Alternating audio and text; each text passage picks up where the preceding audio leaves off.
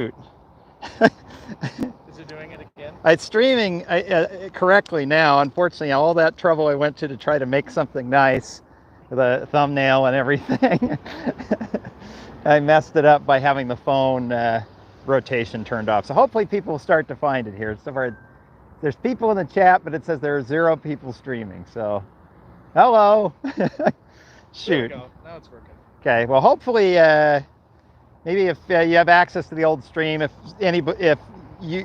you're feeling generous, put a link to the to this stream on the other one, so if people are looking, they can go find it. So anyway, hello and welcome to a very hot day for Oklahoma, and already come step on in. What's your name? Hello, my name's Ben. Hi, Ben. So did you just happen to be driving by, or did you come down here on purpose? Come in closer so people can see you. I was kind of halfway between. I was like, I didn't have to drive this way, but I knew you were probably going to be around here based on the stream. So I was like, well, maybe I'll see him, and if he doesn't mind, maybe I can stop by and say hello. Well, that's cool. Well, I'm glad you did. So we're standing on what used to be Interstate 40. Oh, we got the streetcar coming by here if you want to see it go by here. There it is. We can talk about that in a minute. A big change from what used to be here a decade ago. So Ben, are you from Oklahoma City your whole life, or did you move here recently? I moved here about almost 4 years ago this December. I used to live in Southern California. Oh, did you? Yes, in Ventura. I don't know if you know. I'm guessing you know where Ventura is. And I've been hoping you were going to come out here to Oklahoma at some point to check out the roads. Yeah, well. I didn't know about this though. I've been eager to see what you had to say. The story here is that Interstate 40, which goes from Baker, California, all the way to I should know this, North Carolina, went right through here. So back in the, in fact, I brought some pictures along. Back in the 1950s, when they were planning out the interstate system, they were trying to figure out, well, where in Oklahoma City should this go? And the theory back in the 50s and 60s was, well, you want to get the freeway really close to downtown because that's where the action is, right? People come by car, that's the new modern thing. They had no idea what flooding a downtown with cars would turn a downtown into. We'll get into that in a minute.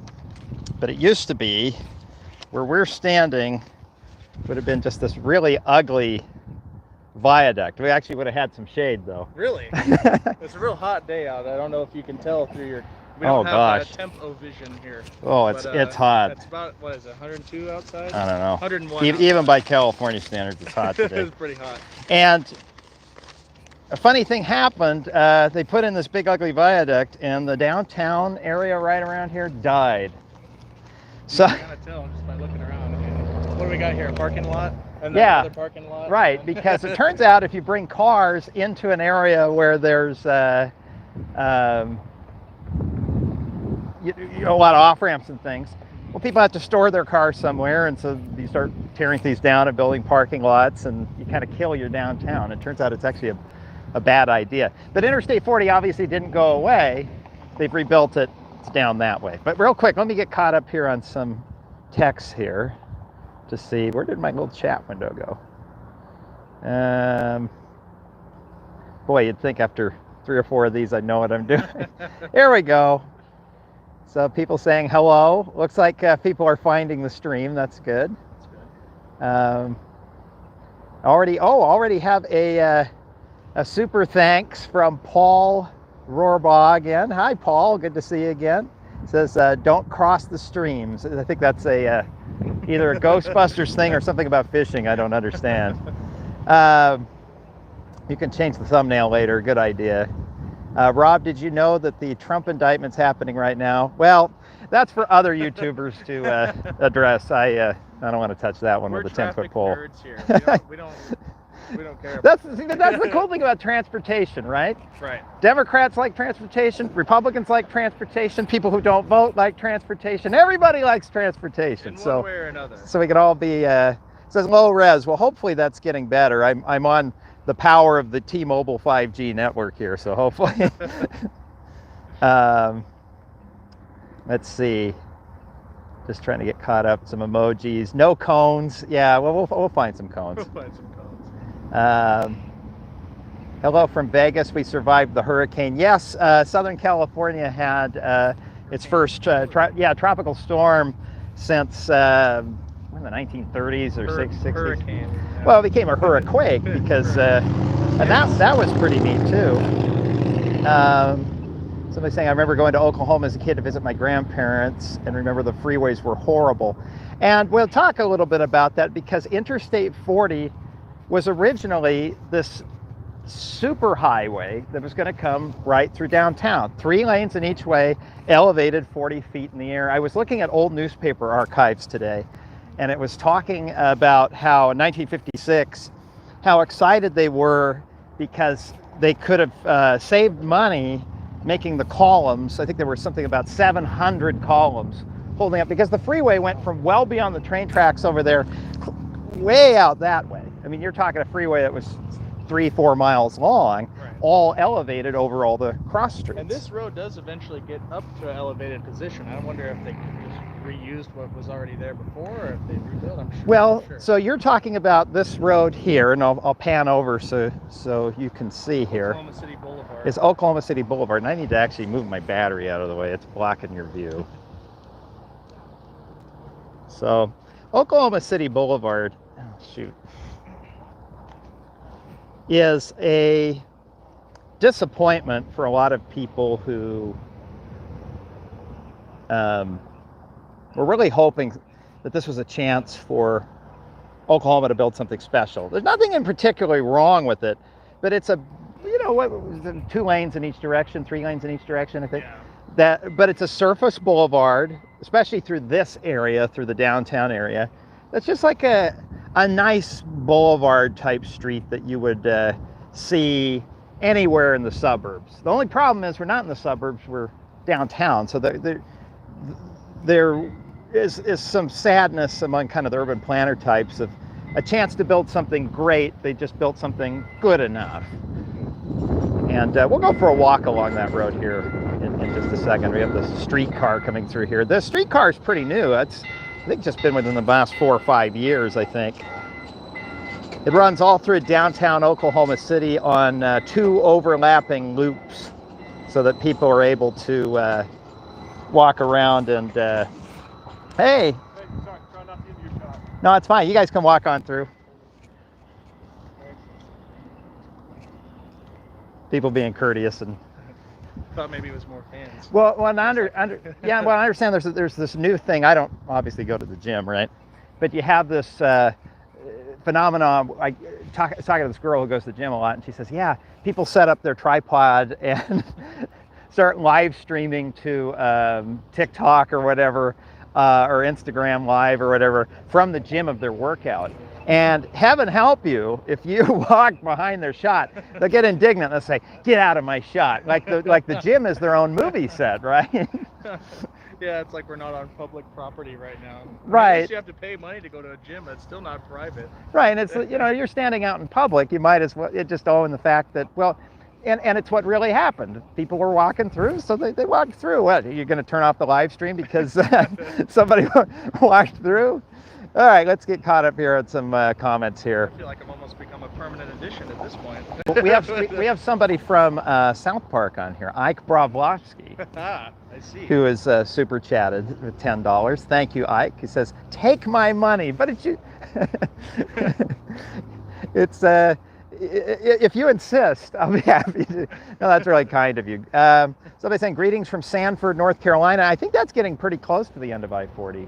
I think Wilmington. Is that North Carolina? North or South? It's not South Carolina. North Carolina. Yeah, it's Sanford, North Carolina, not Nanford, I always forget, South Carolina. Because I-10 ends in Jacksonville, Florida? Yeah, I think Interstate 10 goes, I think from Jacksonville to Santa Monica. Interstate 40 goes from North Carolina to Barstow, California. It doesn't go all the way to the ocean. It stops at I-15 in the desert.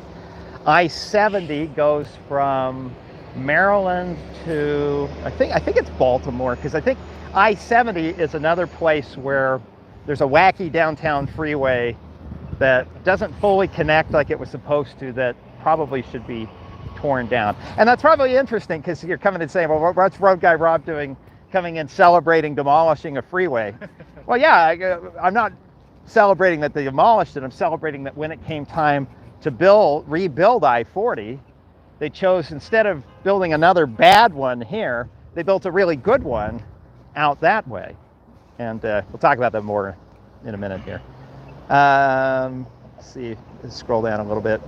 Why are roads ever elevated, writes Press Alex Witt.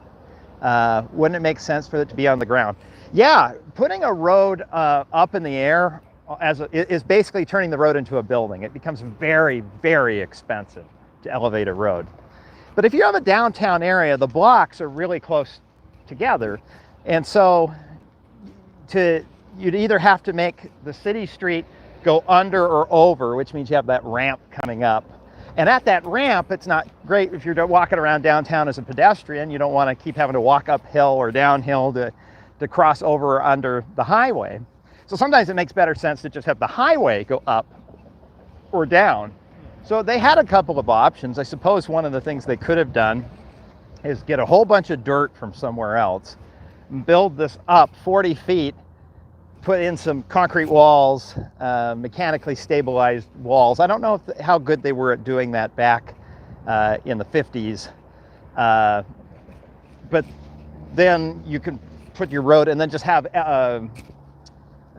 bridges, over crossings at each of the downtown cross streets. Because you don't want to close off all these downtown streets. You know, a normal freeway that kind of sits on the ground, you have a bridge maybe every half a mile at most. And so every other street is just a dead end. It doesn't go through. In a downtown area, you want to keep that grid connected together.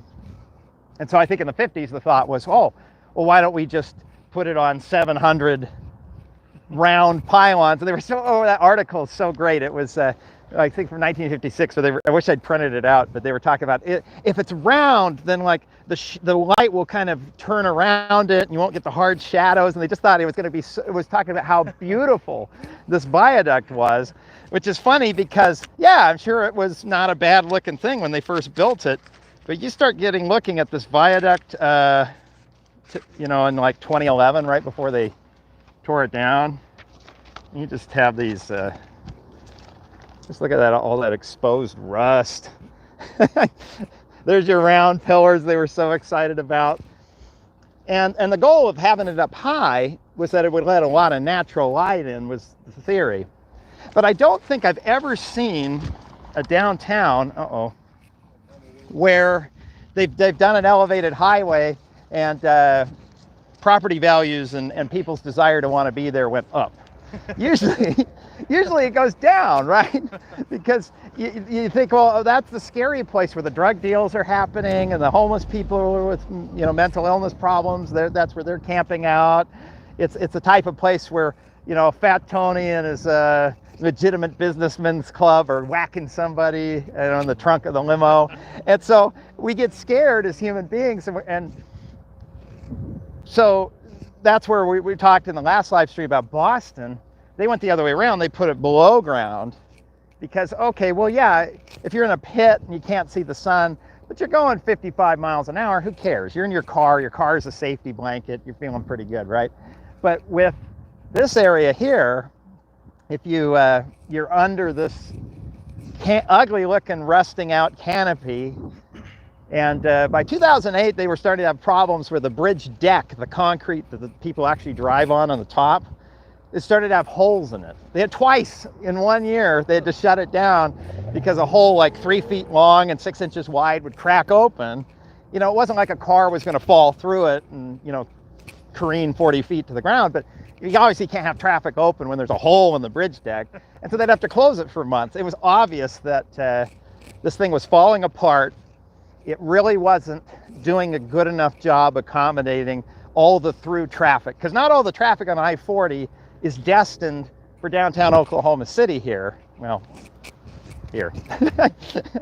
It's a lot of it's going through. It's on its way from Amarillo to Fort Smith, Arkansas. You know, it's passing through. So they needed to take it from the old viaduct, which was I think it's about, I got a picture of it here. 3 lanes in each direction. So you can kind of see it was tight. There's not a lot of place if you break down. There weren't really good breakdown lanes or anything. You had a neat view of the city, but you know, it really was a funnel for the through traffic. So it was doing 2 jobs, right? It's having to get people into downtown Oklahoma City, but it's also dealing with the people passing through Oklahoma City. So what do you do with that? Well, we need 5 lanes. So that would mean, okay, well, if we're going to replace the viaduct here, it's going to have to be really wide and like cantilever over off onto the next block and just be, it would have been astronomically expensive. Maybe the correct answer is to just move I-40 like they did and put it on the ground. Like you mentioned in your comment, why don't they just put it on the ground? Well, they did. So they moved the freeway about a half mile that way. I don't think you can even see it from here because there's a, I'll try to zoom in and Might be able to see the statue. there's a statue? Or not the statue, the whatever you would call Overpass? it. The scissor tail flag picture. Oh. Thing sticking up over there. That goes right over the. Oh, okay. They've got a decorative thing. Yeah. You kind of see there's a dead end down there, and I think that's where there's rail yards, and then I think the freeway's just beyond the rail yards. Yeah. So, and it doesn't sit way up, you know, it doesn't stand up high in the air like a viaduct would because it's just a surface level thing. But then allowed them to put in 5 lanes, have shoulders on the sides where if you have a breakdown, it felt more like a conventional interstate highway. Right, and it's huge. It's a lot of lanes. Right, it's 5 lanes in each direction. So it allowed them to significantly add more capacity that just really wouldn't be possible to add if they were doing it here. You can, let's look behind me here. I'll be in silhouette for a second, but you can see in the sunset, the left-hand side there, that's this new road, Oklahoma City Boulevard, that sits on top of where the old viaduct was roughly. Over here it's slightly off a little bit, but it follows the curve. And as Ben mentioned, as you get farther west away from downtown, it almost becomes a bit of a freeway in and of itself. I'm going to flip back around this direction so I'm not in silhouette. You can actually see me squint. But you know, it's interesting too. They built the arena here. What's that called? The Paycom Arena, Paycom Center. Yeah. which is not the worst name in the NBA. You know, I'm dealing now with Los Angeles with the Crypto.com Arena, which is a wonderful name. I think there's the Smoothie King Arena. There's a racetrack in Britain called the Simply Sausages Racetrack. And my favorite of all from Salt Lake City when I used to live there, Delta was going through a bankruptcy and couldn't continue to use the name Delta Center. So they it was quartered around Utah, wanted to find some company with local roots, and they found a company that disposed nuclear waste, and it became the Energy Solutions Arena. Thankfully, the Delta name's coming back this year, so. Oh, really? Yeah. You know, this used to be called something else. It was the Chesapeake Energy Arena. The Chesapeake Energy Arena. It's like, yeah. I mean, that's a decent name. Paycom sounds like some sort of HR product, but, you know, make your payroll easy. You know? All right. Overestimate the number of people who come to the arena who are in charge of payroll. It's sort of like when you listen to a podcast and everything is sponsored by Indeed and LinkedIn and all this stuff, and you think ZipRecruiter, and you go, yeah, boy, there's a lot of hiring managers who sure listen to this podcast. Anyway, we're getting off topic here. If I can add my own comment, sure. A non-written variety. It looks very nice and new around this part of town, but most of Oklahoma, part of the reason why I thought it would be cool for you to visit well, rather not so cool, is because most of the roads are terrible by comparison of what you usually show in your videos. I remember specifically, I was watching the video about the center turn lane. Right. The lane that we shall not be named. Oh, the suicide lane. Yes. That I can't say because because of YouTube. Right. But I was watching and you're explaining how, you know, and also the median video, and you would explain, you know, oh, back in the old days, we used to have it was just a 2-lane or a double yellow with you know, a lane or two on either side. Right. You know, like it's an old design. You know, like the way we used to do things. I'm like, that's how the street is right outside my house. What Ben's mentioning is that there are a lot of arterial roads around here that don't have a center turn lane or a median or anything. It's 2 lanes in each direction. And I noticed today, I went over to grab a nice chicken sandwich somewhere, and yeah, you have to come to a stop to make your left turn in the lane. And so you have traffic approaching from behind at full speed. And there's some argument to be made that, you know, maybe if you blow out one of the through lanes and use it as a center turn lane, the road might actually operate better because you have room for, you know, turning vehicles aren't stopping through traffic. Let's take a walk down this way along the corridor here of what used to be I-40 and check out this grassy park and a little bit about what's happened to this area. If you go back and look at the aerial photography from the 1950s, this area was all developed. There was, do you mind grabbing my water bottle for me? This area used to be, oh boy, we're getting crooked here. Sorry, I'm picking up my bag and everything while I'm talking to you. I don't mean to linger, by the way. I just was going to. You're welcome to hang around however you want. I'm good. You get bored, feel free to go, though. I don't care. I'm not going to be offended either way. No, I mean, I'm having the time of my life. This is awesome. Okay, so. You know, it's on my YouTube channel. I wasn't invited. Yeah, I'm trying to. I want to just be like, hey. I'm trying to figure out what to do with this phone holder is not tight. So this is going to get interesting. All right. Well, anyway, we were talking about 1950. If you go back and look at old aerial photography from the 50s before they built I-40 through here, this area was all developed. It looked like all kind of low-rise stuff. You know, those stores that are right up to the curb. Sometimes they're shoulder to shoulder. They call that zero lot line development. There's a lot of that around here. And to the south were some neighborhoods. Pretty dense looking neighborhoods back then. Looks kind of more like what you'd see in the Rust Belt now, where the neighborhoods have thinned out, about half the houses are gone. I don't think that was anything to do with I-40 per se. I think it just, you know, you have changing, you know, people move out to suburbs and things, and the old houses decay and get demolished. But like this block over here that's parking, well, that used to all be stores. And you'd have basically a street on this side where the bicycle trail is now, a street over there where Oklahoma City Boulevard is, and this would have been a block of businesses here in between.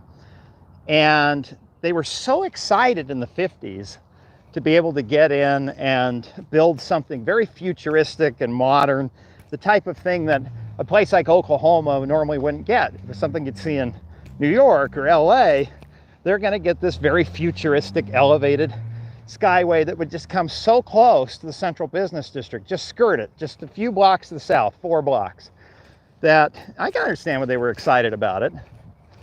But if you keep looking at the historic aerial photography as the decades go by, it just starts to thin out around here.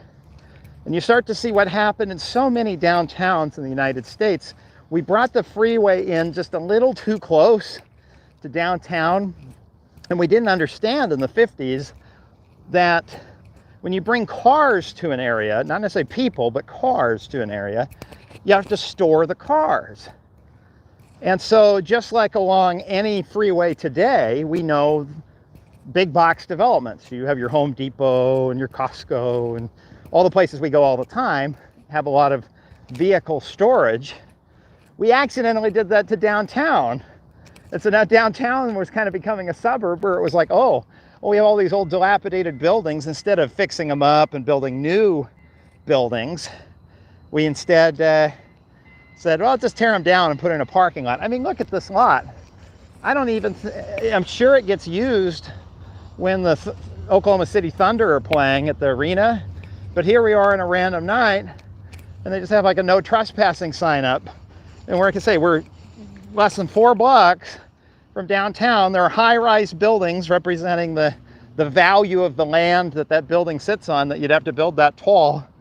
And here's a parking lot that I couldn't even park in tonight because it's all fenced off. You know, that's just not really a good use of downtown land. And that's really the fact that there used to be an interstate highway here that was dumping cars off all the time. So anyway, a little bit interesting.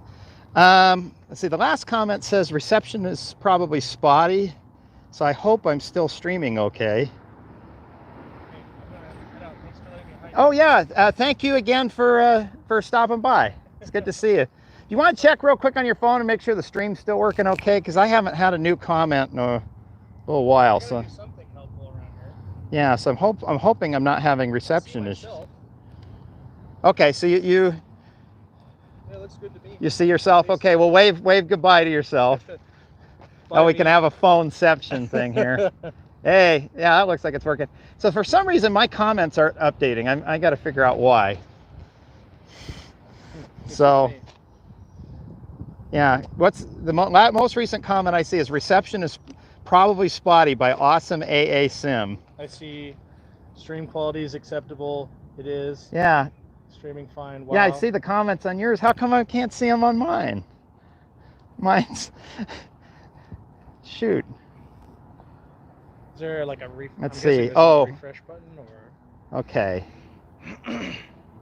So let's do, live chat, all messages visible. Okay, it was in top chat.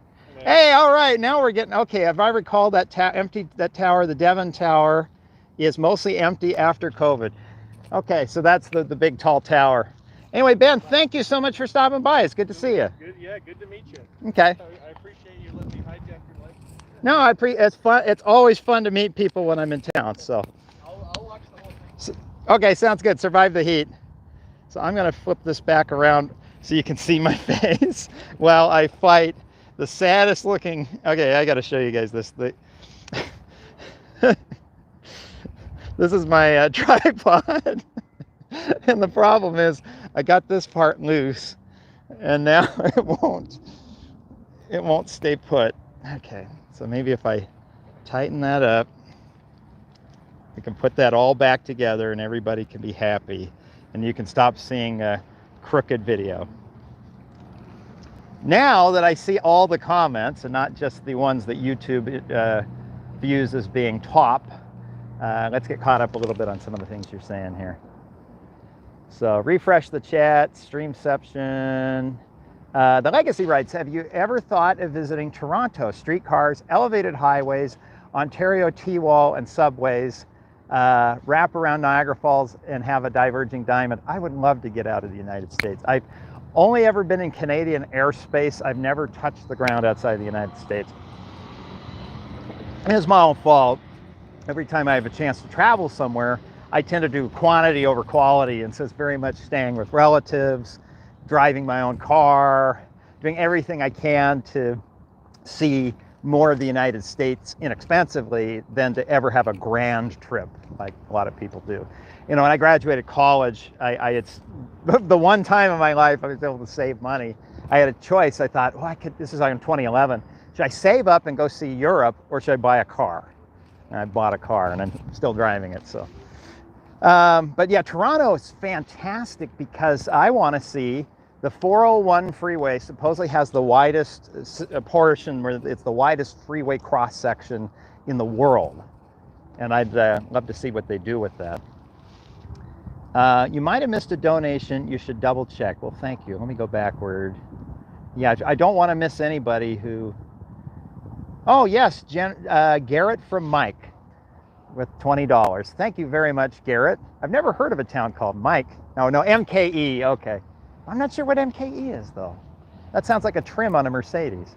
Love all of your content, and I'm always excited for the next video. I used to have family in Oklahoma City, and it just seemed like there was a bunch of unused ground needlessly paved over with concrete.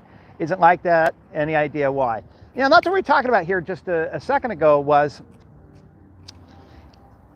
land responds to transportation and transportation responds to land, right? They call that, it's something that was relatively new in the profession probably about 30 years ago. of this cycle between what they call the transportation land use, I don't know, circle or whatever, right? Where you have land and it's not developed, but there's market demand for more shopping, more houses, whatever, right? So you come in and you build a freeway through it, or a really nice highway or arterial road or something. And the travel time governs everything, right? So if you have, in a short amount of time, the ability to reach a destination there, you know, say there's 10,000 people who could approach this new piece of land in 5 minutes, well, suddenly that's interesting for shopping, right? And where before the road was in there, it just wasn't accessible at all, or if it was, it might take 15 or 20 minutes, right? Well, now it's 5 minutes because you have this new freeway. So that makes it appealing. So if you're a shopping center developer and you're going, we're going to build a new Costco, we just don't know where it's going to go. Well, you start looking, you go, oh, this new road's going in, and a lot of customers can reach it. This is a good place. If we're going to spend millions of dollars building a Costco, this is where we want to do it. So you build it next to that new road. Well, by building it next to that new road, you now draw more customers on that road, and the road gets busier. And eventually, so many people consume that new road, they choose to build there, that the road's jammed. And then you're like, oh, well, what are we going to do? Oh, we'll widen the road. And okay, so we widen the road. Well, now the travel times drop back down. So then it becomes valuable again. So you're like, oh, not just a Costco. We're going to take some of the extra space in the parking lot and put in a mini mall and put a Costco gas station in and an El Pollo Loco and all this stuff. And well, then you draw more people back in it. And the thing is, the urban planners go, oh, well, this is induced demand. You're inducing demand. But they don't acknowledge, though, is that demand is economic activity, right? And so it gets complicated, right? That's why politicians don't just shut this down, because it's not just people jumping in their car and driving like maniacs. Anyway, I tell you all this because you have the land behaving in response to the transportation we put there, and the transportation responding after the land's there, right? So putting Interstate 40 in right here next to downtown and having big round ramps dumping cars right here, well, what's going to respond here? It's by a big freeway interchange. It's bringing in thousands of cars every day. And so you're going to say, oh, well, okay, I own this dumpy building that used to fix transmissions, and it used to sit right here, let's say. And it's dilapidated, and frankly, nobody wants to come get their transmission fixed. They don't like driving all the way downtown with the traffic. They're going to go out to the new Amco or whatever, over or off a freeway down that way somewhere. So I have a choice. I can either spend a lot of money fixing this building up to be something else, but there aren't a lot of people walking around, like obviously, you know, open a restaurant or something, right? Well, there's no place to park, so I'm going to give up. You know what I'm going to do instead? There's people who want to access downtown and events that are going on at the arenas around here. Why don't I just demolish my building, since it's old anyway, and I'll put in a some type of a just gravel parking lot, right? And yeah, most of the time it sits empty, but man, those nights where you know, a ball game's in town and I can be charging $20 a car, I can park them all bumper to bumper, make, you know, a few $1,000s in a night. That also, and so what happened here is the land responded to being adjacent to a freeway, and it turned into parking because it was valuable for parking. That's very different than mass transit. Mass transit, people arrive, not a car. And so if you had a commuter train station right here, you're not going to have it all turn into parking because it's people arriving. They parked their cars somewhere far out in the suburbs. They're now here. Like when the last live stream was Boston. Yeah, I was at South Station. There's not a lot of, I don't think there's any parking at South Station, but there's a ton of people and businesses related to trying to sell stuff to those people who arrive. The land is responding to the transportation that's there. And we're here, there's nothing like that. So you have an area with empty sidewalks and, you know, not a lot going on, and parking. you look at American cities especially the ones that had freeways go really close into downtown, and just a combination of dilapidating buildings, the land responding to the freeway being nearby, kind of neglecting cities because we were so focused on building suburbs and things, that most American cities in the 60s, 70s, 80s really went downhill quite badly, including Oklahoma City. It turned into a parking lot. And somewhere around 1991, I think, the city of Oklahoma City knew they had a problem, because everything from the downtown core that had survived to the river over there had kind of died. And that's a wasted opportunity. You know, parking lots don't generate sales tax revenue, right? Parking lots, a little bit of property tax revenue, but even then you don't generate that much because it's a parking lot, right? You can't, you say, well, what's the value of the land? Well, this much. What's the value of the building? Nothing, because there's no improvement. It's a parking lot. And so if you're a city, you're sitting there saying, we got to get people back down here. We need to get to businesses. We need to redevelop the area. And so that was what was so exciting about this project, is they were even clear back then saying, someday when that viaduct breaks, we ought to move it. Because then that opens up areas you can redevelop the area. And you can see there's a little bit that's already happened. You've got, and I apologize, my battery thing's in the way. But this big fancy hotel, I tried pricing it to see if I could stay at it, and I don't have that kind of money. Although I've got some super chats, maybe I could have.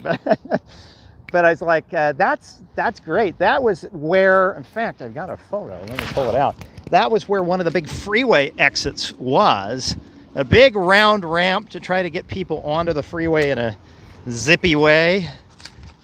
That hotel sits on top of it. I mean, you tell me, from a tax base point of view, what's a better use of the land? Okay, so I got the photograph here from Google Maps. So you can see the arena on the left where the freeway was, and then over there they're demolishing an elevated 3/4 turn ramp.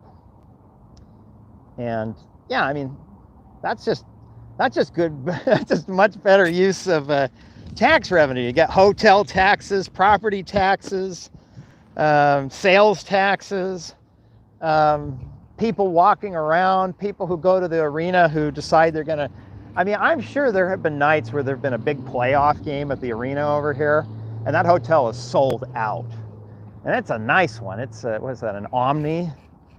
You know, you're probably on a game night looking at rooms that are running $300 plus, and all of them sold out.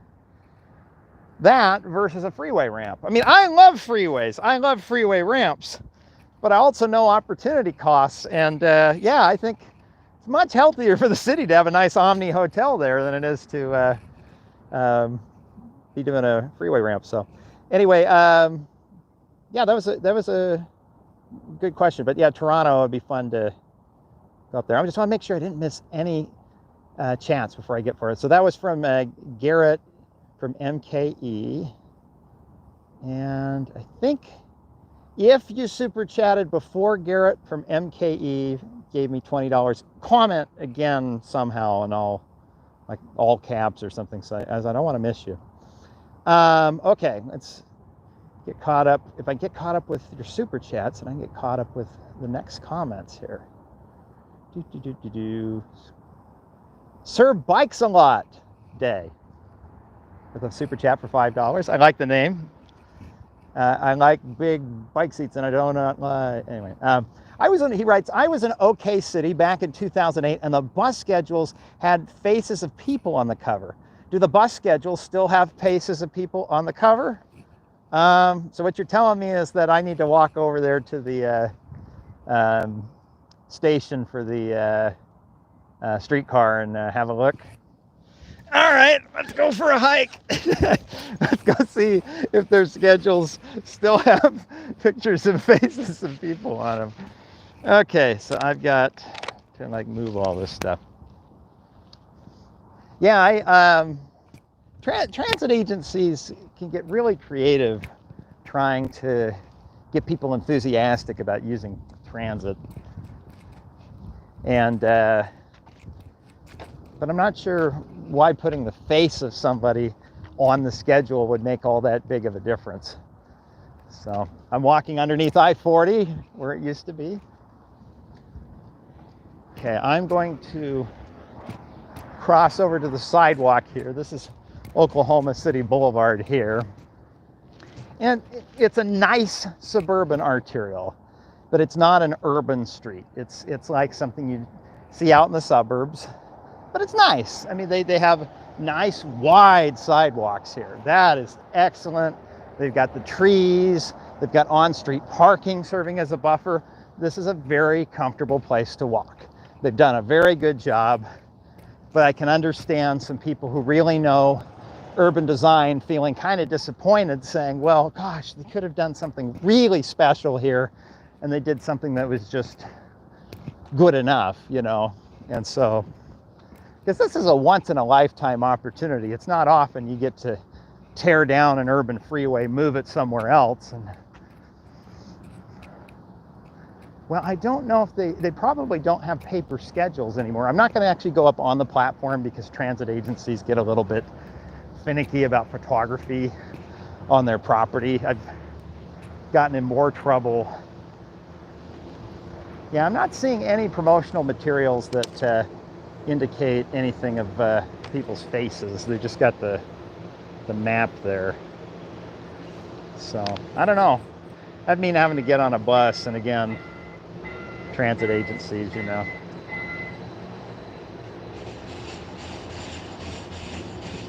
I'm not sure if the streetcar uses a schedule or if it just runs on, yeah, it's a loop.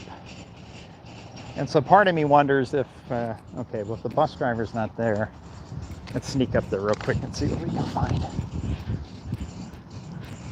It's the train driver that got me in trouble in LA because I went and started filming on the train station and everybody was leaving me alone, no problem. And then I went and started filming on the platform like this, and then I see the train guy radio, and then LA County Sheriff came and had a chat with me. They're very polite about it, but they basically said, yeah, it's technically private property and you have to call and get permission. But yeah, I don't see any paper schedules or anything. It's probably something that's changed over the years. So I'm gonna walk out of here because I don't want to be here when the train people come back. I mean, it's Oklahoma City. They're probably friendly and don't care. There's that Omni Hotel again. I mean, that's just, what's that thing got to be? 1, 2, 3, 4, 5, 6, 7, 8, 9, 10, 11, 12, 13, 14, 15, 16 stories. That's a significant development that, granted, it couldn't have been built with the freeway there. The ramp was in the way, but even if it hadn't, you're wanting to build a nice 16-story hotel. Do you really want to be next to a viaduct? You know what I mean? Okay, well, let's take a look here and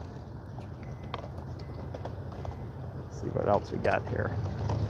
Okay, so the next, Addison for $1.99 says, Rob, I must know, do you like elephants? I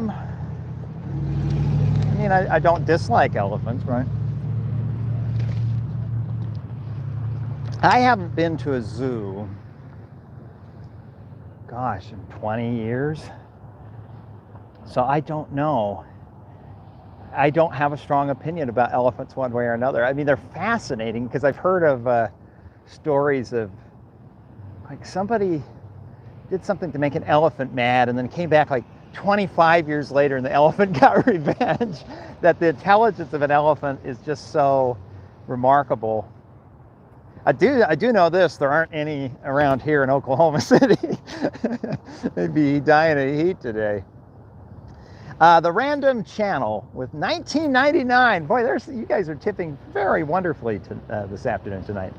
Writes, the old I-40 sounds like Lakeshore Drive by Navy Pier. Whole thing makes me concerned when driving on it, as I can see the rebar sticking out, rusting at the connecting joints, and the bottom of the deck is falling apart. Yes, last time I was in Chicago 5 years ago, and what fascinated me is how many of the roads there, you're up on I don't know if it's a flooding thing or whatever, but so much of Chicago is elevated on a second level and you don't even know it. You're walking around on what looks like just a street with sidewalks and even like little trees and planter boxes. And then you get out by Lakeshore Drive and you start looking down where there's like vacant lots where there, you know, maybe build a new high rise there or something. And you go, oh my gosh, there's like a whole undercity that you're not actually on the ground. And yeah, some of that, I had that as a background picture on, I can't remember, it was LinkedIn or something, of something I took back then. And I know what you mean. So much of that infrastructure, Chicago winters have just been so brutal on that steel, and it's rusty and just looks really terrible. I think it reminds me of the stories I heard of New York with the West Side Highway. The story of the West Side Highway in New York is they had this kind of elevated highway looking thing along Manhattan on the western side. And it all rusted out, and I think they were even starting to have pieces of it fall down. And rather than rebuild it, they just said, look, it's Manhattan, right? Like if there's one place in America where most of the people are walking around and not driving around, it's Manhattan. And so they built a really nice, kind of like this, surface boulevard, really nice trees and stoplights and kind of slow people down a little bit. And it doesn't move the same kind of capacity the old West Side Highway does, but it's not rusting out either because it sits on the ground and, you know, it's less of an eyesore. And I've wondered that too, because Chicago, Lakeshore Drive's a very important way of moving traffic through the city. But I wonder how much of the traffic on Lakeshore Drive is moving the long distance through traffic, or is more of it being handled by freeways inland, you know? It just seems to me if I was driving from Indiana to Wisconsin, I'm probably not going to end up on Lakeshore Drive. That's probably more internal traffic within the Chicago Metro. Could they replace Lakeshore Drive with something that sits on the ground that maybe doesn't move as many cars, but kind of makes that part of the city nicer? I don't know. You know, that's where I think that's the difference between an urban planner and an engineer, right? As an urban planner, it's on moral grounds, it's going to say, yeah, car's evil, get rid of it. And an engineer is going to say, in the old days, an engineer would say, oh no, the car's wonderful, screw the city. Where a modern engineer in the last 30 years is going to look at the data and say, these planners may have a point. Let's take a look at the traffic models. Let's look at, like, you know, if you close this road and improve this road, you know, maybe we can make it work better, you know. Okay, yeah, thank you very much, Random Channel. Mike Nichols with $20 says, hello from Huntsville, Alabama. Love your videos. Well, thank you very much. I appreciate it. And that never gets old. When, you know, I work hard on a video and I push it out 3 or 4 in the morning, and then you'll comment on there, you know, hey, I really like this. Thank you. Like, the novelty doesn't wear off. It's like, all right, somebody liked it. So thank you very much. Tars writes, what are your thoughts on HS2, the high-speed rail being built in the UK? I'm of the opinion that I think about the California high-speed rail. In fact, off the record, I got to chat with a state senator when I was writing Amtrak one time. I won't say who she was because it was a private, you know, she wasn't on the clock, you know. But basically, kind of her takeaway is kind of mine is similar. Let's get the thing built, even if it takes us forever to do it, because once it's done, we're going to be really glad we built it. Like there were mega projects that at the time probably seemed really stupid, like the Golden Gate Bridge, where it took them a long time to build it and an astronomical amount of money. And for the transportation needs of the time, people thought like if you were doing an engineering study of what they needed to get cars and passengers from San Francisco to Marin County, they would have said, oh, well, just enhanced ferry service, you know. But there was something about that era, the modern era, where they got in and said, no, we're going to build this gigantic towering bridge that's cable stayed and like going to be one of the biggest bridges in the world. And I'm sure it just looked like such a colossal waste of money at the time. But once the thing got done and we started building around it and using it, we start to look back and go, how could we ever possibly lived without this thing. And for the needs of the future, or the needs of the present and the needs of the future, the Golden Gate Bridge is absolutely necessary, as is the interstate system, right? The fact that I could use Interstate 40 and basically leave where I live, go a little ways and be on a freeway that took me all the way here, one freeway. I'm sure there was a time even in the 50s where we knew the need for the interstate highway system, but like we didn't really know how much we were going to need the interstate highway system. And now we have it, and we don't know how we live without it. And so California high-speed rail, Texas high-speed rail, better Northeast high-speed rail, HS2 in the UK, I really just get that feeling that, yeah, for what our transportation needs are today, they're probably a little bit extravagant. But for what we might want them for 50 years from now, they'll be indispensable. And so maybe we just got to suffer through and just get the thing built. Watch the money, try to stretch our dollar, try to be good stewards and get the thing built, but actually get the thing built. You know, don't just say, oh, we're going to do enhanced ferry service to Marin County instead of building the Golden Gate Bridge. Like, it's actually spend the money, build something really cool. Anyway, yeah, good question. It's doing that thing again where I'm not seeing all the comments. View all messages. Okay, I think I updated it. Where did I leave off here? Shoot, I'm not seeing all of them. I apologize, I'm going to pronounce your name wrong. Shireas Bardwai, I'm sorry. $4.99 writes, what is a good alternate road structure to get people into downtowns if not a freeway, mass transit excluded? Okay, actually, I'm glad you brought that up. So Oklahoma City, honestly, people aren't coming to downtown Oklahoma City by train. And the reason I know that is because this is a streetcar and it just goes around in a circle. It doesn't go out to the suburbs. Every employee working downtown's coming in on a road, whether it's by bus or by car, right? So what did Oklahoma City do when they moved the freeway 5 more blocks that way, away from downtown? So kind of the timeline, it was around 2005. The environmental impact statement was all finished. They got their record of decision, started getting some federal money to build the new I-40. So the existing one was still operating here, right where we're standing. And they could start constructing the new highway down there. And they got some federal money, not because of the Oklahoma needs, but because of the national needs of people going from North Carolina to California and points in between, right? And so national needs warrant some federal money. So they did their study, figured out, okay, well, we're not going to rebuild it on site. Forgive me, I got to get a swig here. We're not going to rebuild the thing on site. We'll move it a few blocks down.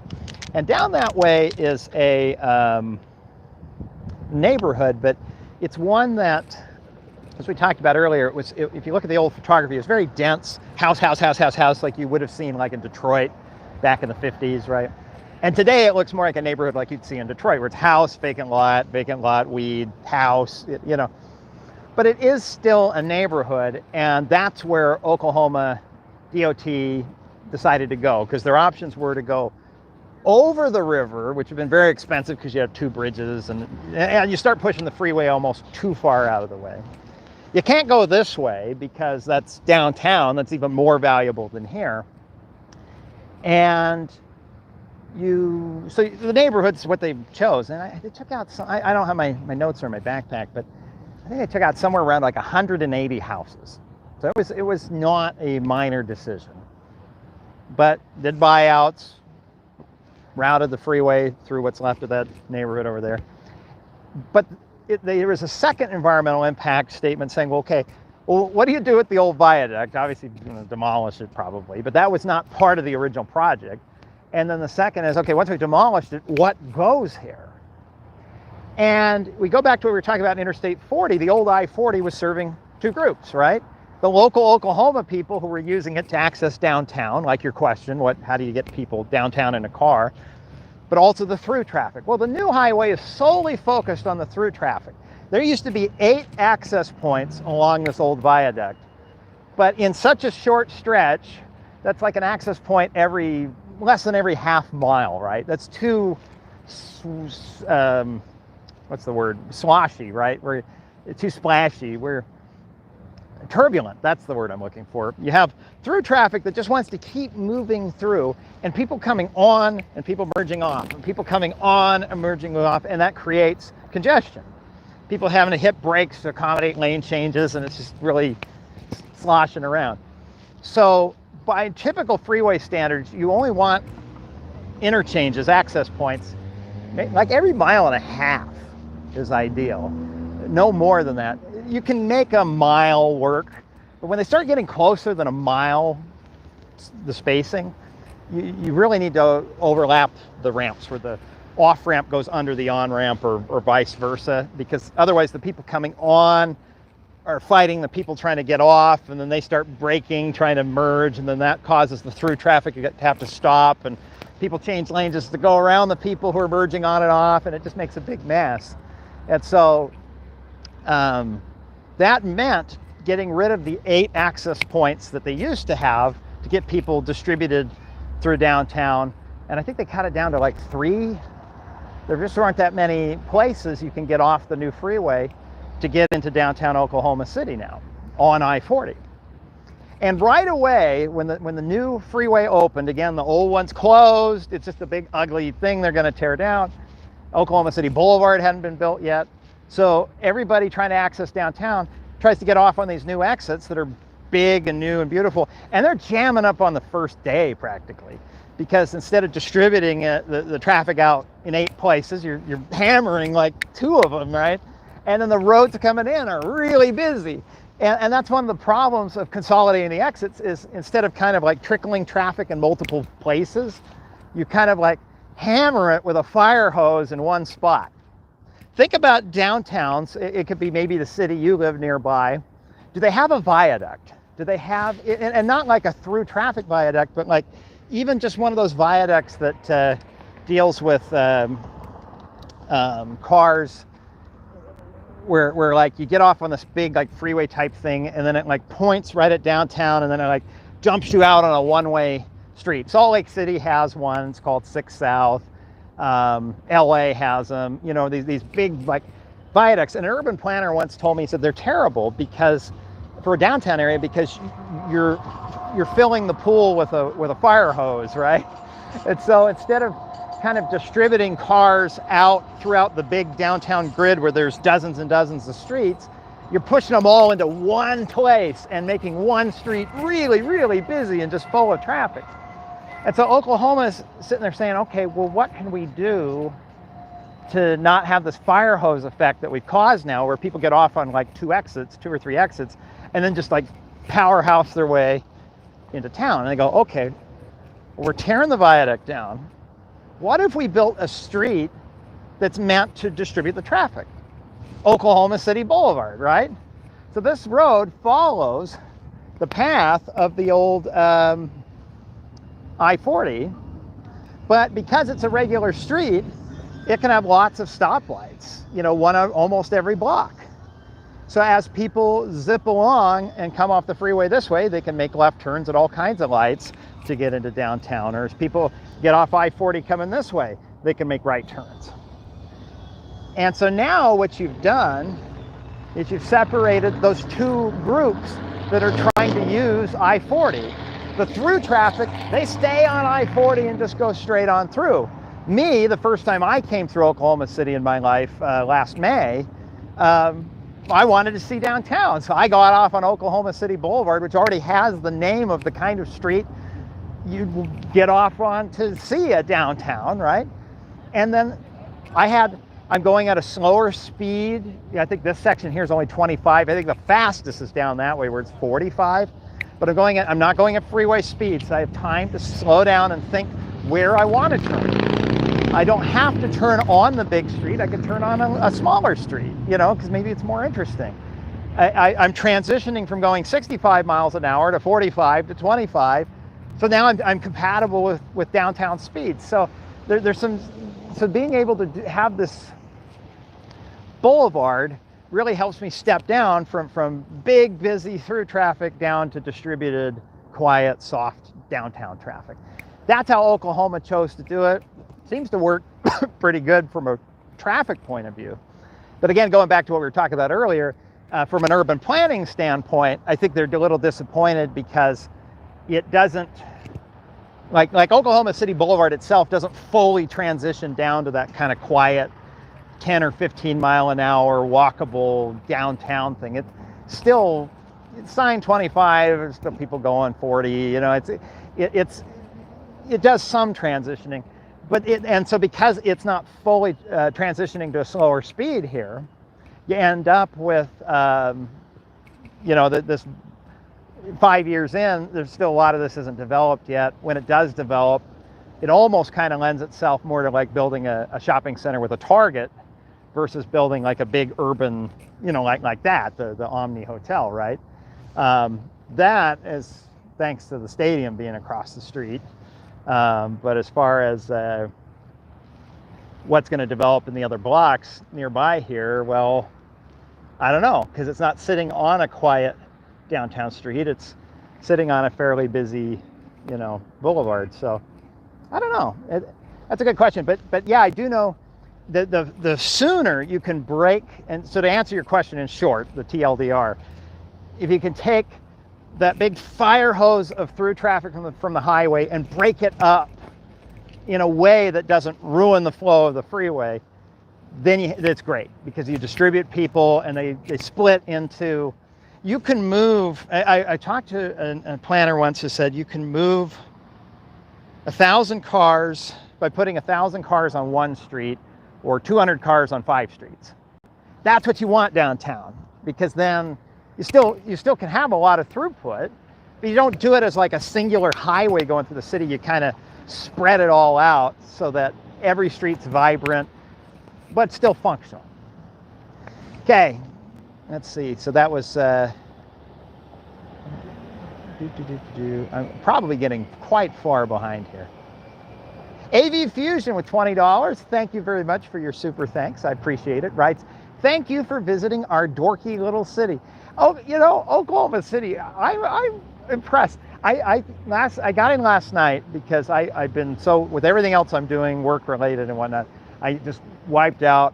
I filmed a bunch of Amarillo yesterday, and so I thought I'm gonna get to Oklahoma City the day before. I've never done that with a live stream where I'm going, like, I stayed a mile away. I still had to drive because there are no sidewalks in this town. So I still had to drive and park over there, even though I'm a mile away.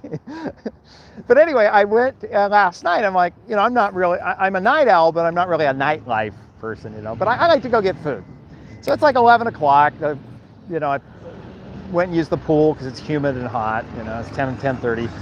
Got all showered, and I said, I'm going to go get some dinner. And they say, oh, Oklahoma City has some of the best fried chicken in America. You've got to try it. It's this stand up north or whatever. And I said, cool. And they're open late. And I go, neat. And so I looked at their hours and they were closed at 10:30 at night. I'm like, man, this is good for nightlife. They're open Fridays and Saturdays. They're not open on a Wednesday or Thursday. So I'm going to miss out on it. So then I got looking, I go, well, okay, nightlife food. You know, there's a, you know, I don't drink, but there's like a bar over here, Toby Keith's. I love this bar. Closes at 9. Like, all right, well, no bar food for me. What else is there? There's a little place off of Interstate 35, about 4 or 5 miles down this way, called Maggie Lou's or something like that. And it is like just this, it's at night, it's on the frontage road, it's not a fancy part of town, and you pull up to this place and it looks like the Don't Drop In from the movie Follow That Bird. That's a very obscure Sesame Street restaurant reference, but if you get it, you get it. I mean, it is just kind of a dive looking place. And I went in and they had a smoking section, which it's like stepping back in time to 1993. You walk in, they're like, hey, hon, you want smoking or non-smoking? Excuse me? And they have a little flappy door, so like the air is separate in the smoking section. This old man in a tank top type shirt coming in with his car all hunched over, with his pack of cigarettes, just walking right over the smoking section. And I'm going, this is just so different from life out west. But it's in a very real way. Like there's nothing pretentious about Oklahoma City where it's trying to pretend that it's more than what it is. But there's something here, if I maybe a few minutes when we start walking that way, I'll show you downtown a little bit, but I also kind of want to show you the boulevard. We'll figure that out in a minute. So I do enjoy, you may call it a dorky little town, but it really punches over its weight. Like this is a place that is trying hard to invest in itself and to have something worth coming downtown to see. I know that plan it's not going fast, but there's been a plan for 20 years. I think they call it MAPS, like Metropolitan Area Planning, something. But core to shore, this is their plan. Core to shore is saying, okay, we got a good core, we got a river down there, that's the shore. Let's figure out how to make this part of downtown and make it nice and develop it all the way out to the shore. Moving the freeway was part of that plan.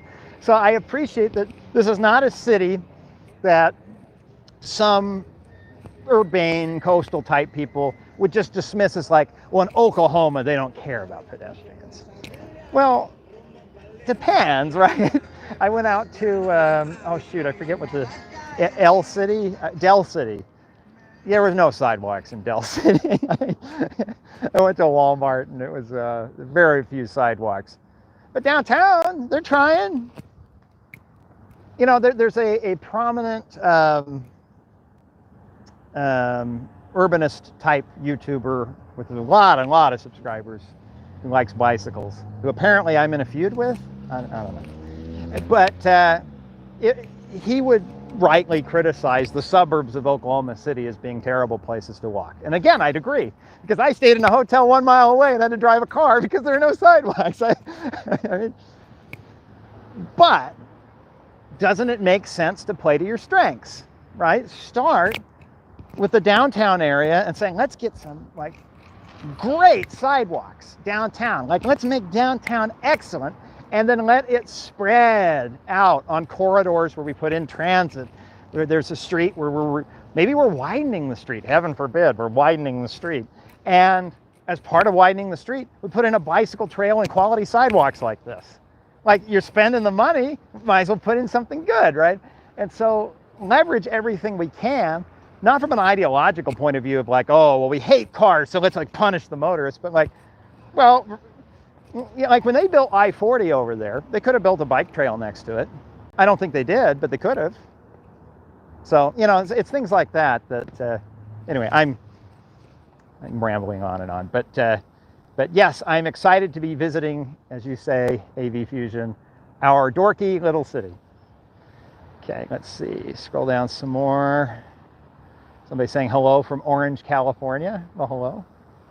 Somebody says, I remember, Andrew Stober writes, I remember when the OKC Crosstown, the viaduct, was in such poor condition that 1 foot by 1 foot holes were falling out. And at one point, a 3 foot by 3 foot piece fell out. Oklahoma DOT was spending an enormous amount of money in emergency maintenance. I know, and it's the worst kind of money. I've owned a lot of old cars in my life. I even own another old car. And there's nothing worse than a car that is 2 years from the grave, and you got to put $3,000 into it. And you're like, I shouldn't, but for sentimental reasons, and it's cheaper to keep throwing money at good money at a bad car than it is to save up for a good car because I need a car now. And it's the same thing with the viaduct. I'm sure Oklahoma DOT a long time ago would be like, okay, let's just close the viaduct and be done with it. And eventually, when we get the freeway built, somebody's burning rubber around the corner in a 2003 Expedition.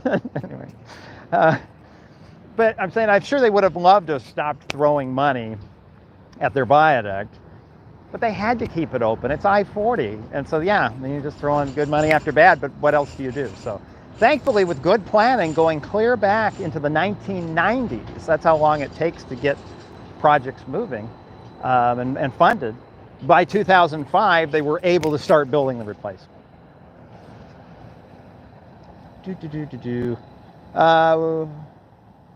Let's see. CRPOL writes, would have been really nice if the freeway system could have been set up with truck only and passenger car setups. Oh, I know. And motorists would love it.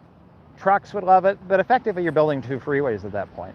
You know, every interchange, you have to do double the interchange. They have those in California where they have not the whole freeway, but at big key interchanges, they'll have truck lanes where you go off and there's a different interchange for the trucks because they'll navigate it slower than the cars. So to reduce congestion, they separate out. But I mean, you're basically saying, okay, well, instead of building a $1 billion freeway, now we're building a $2 billion freeway, right? It's a neat idea, but like so many things in transportation, at the end of the day, you got to go to the taxpayers and say, okay, this is how much we need in gas tax money. This is how much we need in sales tax money. This is how much we need marked off from the general fund. And you know, governments, as much as I would make transportation the #1 priority in society for funding, thankfully governments aren't determined by, you know, an ideological tyrant like me. They're determined by all the voters collectively, and other things are more important, you know, caring for the elderly, schools, social services, the sewer system. You know, there's a lot of things that are more important, as important as transportation is. And so when it comes time, you got to value engineer and you kind of go through and say, well, we would have loved to had separate truck lanes, but maybe we'll just have a dedicated lane we just mark for trucks because that's cheaper. You know, a hill climbing lane, that's a big thing you see out west where you have a 2-lane rural interstate and they'll split off a 3rd lane and they'll say, you know, truck climbing lane, so that way the trucks can bog down to 35 miles an hour, but the trucks can even start passing each other and you still have a 3rd lane for motor vehicles to get around and not get stuck. That's pretty cost effective. It's not as nice as a separate truck facility, but it's a way of trying to stretch the dollar a little bit. Okay, let's scroll down some more here. There's a lot of good conversation I'm missing out on. B-Wald with $25. Thank you very much. You write, thanks for letting me hijack your stream. Oh, that was Ben from earlier. Sorry that to the people who didn't want to hear me talk, but at least I helped out a little bit. Hey, in fairness, if you wanted to come by, not just Ben, if you were in Oklahoma City today and you wanted to stop by, you can hang out as long as you want. I don't care. That's just the rules of the stream. And so, you know, if you didn't like him coming by, well, too bad. That's just the way it goes. I'd extend you the same opportunity if you want to come by. Okay, Sir Bikes a Lot writes again, $5 more. Thank you very much. I feel like every time I say it, I'm like, I like big bikes and I do not. Okay. Have 2 locations for you to visit. Head to East A Street and US 69 in Atoka, Oklahoma. There's a video waiting to be made with it.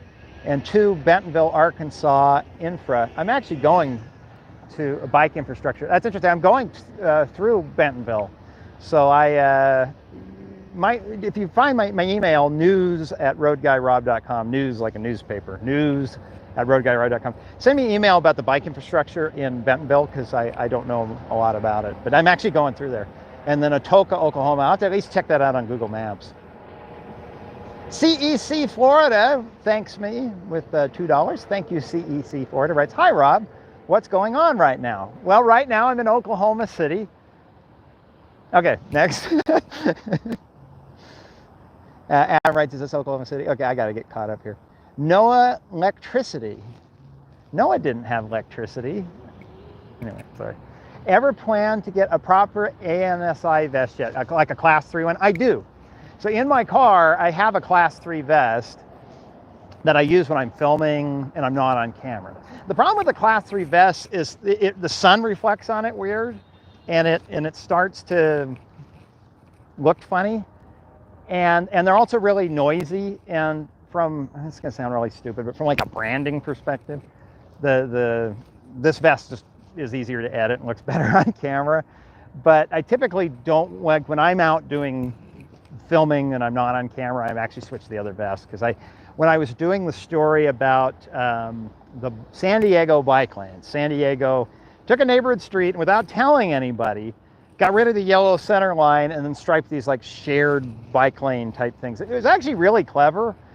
and from an engineering standpoint was the perfect solution to their problem of people driving too fast and not being a place for bicyclists.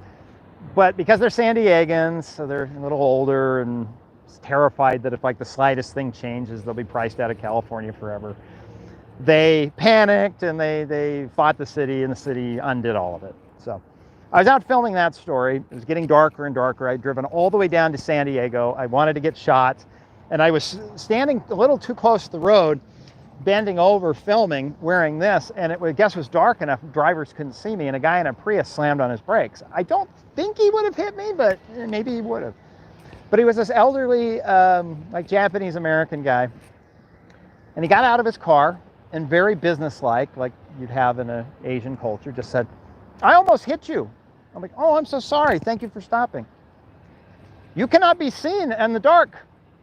All right, you know, you do not understand. I almost hit you. You could have died." Like, he was very blunt. And so after that, I've said, okay, I got to wear the class 3 vest when especially if I start being stupid and walking out in the street I try not to do that.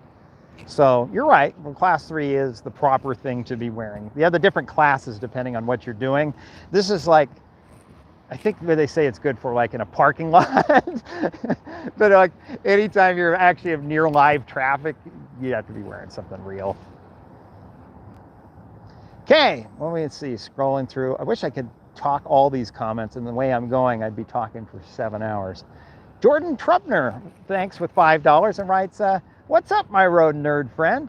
Any chance for a fan meetup? It would be the nerdiest of nerd meetings." Not opposed to the idea. I just hadn't never thought of it. And I also don't know where, because the problem is, well, you know, I would want to bring it near you. Problem is, you are in a different location than you, or you. So I kind of feel bad, but I'm not opposed to the idea. Not to think about that. If you have any ideas, message me, because I'm always open to ideas. Like I say, my background was old media, so a lot of this type of stuff, like live streams and super chats and meetups and merch and all that stuff, is all so new, so foreign to me, because they don't have that in public radio. Well, I guess they have the merch, but it's like, you know, if you contribute and become a sustaining member of our station of at least $9 a month, we'll send you a PBS tote bag. So, but we didn't do fan meetups. What was the closest thing we did? I did news for a classical radio station, to give you some idea. And it was when I was working on my undergrad, and I started in radio. And we did a float and a parade. We had like a night at the opera or at the symphony. It shows how much I know. The only employee who worked at a classical radio station and knew fewer composers when I left than when I started. Night at the Symphony. So anyway, this is all new to me. So if you have any ideas of what a fan meetup should be and how to do it, I'm not opposed to the idea, you know. And a few tanks of gas and I can be anywhere, so.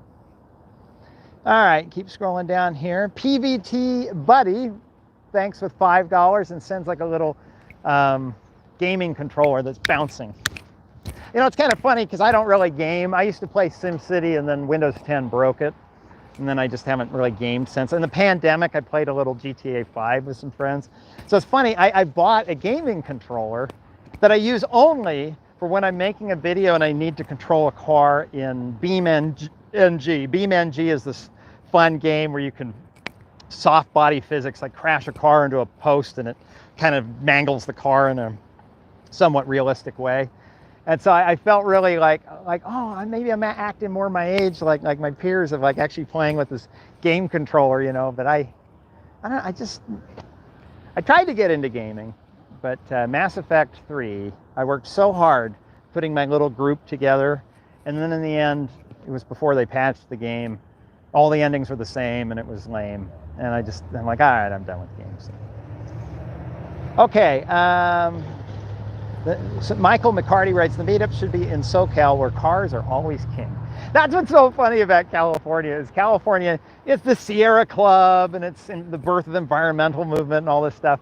And every single member of the Sierra Club shows up in their car to the meeting. You say, well, how come Californians are obsessed with cars? Because California is a huge state, and in an effort in the 50s to try to be very egalitarian, instead of saying, well, instead of like shoving the haves and have-nots and like the masses can all live on top of each other in the cities and tenements, but the rich can have their rolling palatial countryside estates, California's like, bah, we're just going to put really nice highways everywhere, and then people can just buy wherever they want, and everybody can have their, fifth of an acre everywhere, rich and poor alike. So there was an egalitarian aspect to that I think is really neat socially. From an environmental standpoint, though, it was quite devastating. So I don't. That's why I get kind of conflicted about what's the right thing to do with California. But anyway, yeah. But the car is still king in Southern California. Okay, Mitchell Horn thanks me with $5. Well, thank you, Mitchell. You write, you should come up to Tulsa and talk about the diverging diamond under construction. I can even provide a local perspective on the project. I guess the question, because I've already done a video on a DDI, Mitchell, is I wouldn't be able to get up there this trip, but what is the unique angle to this DDI? Because every project is slightly unique, and so sometimes there's like a fun, twist to a project that is only in Tulsa, and that makes it a story, right? If it's just Tulsa's building a DDI, well, in fairness, so's Tucson, and so's places in California, and so and so that's, I guess, would be my question is, does Tulsa have that like extra bit to it that makes it interesting? Let's see, I'm scrolling down. Robert R., good name, writes, off the top of your head, what U.S. city with an urban freeway like the old Oklahoma City I-40 viaduct needs a project like this most? Milwaukee, Houston? And with a super thanks of $9.99. Thank you very much. I know one that's really hot right now that is Hansel. No, one that's really hot right now is downtown Dallas. Downtown Dallas, the freeways, I think, have Interstate 30 on the bottom, and then you have, I think 27 or something ends, and then it becomes 27, and the ends becomes US 75, and then I-35E comes up the other side. But anyway, it makes like a box. And between downtown Dallas and this neighborhood called East Elm, there's another big giant viaduct. But being in Texas, it's not 3 lanes wide. It's like 5 lanes wide already. But it's having the same problem. It's getting old. It's starting to, I don't think it has had holes in it yet, like the Crosstown Expressway had. But it's getting to the point where the Texas Department of Transportation are sitting down and doing the environmental impact statement, trying to figure out, working with city leaders and advocacy groups and the Federal Highway Administration, environmental people and everything, to come together to try to figure out, if we're going to redo it, what do we do? Do we, I think their solution would be the easiest, is just tear it down and rebuild it in place as another viaduct. But the problem with that is this neighborhood, East Elm, it used to be, I think, people of color typically live there. I think it's gentrifying now. And so naturally, now it's gentrifying, sushi shops and things. They're like, oh, we don't want this ugly viaduct there. And there's some fun news stories talking about how people will take an Uber 3/4 of a mile from downtown to East Elm because it's scary to walk under the bridge, even though it's really walking distance. It's not bad. It's the same thing I had today, right? Where if I had had a sidewalk, I would have walked over here. And instead, I got in my car and I drove past here until I found a spot on the street and I parked, right? And so from a development standpoint, it's stopping and saying, okay, opportunity cost. What else could we do with this land? What's the benefit for travel versus, trying to develop the area? So I think the kind of urbanist type people are going to go the other way. They're going to say, well, let's just demolish it entirely and put in like a surface boulevard, like Oklahoma City Boulevard here, or distribute it into little couplets, one-way streets, and then eventually it comes back onto the highway. The problem is, again, you have the two type of people who use the highway. There are people who use that connector and those ramps off of US 75, I think it's US 75, to access downtown Dallas. And those people, if most of the traffic approaching the area exits to downtown, then yeah, you don't need a freeway through there. You can just start distributing them. But what about the second type of person, which is somebody who lives in the south suburbs of Dallas, and maybe they're a minimum wage, hotel housekeeping staffer, and they need to get to a motel they're working out on the north side of Dallas, right? So they use that freeway every day. And if you come in and you remove the freeway, now their commute just got longer because they either have to go 3 sides around downtown on a freeway, or they get distributed into the downtown grid, sit through a bunch of red lights, and then distributed back out, where right now they can just fly across the top. And again, that's the engineering, right? Getting in and trying to first learn who's on this road and what costs do we impose on people based on what replacement we choose.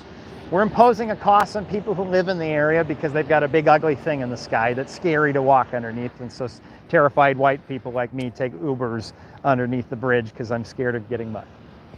But you also have people who are commuters who are going to pose extra travel time and inconvenience with something that they've had being taken away.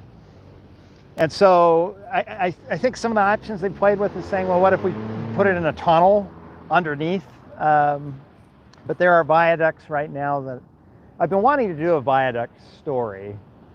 There was one in Denver. They put that one underground and actually built a soccer field on top of it.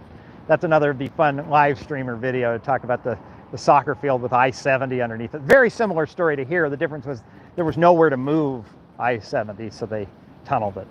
So you see, Denver's fixed, or improved anyway. Dallas that they're looking at. There's something going on with Austin, but I haven't looked closely at it. You mentioned Houston, and I don't know much about the Houston, if it's similar to Dallas, where there's an obvious freeway that, because there's an urban planning group called, and you can look them up, called Freeways Without Futures, who are mostly, I think, mostly correct in the things they pointed out of freeways that probably impose too much of a cost on the community at large versus the travel benefit you get out of, because it's an incomplete freeway and it's, but they mentioned the Dallas one as one that just needs to go away. And I don't know the travel models, but the numbers I was hearing TxDOT mention were, honestly, it's north of 100,000 cars a day. That's really hard to just eliminate that freeway, because they'll say, oh, well, they're only there because of induced demand. Well, right, but maybe they're not. Like, maybe it's just nature of suburban employment. Like, yeah, you de-induce the demand by a bunch of people having to quit their jobs. Well, that's not good either, right? So I don't know. Like I said, this stuff gets really complicated. If anybody just charges right in, like, obviously this is what we should do, they just haven't thought it through enough. Because if you start trying to think through all the externalities that go into a multi-billion-dollar project, there's a reason why those environmental impact statements can be like a phone book. By the time you're done, as they're looking at everything, because the last thing you want to do is spend, $2.5 billion rebuilding something to find out, oops, oh shoot, what did we do? And now you're stuck with a problem for 50 years. You can't eliminate all the impact that a highway creates, but you can document it. You can prepare for it. You can mitigate it. There's things you can do to try to soften the blow. But just like I-40, when they moved it from right here to 5 blocks that way, they took out 180 houses to do that, right? There was an impact. They mitigated it. They bought out people and put in sound walls, but they shifted a cost. There was a cost of having the highway here. There's a cost of having the highway there. It never goes away entirely. Okay, let's see what we got next. We've got Spencer Mosier with $10. Thank you very much. Did you see that Arizona has Prop 400 on the ballot again? Yeah, I did. Hoping it will fund Interstate 11, but funds will likely be diverted for more mass transit. Also, a great video you did originally on Phoenix freeways. So Prop 400, I believe, Phoenix, we talked about Phoenix building freeways. They've had Prop 300 and I think Prop 200 before that. But those are that's the Maricopa County sales tax that has funded principally building freeways in the Phoenix area and some light rail. And it's up for a vote, and unfortunately right now, because of the hyper-partisan world we live in at the moment, it's gotten oddly politicized, but that's just the nature of, I think, Arizona being kind of a purple state, or, red, maybe not purple state, but definitely a red-blue state where it's like at a razor's edge, And so even stuff that should be very not controversial, like renewing the sales tax, has kind of gotten torpedoed a few times. And that could be a really, really interesting problem. Arizona, though, it's facing a few problems. Phoenix has traditionally been one of the more affordable places in the Southwest to build houses, because there's been that aggressive freeway building campaign, so that opens up a lot of cheap land to build houses, which makes them more affordable for people. But at the same time, there's water issues of, do we have enough municipal water to serve the growth that we're protecting, right? So I think there's some pushback on that, of wondering, are we hitting a limit? But it's hard. Everywhere claims they've hit a limit. Oh, you can't build any more, California, we can't build any more houses here. There are too many people. And so, well, then what happens? They just export the problem, and it becomes Texas's problem, Arizona's problem, Colorado's problem, So some of it is the people are moving to Phoenix, they're going to move to Phoenix, so it's accommodating them. Maybe it still makes sense to build the freeways. But also, each progressive ballot measure has shifted the share of the tax, a bigger and bigger slice of the pie, to mass transit. And some of that makes sense, because you're going to use less water on a project that kind of starts to build up a little bit along a transit line than new housing that, has some landscaping, even if it's, fairly water-wise. You're still spraying water on plants, And so, but also, I think some of it too is you're going to have some voters who are going to oppose the ballot measure because maybe they don't want new freeways. But you need enough people on board to pass the thing. So some of it is striking a deal and saying, okay, well, look, I know you don't want the new freeways, but what if we divert 20% of it to mass transit? I'm not sure what the exact pie slice is for Prop 400. But that could get some people on board saying, well, okay, I was going to vote no on it, but if it helps fund the light rail system, sure, let's vote for it. And then you get a win-win, because you get to continue to expand the Phoenix freeway system and expand the light rail system. But for political reasons, I know I can't remember now, but somebody was kind of torpedoing it a little bit on the light rail grounds. So anyway, it's going to be interesting to see, because it's not the done deal that I think everybody thought it was going to be. I think it'll still pass, but I think it'll be a little bit more of a nail biter than we thought.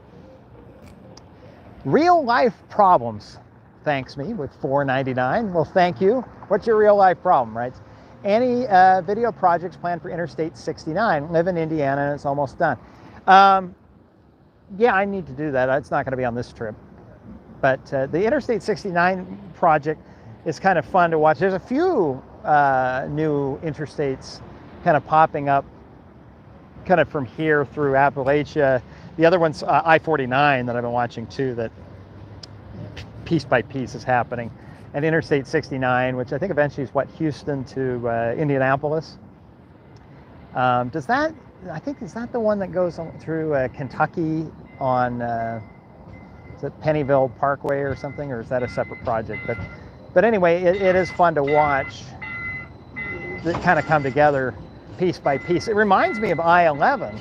The difference of I-11, the one that would go Phoenix to Las Vegas, is I-69 goes through areas that are populated, right? So you have enough people that are taxpayers who can help kick in money to get the thing built.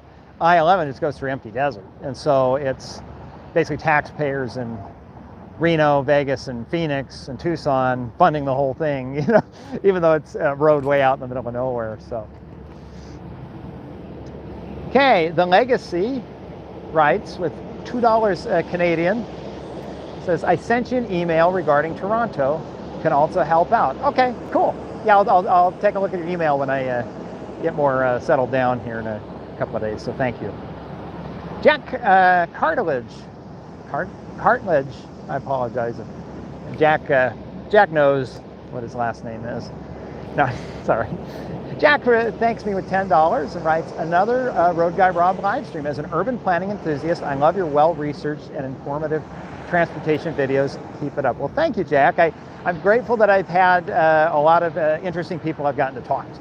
And so it's not really me per se, it's me parroting intelligent things I've heard from, very knowledgeable people. And I appreciate that each of you help kick in a few bucks so that I'm not having to chase stupid YouTube clickbait, because boy, does it reward it. If I could get a video out like every 3 days and it was stupid, I'd probably actually be middle class, because it just, oh man, like if I just took a cell phone around and did something stupid and just had a consistent audience for that. But there's just so much of that on the internet, and I don't think the world we live in right now, we need a little more thinking. We need to slow down and think things through, and sometimes we have to do the boring thing. And so I'm trying to trick you. I do some goofy things to try to get you to pay attention to something very boring. Now, thankfully, you're already interested in it, so it wouldn't be boring to you anyway. But I have a hard time believing that there are 100,000 people who are interested in license plates. But there's some interesting tidbits just about the nature of vehicle registrations and things that you can kind of trick people into watching if you make it silly, and so I do. So next one I'm trying to work on has to do with stats with pedestrian fatalities. That's a heavy topic. It's going to get kind of goofy, because how else do you get people to pay attention to something that heavy, But I'm only able to do that and to be able to eat because of you. And I appreciate that. And I get up every morning and remember who I'm working for. And so I try not to turn this into the, hey, let's all tune into Rob as a cult of personality figure on YouTube. I'm not. I've always joked that if I ever got to the point where I could hire somebody, the first job I would hire out would be the host. I just use me because I'm cheap. But what you allow me to do is to dig in and actually try to be like, okay, let's try to find a solid answer to this thing, And I couldn't do that if I was relying just on the YouTube ads. You can't do it. I would have gotten hungry enough to have to go get a real job. So, well, there's a comment here about, I feel TxDOT could reroute a section of Interstate 45 closer to the Trinity River, but it would take out some extra distance. Yeah, that's an interesting idea, and I wonder if that's one that TxDOT was considering in their EIS.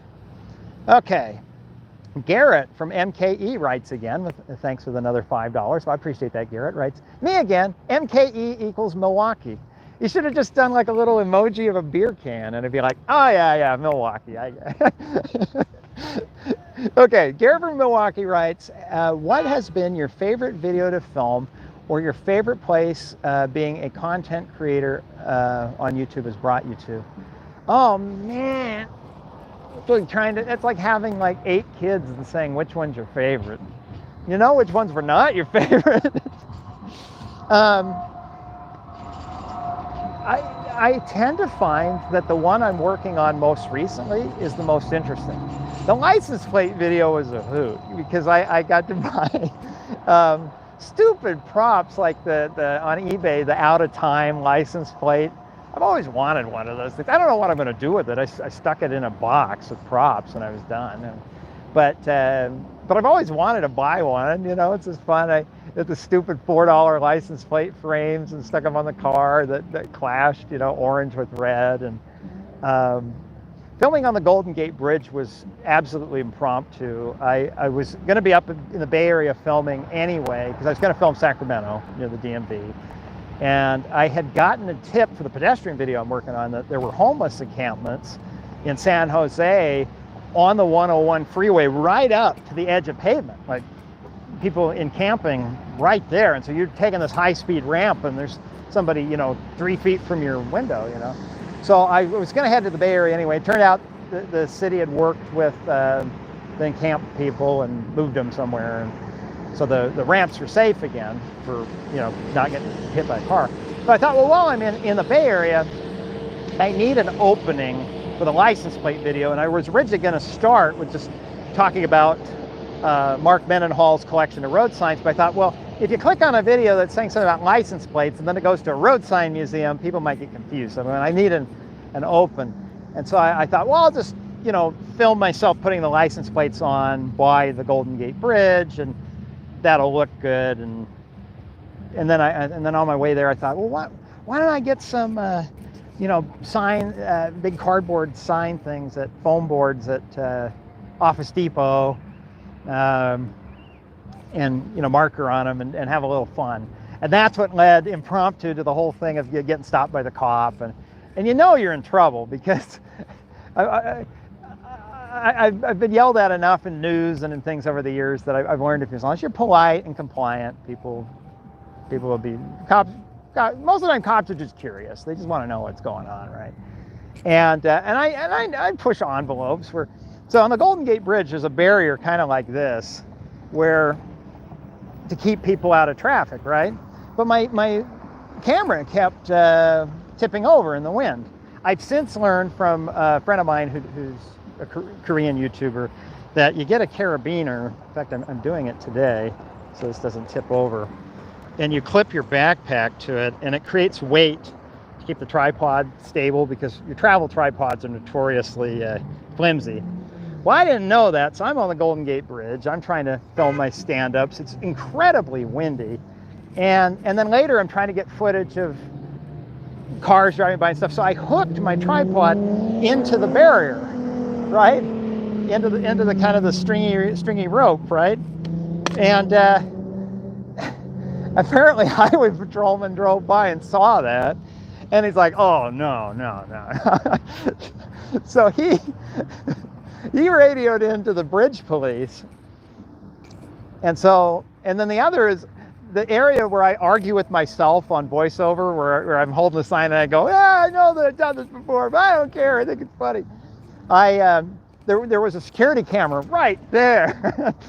So it was obvious to the Golden Gate Bridge police I was there, right? So I end up seeing this police officer ride up on a bike, and I wish I was rolling. Thankfully, I had my lavalier mic on all the time, so I got the audio. And I just thought, well, either I'm getting a ticket, or maybe he'd be cool if I just leave. And so what didn't make it in the video is him very politely lecturing me that you can't have your camera that close to the road. You're going to cause an accident. And that's true. Like, he's right. What if a driver had swerved into another car? Like, I'm liable, right? So right. Heaven forbid somebody gotten hurt, So, and then I get it, the signs, that they'd have a rule about the size of the sign.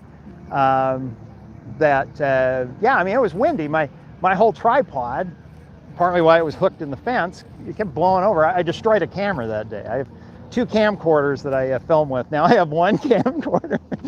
I broke it. It doesn't focus anymore.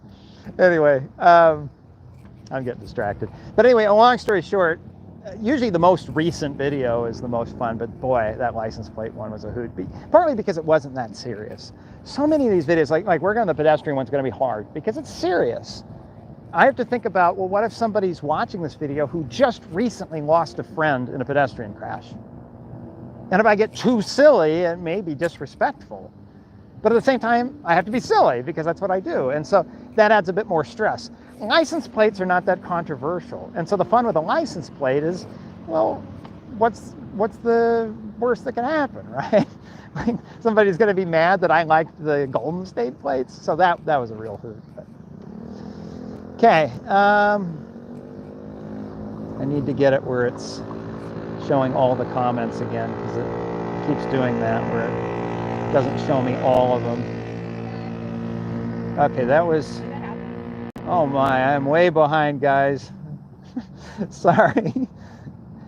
It's with everything in engineering, right? It's balancing, balancing the long distance travelers versus the, is there a way to, Okay, I'm gonna first make sure I'm not missing any super chats. I hope if I've missed yours, like, please message somehow, all caps, like try to get my attention, or at minimum, if I've missed your super chat, email me and I'll try to make it up to you, like thank you at the end of a video or something, because I don't want to miss out.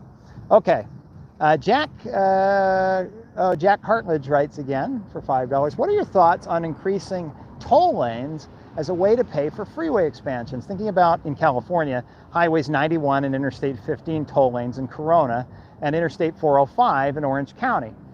Toll lanes are such an interesting way to pay for the freeway for two reasons. One is they should be self-financing. So a traditional freeway widening, you got to go to the state legislature or some bond and do some kind of sales tax revenue or something. There's always this huge pile of road projects that you want to do. I shouldn't stick my arm out. The train can come by. Let me get more out of the way so I don't get my arm taken off by the train.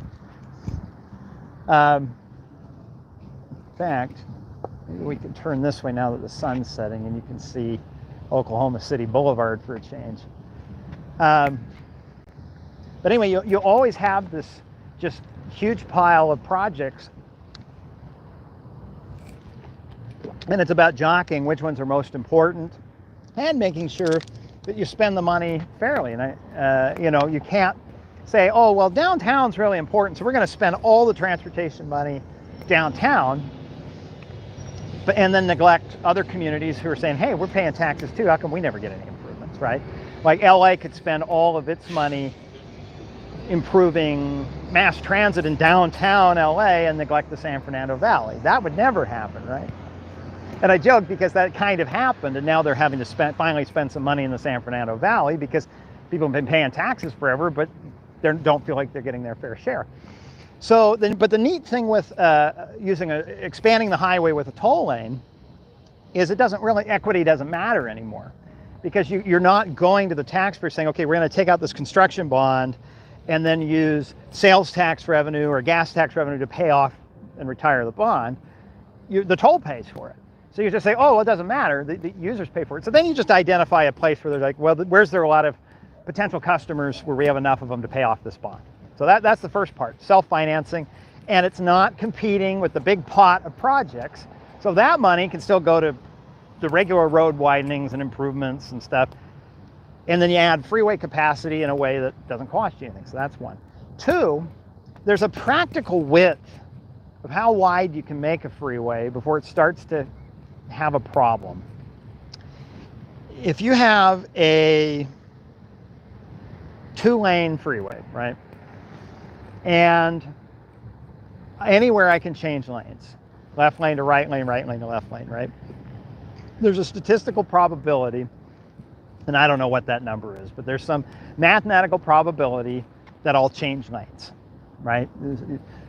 Probability multiplied by miles or whatever, right? Over a stretch of 100 miles, I would change lanes 12 times, right? I don't know. But when you have a 3-lane highway, well, that probability kind of doubles now, because there's a new probability, but there's more lanes for me to rotate into. So maybe over that same stretch of distance, instead of changing lanes 12 times, I would conduct 19 lane changes, partly because, well, maybe I come on the freeway and I'm going to go all the way to the left lane and then back, and then now as a freeway gets close to full capacity, where cars are nearly bumper to bumper but still moving, every time I change lanes, well, think about Pythagorean's theorem, right? So instead of going 65 miles an hour like this, if some of my motion's going into the other lane, I'm going under 65 miles an hour, right? And trying to fit from this space to this space, I'm causing maybe people behind me in this lane and people in the lane I'm merging into, as I make that right merge, I'm causing them to both slightly tap on their brakes. Well, they slightly tap on their brakes, which makes the car behind them slightly tap on their brakes, and then you have a traffic jam, right? So I think there's a practical limit. I don't know what it is. I'd love to find a traffic flow theorist who could get in and tell me, but I think there's a limit to where once you've reached 4 or 5 general purpose lanes, the amount of lane changes of people coming on and getting off on a freeway busy enough to need 5 lanes, the lane changes start canceling out the added benefit of the extra lane. So going from 2 lanes to 3 lanes is a huge improvement. 3 lanes to 4 lanes is a pretty good improvement. 4 to 5 is like kind of an improvement. 5 to 6. It maybe have a point where going 6 to 7, like it goes the other way around, where maybe even the traffic starts to get kind of worse, right? Because you have so many lane changes.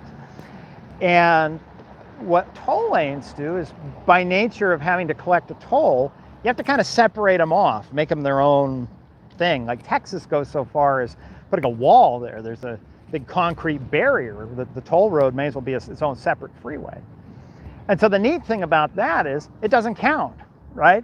You're back to your statistical probability of a lane change are those 2 toll lanes and these 4 general purpose lanes. And so the probability of a lane change is still less. It's 4 and 2 versus 6 general purpose lanes all changing lanes. And so you might find that the amount of vehicles you can push through per hour with 2 plus 4 is a lot more than 6, even though technically they're the same number of lanes. I don't have research to back that up, but that's just from the little bit of traffic flow fundamentals I took over the years. And that's where partly why I haven't done that story yet is I'm trying to find like this hypothetical UCLA professor or somebody who has like a scholarly article on lane, the nature of lane change and braking, and trying to find like, has somebody done academic research on that theoretical maximum number of through lanes before you start having deterioration of throughput, right, of the amount of cars you can push through. Once I find that expert, that's going to be like the next video, right?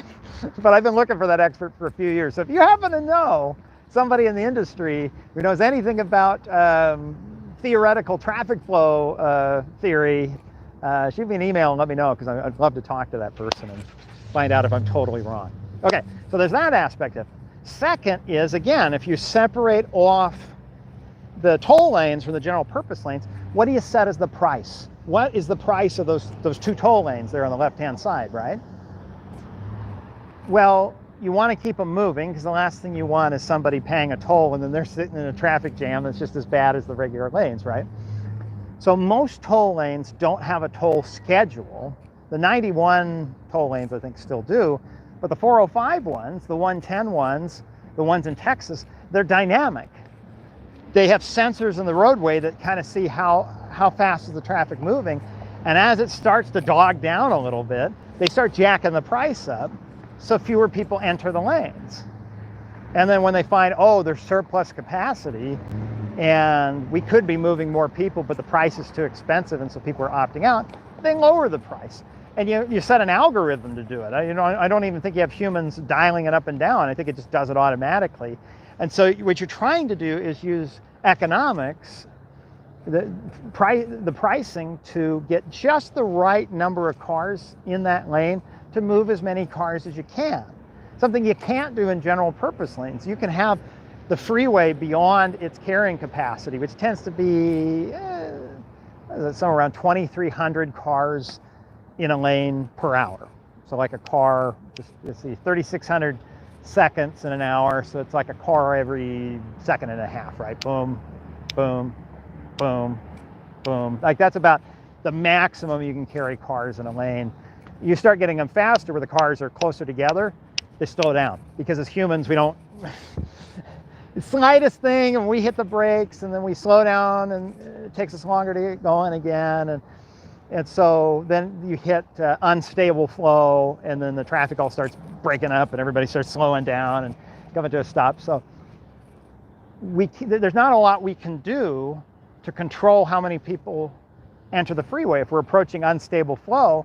If we could just put like railroad gates at the bottom of all the on-ramps and be like, nobody, no mas, stay off the freeway, until it chills out, and then you start like gradually letting people back on.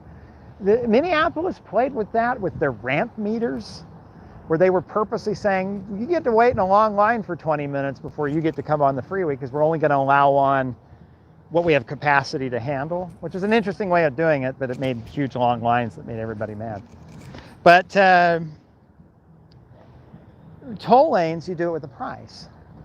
So then we go back to what we were talking about. You have the 4 general purpose lanes that are jamming up. They're hitting unstable flow, and people start going 20 miles an hour instead of 60.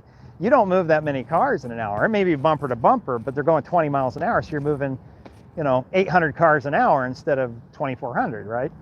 So those 4 lanes are only moving as many cars as like 2 lanes, right? Because you go 24 plus 24 plus 24 plus 24, 4 lanes should be about, what, 10,000, right?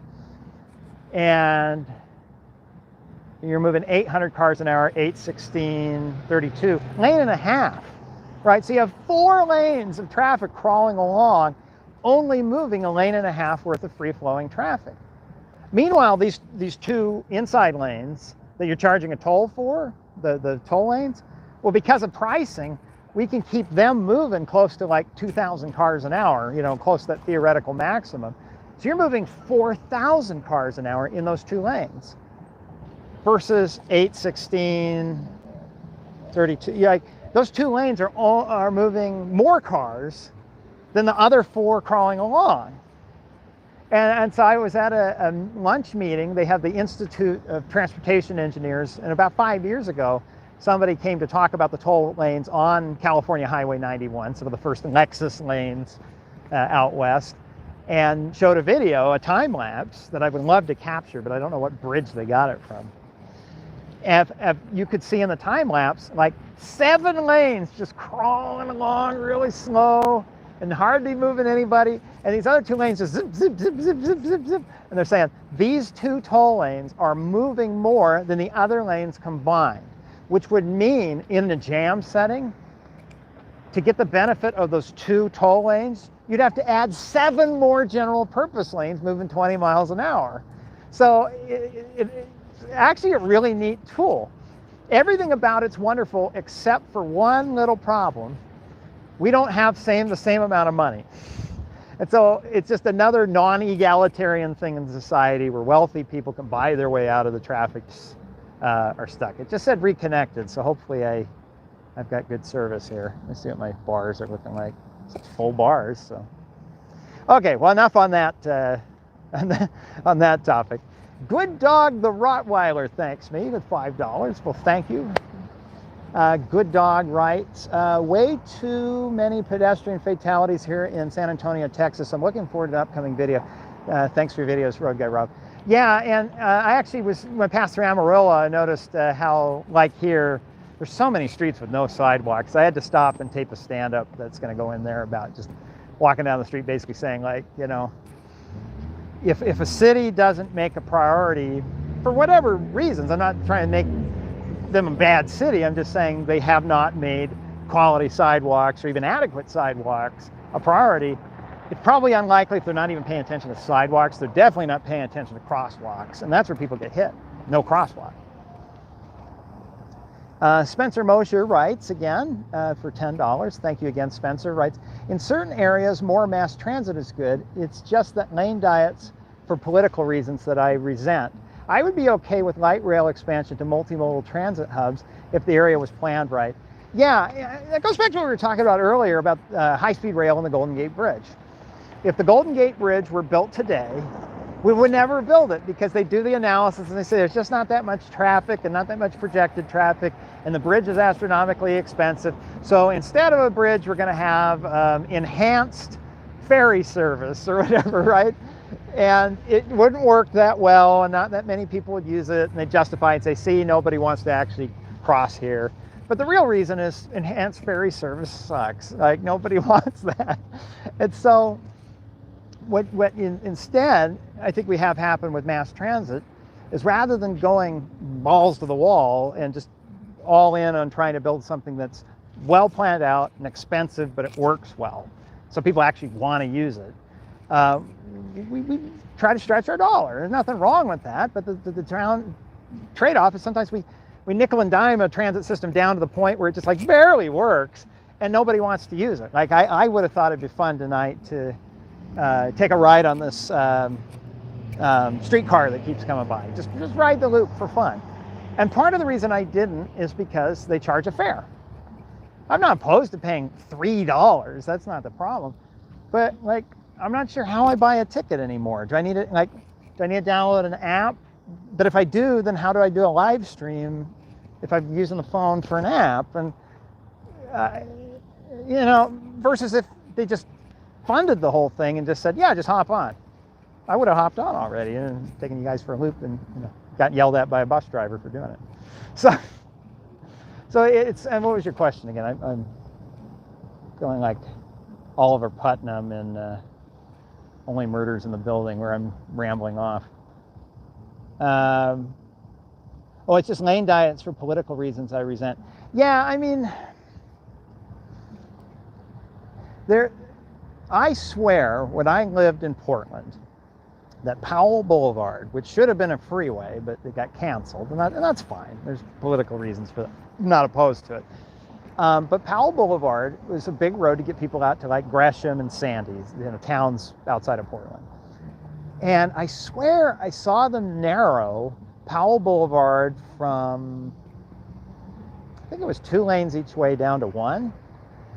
And so this major commuter road was really narrow. I swear I saw that. It was like 2006. And then I didn't go back to Portland until like last year. And while I was there, I was like, oh, I should go find that because I could film that, and in some future video about road diets, I could mention that gets kind of annoying when you take a road down, you know, major commuter road, but I couldn't find it. Powell Boulevard was 2 lanes in each way the whole way. So either my memory's faulty and or they had narrowed it, and then through, you know, outrage of people living in Gresham, they widened it back out.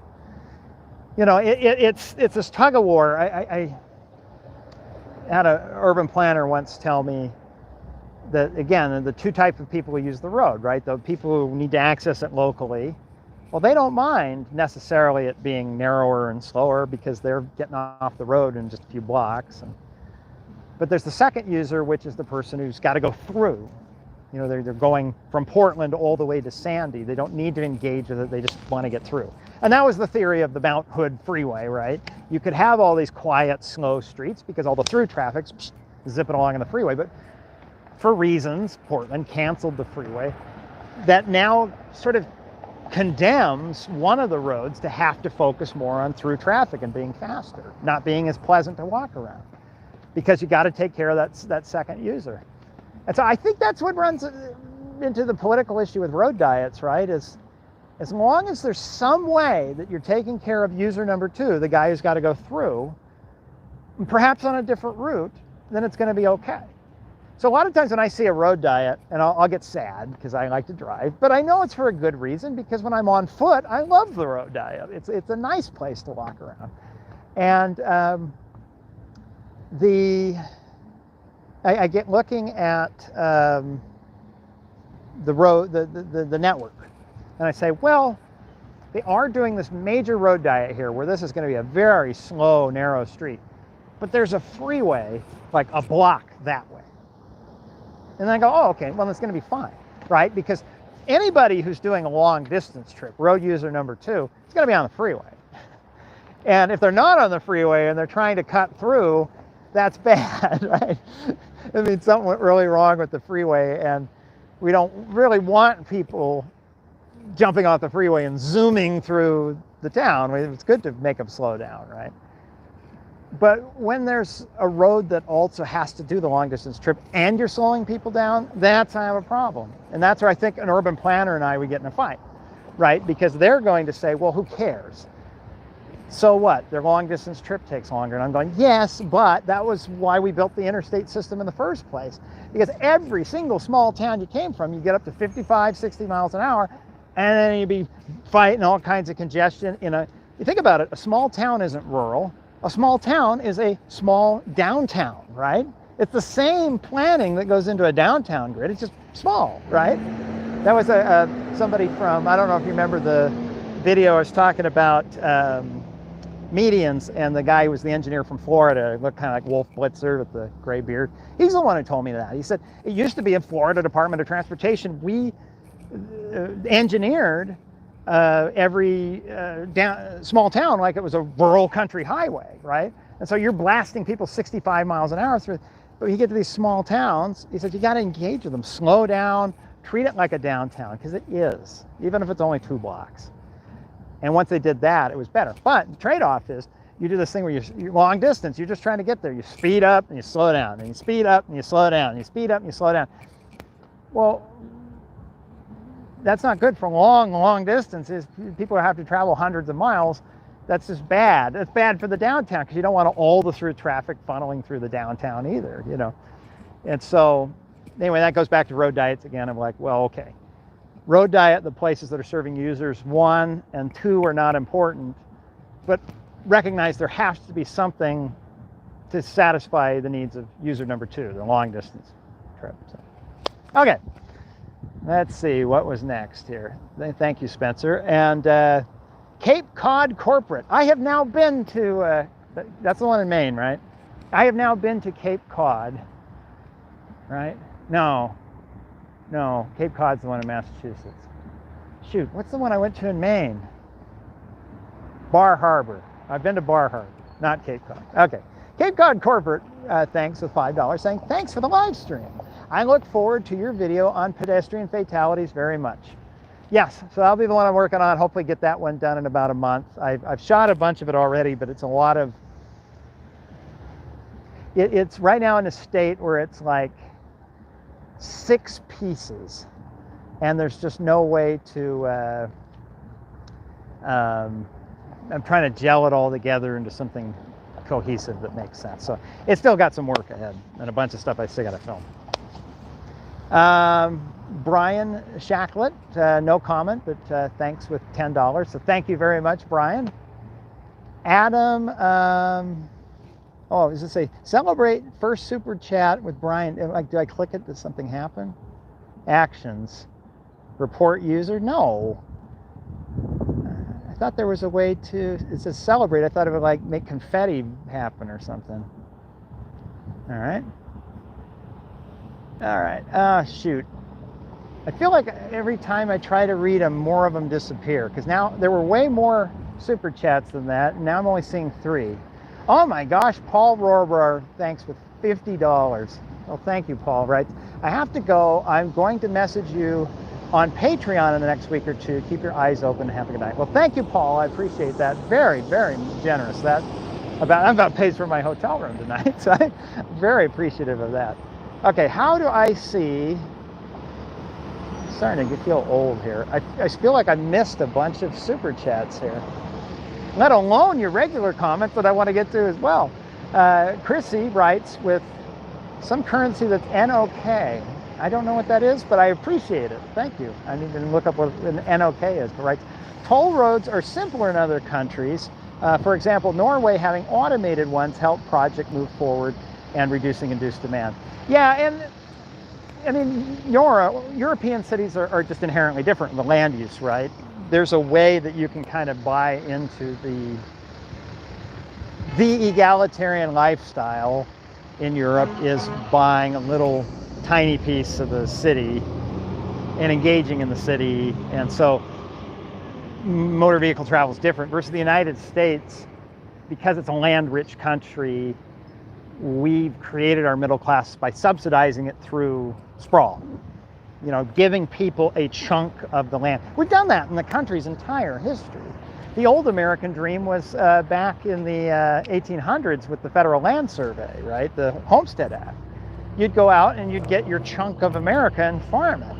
Well, we do the same thing now. It's just that instead of giving, you know, trying to get everybody their, you know, big, you know, chunk of farmland, because that doesn't make sense, and all the farmland's been, you know, sold. Now it's trying to get people into their like 5th acre lot, right? But that lends itself to cars, and so imposing tolls on freeways does cause some interesting egalitarian issues with trying to not make it a regressive tax, right? Somebody who's just barely trying to get a foot on the ladder and like get into their first home because they're, you know, bottom of the middle class, and they're just trying to get going, and then just trying to get to a job that's now requiring them to have to come back in person. So they had a long commute, and then you start charging tolls, and so now they're paying another $30 a day on a job that if they're lucky to make $100 a day, right? So it's like this stuff adds up, and so that's why from, like I say, a transportation point of view, the tolling makes a whole lot of sense. From a sociological point of view, I go like, oh, let's think this through. Like, you know, bumper to bumper and not paying a toll is still cheaper for a lot of people than paying the toll. And that's the cool thing about the hot lanes, right? The toll lanes on a freeway is you don't get rid of any of the free lanes. You have the exact same number of free bumper to bumper lanes you had before. You just expand the highway and try to siphon some of that traffic off where they can pay for the privilege of zooming past everybody by paying for the infrastructure that they're consuming. You know, a toll road built into the road without turning the road into a toll road, you know.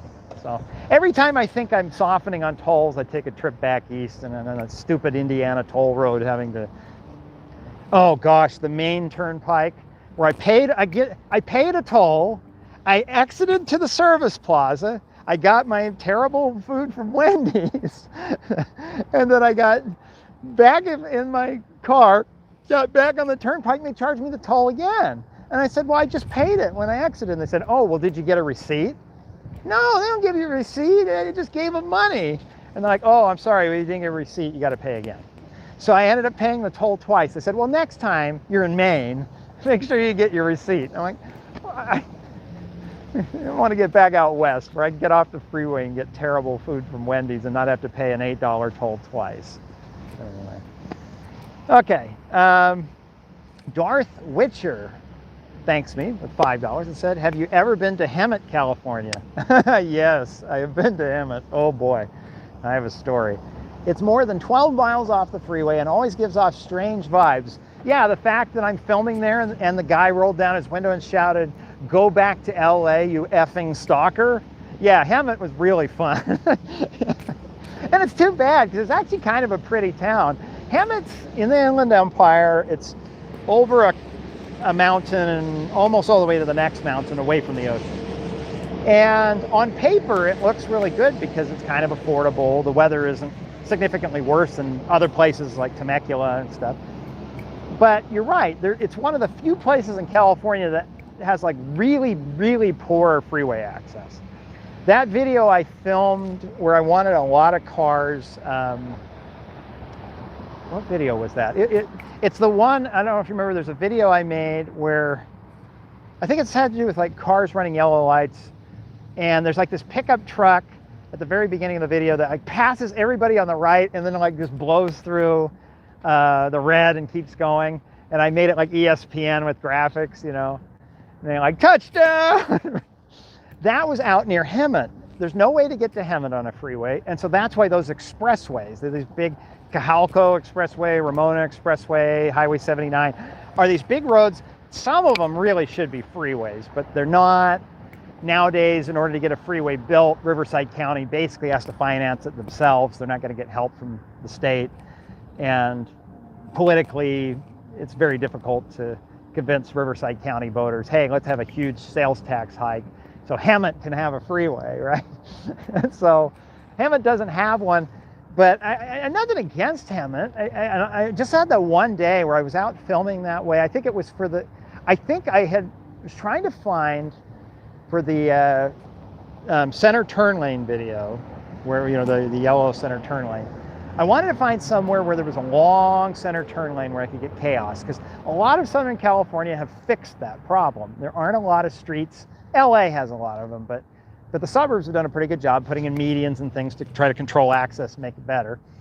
And I saw on Google Maps that Hemet had this really long main street, you know, Hemet Boulevard or whatever, it goes east and west, that had this long center turn lane. I'm like, I'm gonna go out to Hemet and film it. I was so excited, it was a hot day. I was not wearing my costume. I found if I'm filming in costume, I could be filming anything. And people just shrug and be like, oh, whatever, he knows what he's doing. But anyway, I was just wearing a white t-shirt and just, and I forgot my tripod and left it in the car. So I was like free camming with a camcorder. And And I'm getting cars turning in and out of this gas station making left. And so in fairness to this Hemetite, he just sees this guy in flip-flops and a white t-shirt like filming people with a camcorder. And I don't know what bad experiences he's had in Hemet, but he decided to roll down his window and with just a total anger just say, "Go back to LA, you effing stalker." And I felt so sad, I just stopped filming for the day and went to Red Robin and had like 6,000 calories. So anyway, but yeah, that was my experience with Hemet. Another town that reminds me of that I haven't been to is Winnipeg.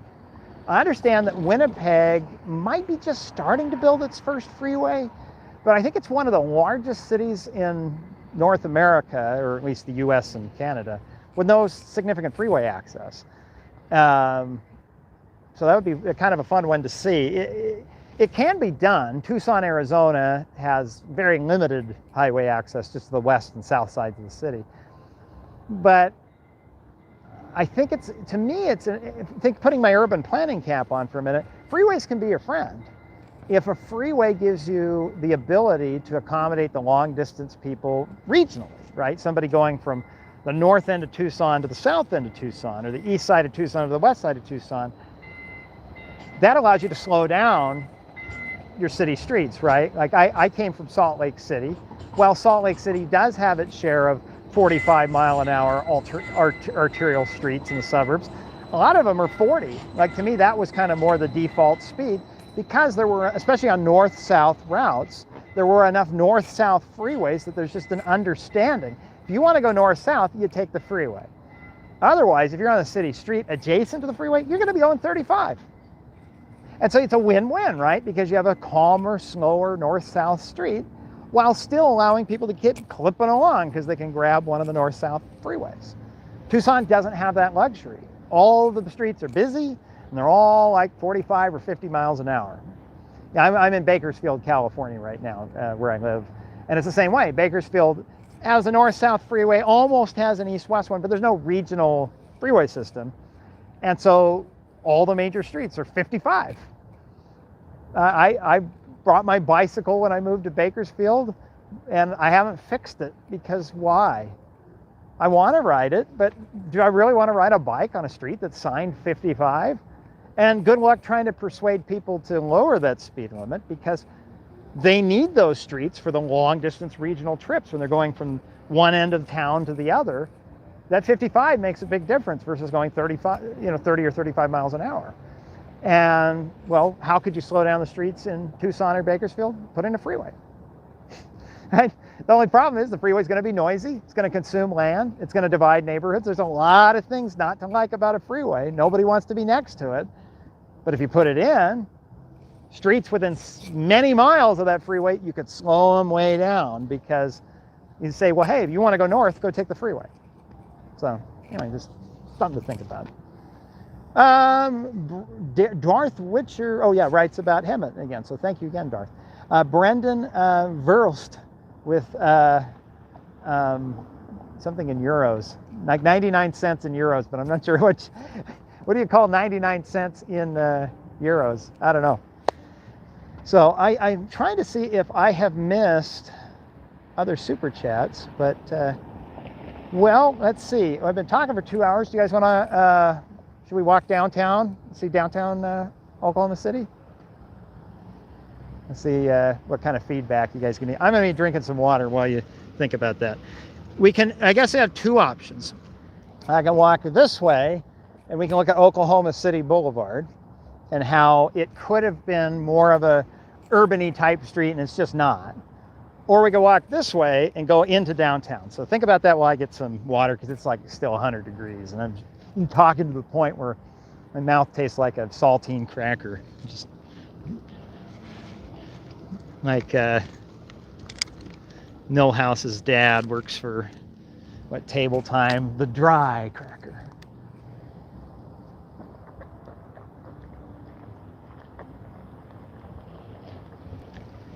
Okay, look behind you. I don't think you're going to be outside too long. Lightning. Oh, Well, if I go downtown, there's tall buildings that'll hit first, right?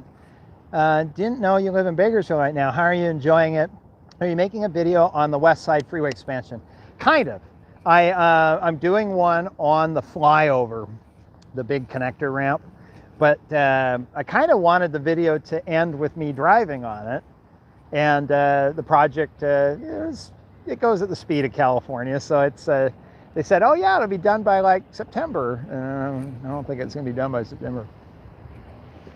But I need to edit that video. I have a lot of footage for that one. Don't forget, most traffic signals in Oklahoma City are mounted sideways. In fact, at the very beginning of my video about sideways traffic signals, I have footage of this very light right here. I think it's from, I don't know if I got it from if I stopped with a camcorder and got it, or if it was from my dash cam. But I had a montage of a bunch of horizontally mounted traffic signals. Hello. And that was one of them right there from when I passed through last May. I should have packed more water. Are you near the bridge over I-40? Which bridge, Adam? There's a lot of them. Do you think eventually they'll extend I-40 to Barstow to I-5? As a road, yes. It's just a matter of money.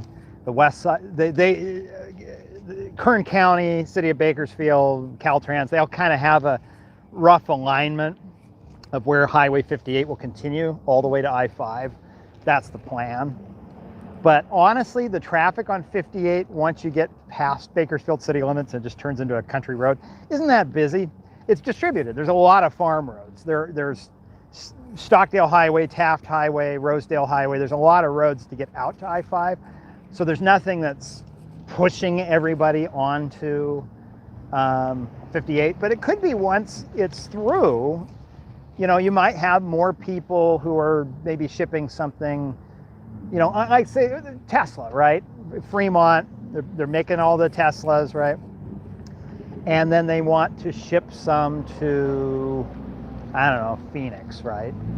Well, I guess they take that down through LA. They want to ship them to Amarillo, Texas. All right, let's say they're going to want to go out I-40, right? So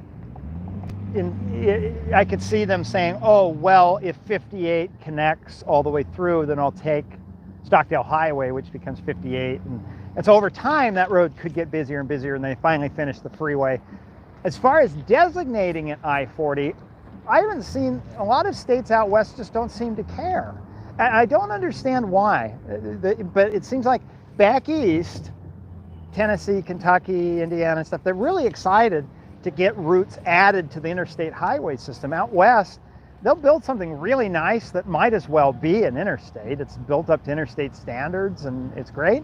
And then they'll just keep it a state highway forever. Like Phoenix, right? Phoenix, all of those could be added from a functional standpoint. All those freeways could be added to the, they could add those to the interstate system tomorrow.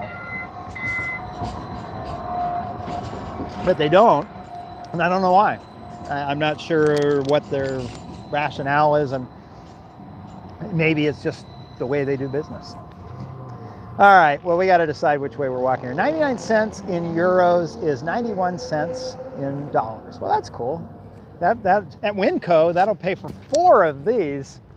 So, okay, where are you filming? I am in Oklahoma City at Oklahoma City Boulevard and the place where the Oklahoma City Thunder play.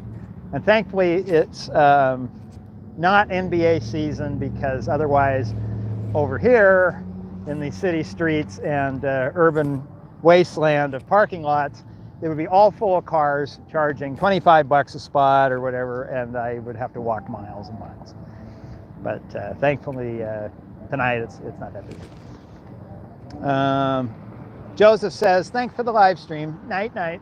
That reminds me of, I love this, there's a Simpsons episode where Homer's trying to turn off the light like it's a clapper.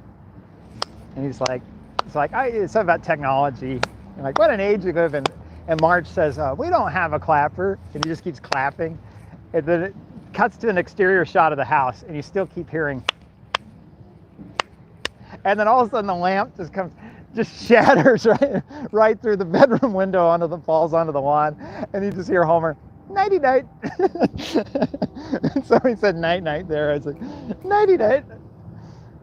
What do you think of the design of those traffic lights in Oklahoma City? They're gorgeous. I wish I had better light. Let me walk over there and show you. They have these like rounded back plates that just are beautiful. How do I get there? All right, let's see. Let me take this poor camera on a walk. Okay. That time of the live stream now, like the Boston one, where now you guys are going to make me walk like 4 miles. Make sure there's no train coming. Okay, so the back plate, see if I can get up close to one of them so you can see, but they've got like this really nice curve look to them. You can tell they spent more money on it than they needed to. Well, I could probably show you this one here. Okay, I'm gonna zoom in with my digital zoom here, like they say with NCIS. Enhance. Whoa, where'd it go?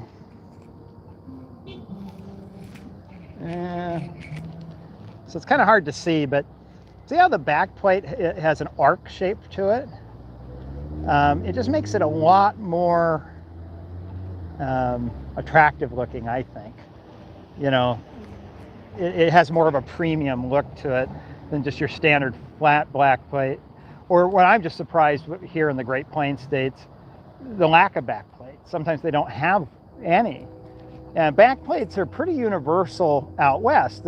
Out west is very sunny, and so the stoplight doesn't disappear against, you know, bright sun as it's setting or whatever. It gives some contrast. Caltrans is working right now to actually put a yellow reflective material on the back plates. So even when the power's out, which happens a lot in California, thanks to wildfires and things, you could still see that there's a stoplight there even when the power's out, because it reflects it off your headlights. But yeah, you come to the Great Plains states, there's a lot of places where they just do no back plate at all. Now you want to see something totally crazy that I have never seen this before, and I think it's fantastic. Just come over here and check out this crosswalk indicator. Has a back plate on it. Isn't that beautiful? I've never seen anything like that in my life. But, you know, look over here against like the artwork. I have excellent contrast. You know, it's not hiding in the artwork. Now, I don't know if that's the reason they did it. I doubt it, because this one over here has the same back plate on it, but it is beautiful. So. Okay. Bridge with the sculpture. I would walk you to that, but I don't know where it is. Let me get the zoom back out here so you can. Okay. Scissor Tail Bridge. If I keep doing these live streams, I need to take the advice somebody gave me and get 2 phones, which means I got to pay T-Mobile even more money, which I don't really want to do. Because it'd be nice to be able to look up where I'm going. I'd have you guide me, but last time you guys guided me, you took me on 2 different routes of Boston, and I ended up walking every street in Boston. Okay, real quick, let's see. Just tether the data from the phone with service. I don't know, wouldn't that, if I do, what do you call that? Yeah, tethering. I'm already using my data to try to stream the video to you. If I'm trying to like double dip with the data, I have a feeling like that's gonna really slow things down a lot. Okay, let me raise the legs a little bit so I can carry this without it dragging on the ground. Well, we'll start walking toward downtown, kind of show you what Oklahoma's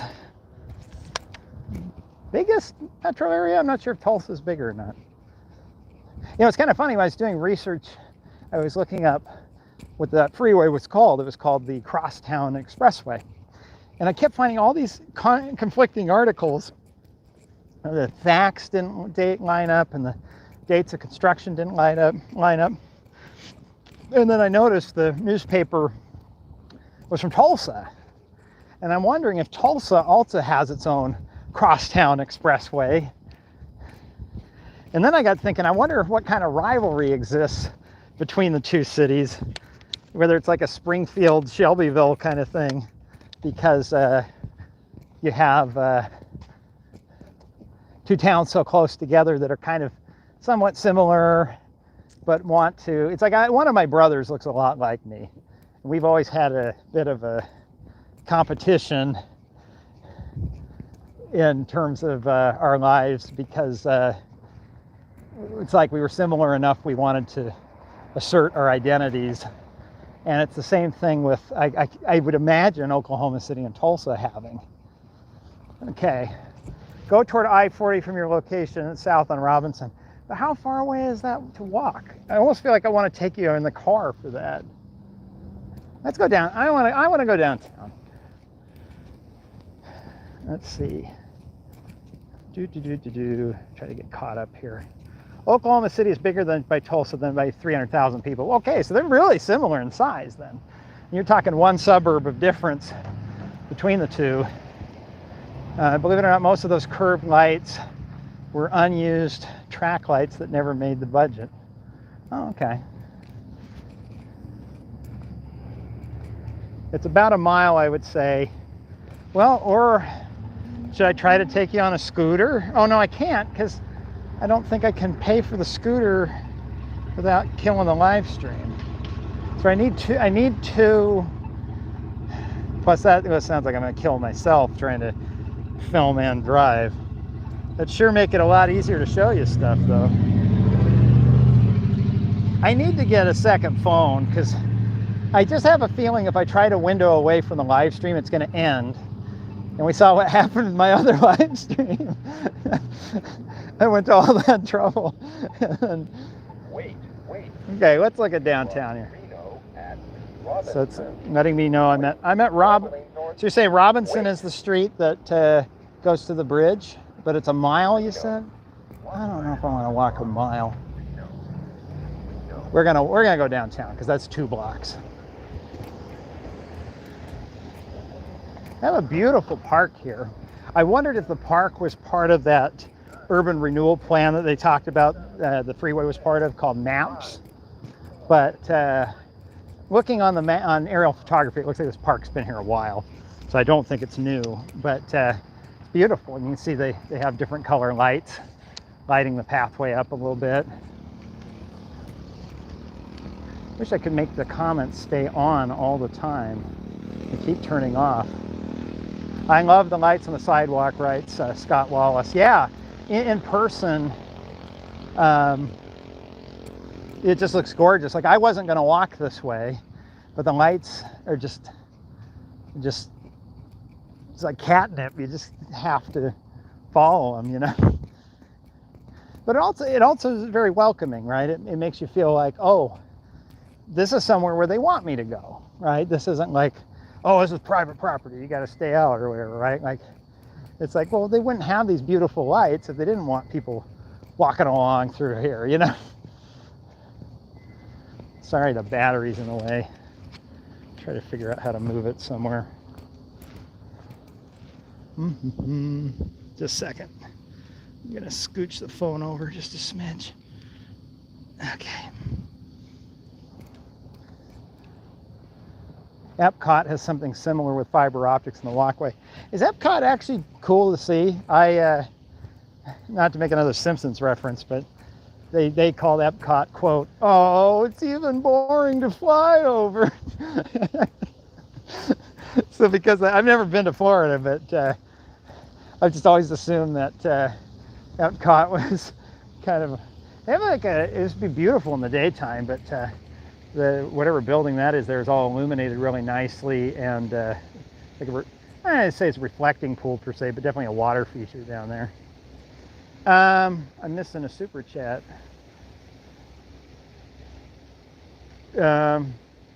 Poe Houlihan writes, a thank you for $5. Well, thank you.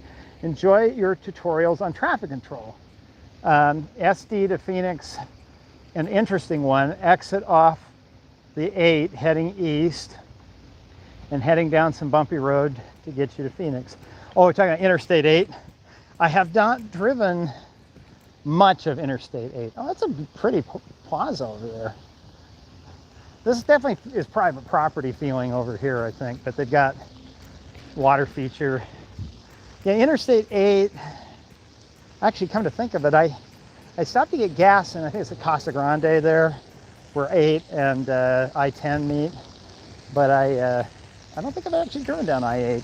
I had some elderly friends who lived in Yuma. I always meant to go out and see them, but I think they might have passed away because they haven't answered their phone since before the pandemic, so sorry to hear. Well, sorry to assume. That's pretty. And there's something to see. Like, this is the view of downtown right here. I like the mix of old and new. It's the sort of thing that, like, if this was in California, it'd be a very expensive place, and people would talk about, oh, wow, this town has such great character, and I like the architectural mix of old and new, and blah, blah, blah. But because it's Oklahoma City, it gets overlooked. People assume, oh, it's Oklahoma, it must be boring, and that's just simply not true.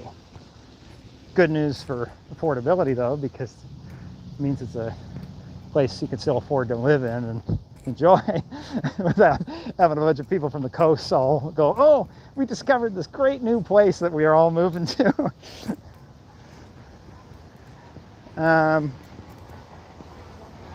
Let's see, slip and slide.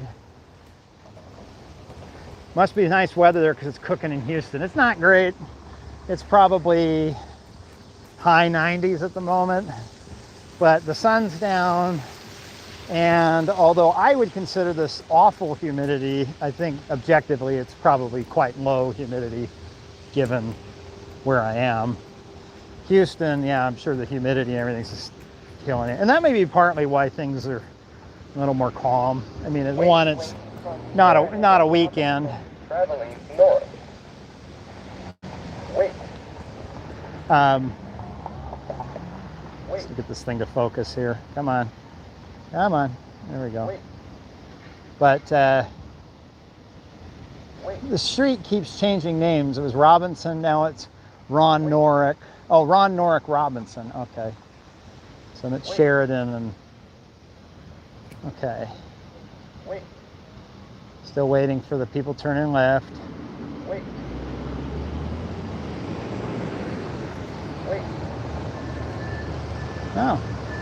Like the Boston Wait. Stream, there's a fire truck that had its lights on. We could go chase it. Wait.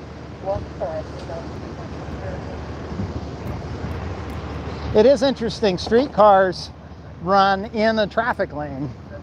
And it's really weird because most of the time, especially in Southern California, you don't want to be driving where there's a lot of train. If you're driving somewhere where there's train tracks, you're doing it wrong. And streetcars are different. They'll share the travel lane. And so I was bipping along. I can't remember which street it is. It's the one that runs parallel. It's east and west, runs parallel on the north side of the stadium, and the train, the streetcar doesn't loop through there. It's a kind of a gentrified area called the Brickyard. I think it's not the Brickyard, it's the Brick something. And one of the travel lanes just has the train track in it. And so I was driving in it, and it looked, but it was a little bit off-putting. The name Casa Grande makes me want Mexican food. How's the weather? OKC, hot. California needs more flashing arrows. Yes, and that's partly why you don't have a flashing yellow arrows video yet, is because I'm going to probably have to leave the state to do one. Is that a guy on a board? Oh, at the stoplight? I'm not even sure. Houlihan with $5 again says, "You're smart and kind." Well, that's one of those is true. I'm still learning. I find it fun that a certain section of Interstate 8 passes back and forth between Imperial and San Diego counties a few times. Well, the whole route of I-8's kind of interesting, and it's something I wanted to take a drive of, because it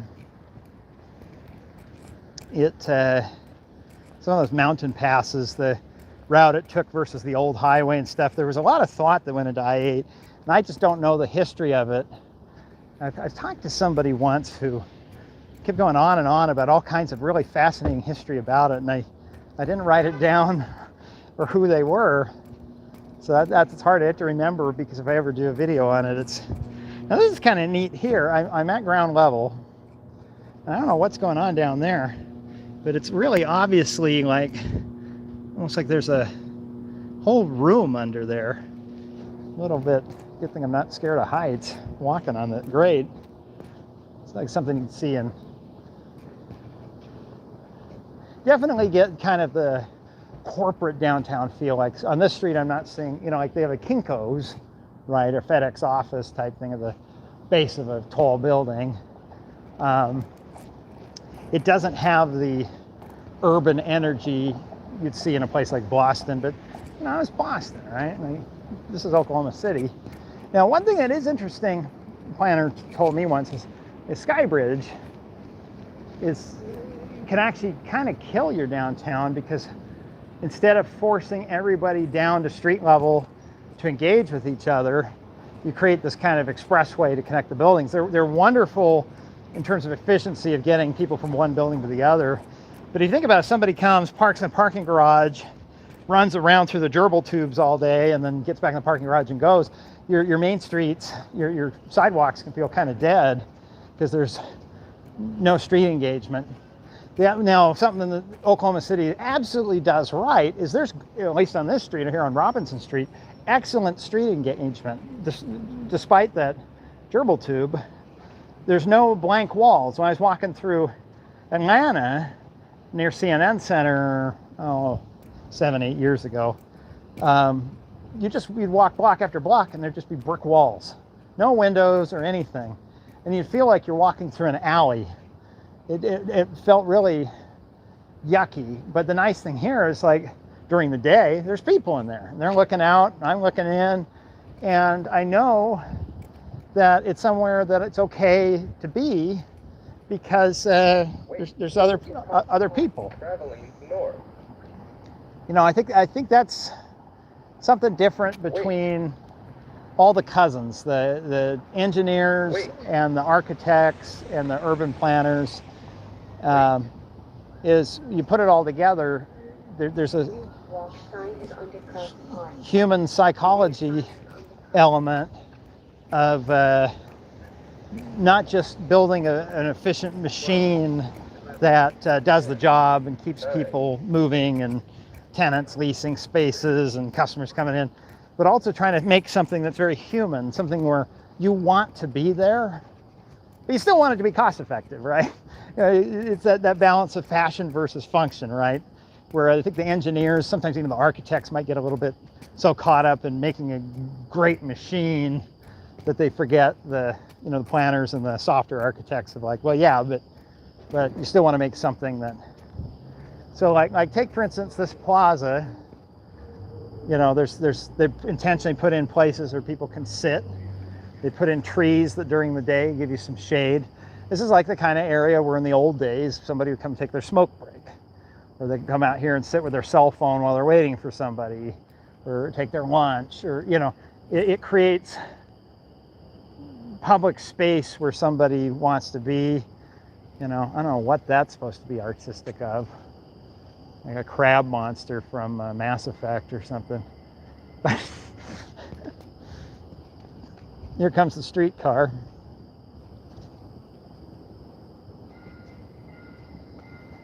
Let's see, I'm just catching up with. Apologize if it keeps blurring as I think what's happening is it's picking up my it's picking up the distance to the tripod, and I gotta shoot. I'm gonna turn the whole thing around, kind of, but hold on. Let me read a text, and then I fix my tripod while I'm talking to you. Let's see. Can you turn left on a red arrow? No. No turning left on the red arrow. Flashing yellow you can. Red ball you can. Or no, sorry, red ball you can't. Green ball you can. Okay, let's get caught way up. Oh, I've fallen way behind. What you need is a walking gimbal. Yeah, I know. Or a tripod that isn't total garbage. Somebody says the city has gotten much more advanced. So part of that MAPS program that the city was doing really kicked off, unfortunately, after 1995. They were already, starting in 91, trying to reinvest in the city, but, you know, having at the time, the worst domestic terrorist attack in U.S. history at the time, right here downtown. Let's see, is it going to flip? Okay, good. Try to turn it this way, so maybe it's. I'm gonna move the battery out of the way. Yeah, having the worst domestic terrorist attack kind of gave them a moment to figure out, okay, well, shoot, we're going to go back and kind of fix up our city. What do we want to do? And so I think they put a lot of effort into trying to make this a really great downtown, one of the best in the Midwest. But it takes time, you know. It doesn't happen overnight. But okay, just looking to see what recent comments there were. You used to get at least a foot of snow, but recently there have been a few flurries. I'm impressed I didn't open. Hey losers, get to walking or I'll call the manager. All right, sir, we'll get back to work. I got the tripod fixed, so. Although I just didn't still something in that corner, but. Anyway, thanks to Super Chat money, I could buy a good tripod for next time. I tell you, these tripods have, to quote Darth Vader, failed me for the last time. Wait. So that is not the Harvest building, that is the Arvest building. That's not burned out, that's actually their name.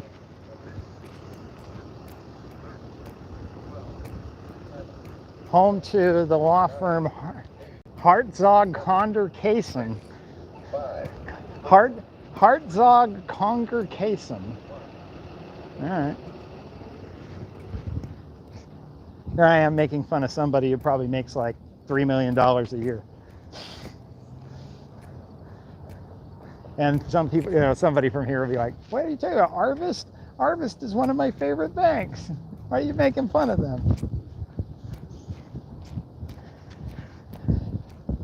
It is something neat when you get off the coast. Is so much of the coast is, you know, attack the coast, you know, Boston, New York, DC, LA, San Francisco, Seattle, is just feels so homogenous in terms of what brands you have to work with. Like you bank at Chase or Wells Fargo. And it's kind of fun to come to the rest of the country where it's like, wow, there's actually some regional brands here that are really strong. You don't have to get groceries at Walmart. You can go to, what's the one in Iowa, Hy-Vee? You know, Hy-Vee is a great chain. Okay, Matthew Brannigan writes, these are always fun. Thanks for making another great stream. Oh, you're welcome, Matthew. Dude, if you're in OKC, come to Tulsa and look around. I'll have to do another Tulsa trip. Yeah, it's not, unfortunately I gotta keep moving to Arkansas tomorrow, but that would be fun. Tripods are cheap at Goodwill, and you can find a good sturdy one. Yeah, I'm trying to get one that's I can fold up and fit in a carry-on. I started, my very first tripod was one effectively from Goodwill, and it was missing some parts, so I went to the hardware store and fixed it myself. Sorry, it keeps blurring. And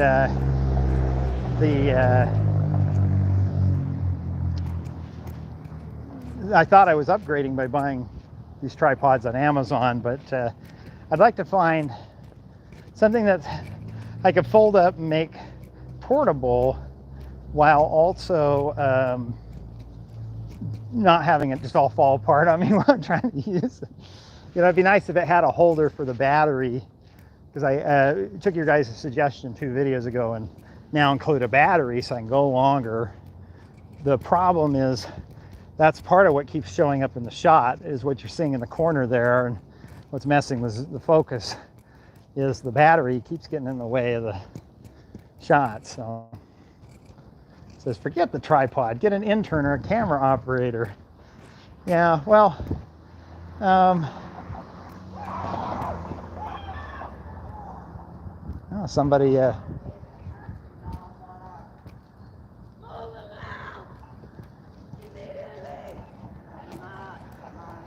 not gonna go that way. Somebody's having a bad day.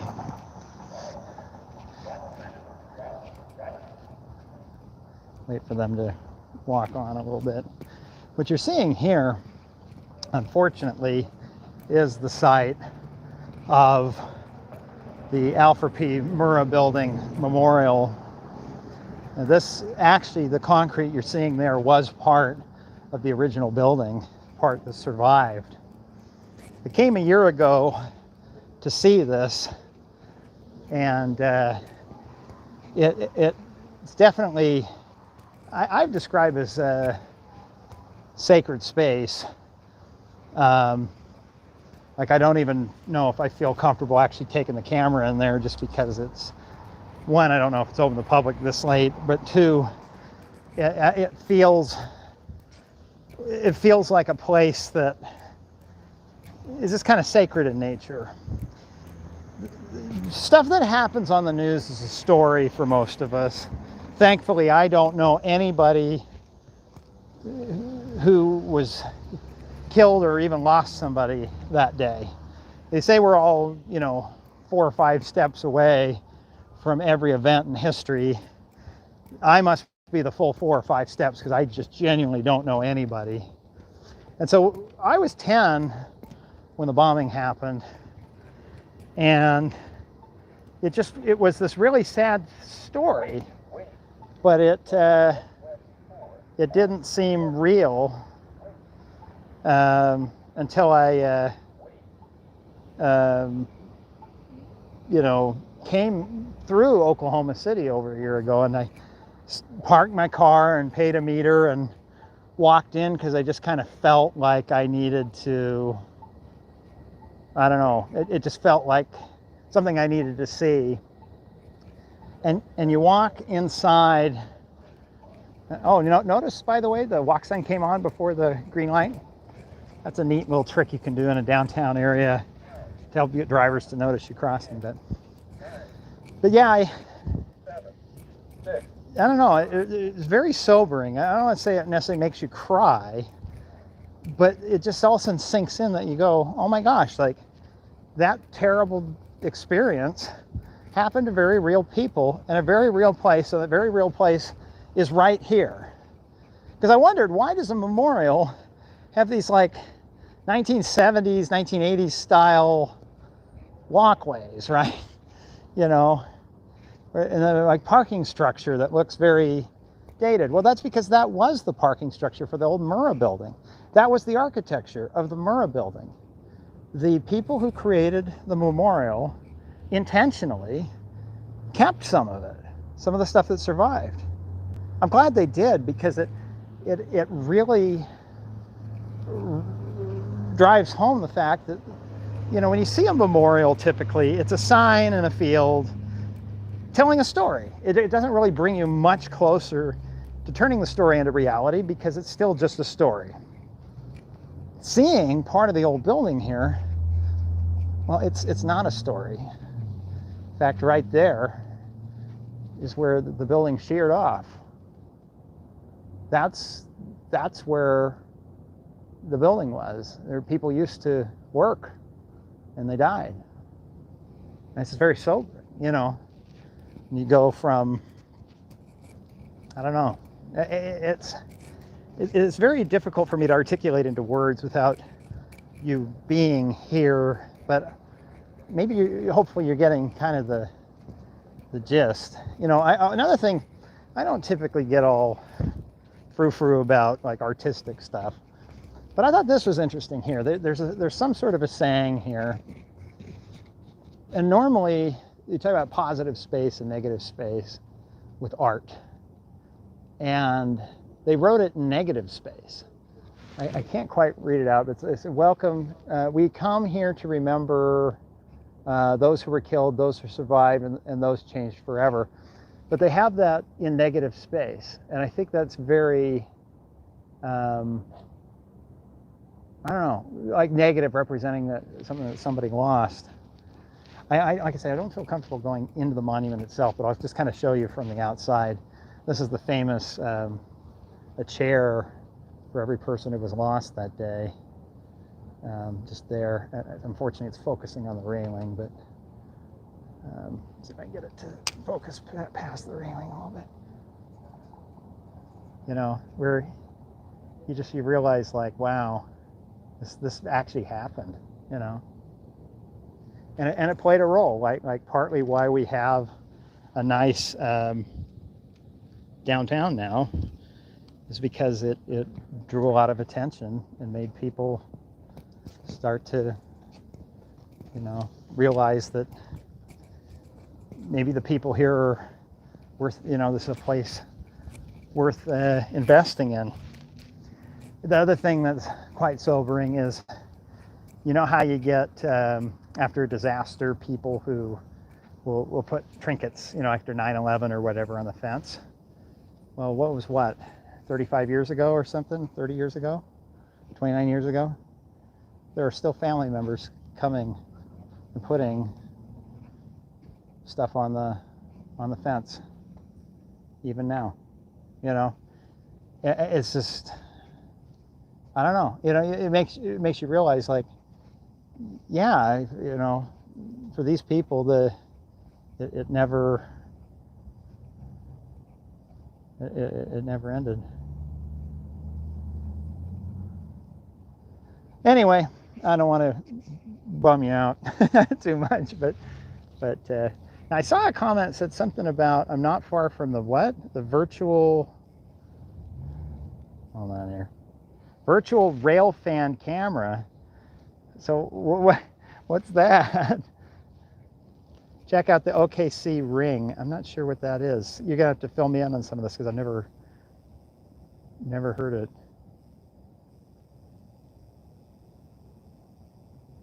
You guys talk about Amtrak.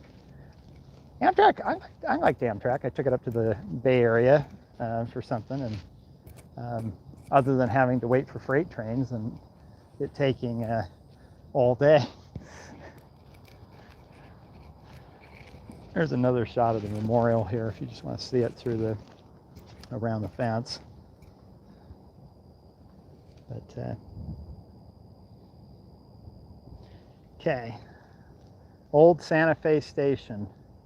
I tend to forget that Colorado has a border with Oklahoma. I guess it does, doesn't it? Have I ever ridden New Jersey Transit? No. I've actually never been in New Jersey. I want to, but I almost did. I was driving on the West Side Highway, and I saw there was a ramp to New Jersey. I thought, well, I should take that ramp so that way I can you know, say I've been to New Jersey. I thought, well, that's kind of cheating. Like driving into New Jersey, it's like Michigan. I could have done that, where get off the toll road and go up a mile and come back. And I thought, well, if I'm gonna say I've been in Michigan, I ought to actually sometime go to Michigan, you know. Okay, I'm gonna sit down for a second. We'll figure out where we're going next. But it's hot. it's humid hot. Okay, I'll lower this down a little bit so you can see me. $16 total to get back into New York City from New Jersey. Is that the tolls on the for the bridges? I listened to. I'm also not just a road nerd. I'm a radio nerd, even though radio's nearly dead. So I'm more of a road nerd because roads aren't dead. And one of the best all-news radio stations in America is 1010 Wins in New York. And so I get a fair bit of New York news that I just don't understand. You know, they'll talk about stuff that I'm not aware of, or they're like, let's tell you what's going on Long Island's Big Three. And I'm like, well, I know that's probably 3 highways on Long Island, but I have no idea which ones. You know, Long Island's Big Three. But also, they had a story recently about the tolls going up on some of the bridges getting into the city. And one thing I would love to do a story on, but I haven't. I don't think I could add anything that regular news isn't covering at this point, is the congestion charge. Doing a congestion charge into Manhattan on paper sounds really good, but in practice, the people I hear on news radio talking about it are a lot of times just regular people with regular jobs who are going, yeah, you know, the lady's saying I drop my husband off at the shop every day and pick him up, and we're going to be paying like $30 a day in congestion charges. So maybe the answer is we quit and move. So there could be some unintended side effects of a congestion charge but I understand why they're doing it. The subways don't make money. Subways lose money. They're a public service. And so the New York subways kind of suck sometimes. Like a lot of the stations are not handicap accessible, and trying to fix some of that up to make it more 21st century, make it a better subway system. They go, hey, well, we'll just tax all the people driving cars into Manhattan. That'll reduce the number of cars in Manhattan and give us money to fix up the subways. And so then people could take the subways. Good in theory, but I don't know. You know, is New York similar enough to London that it'll be a success? Or is New York American enough that it'll be a bad thing? You know, I guess we'll find out. Okay, it's over $25 in tolls to drive into Washington, D.C. during rush hour. Yikes. I just don't know how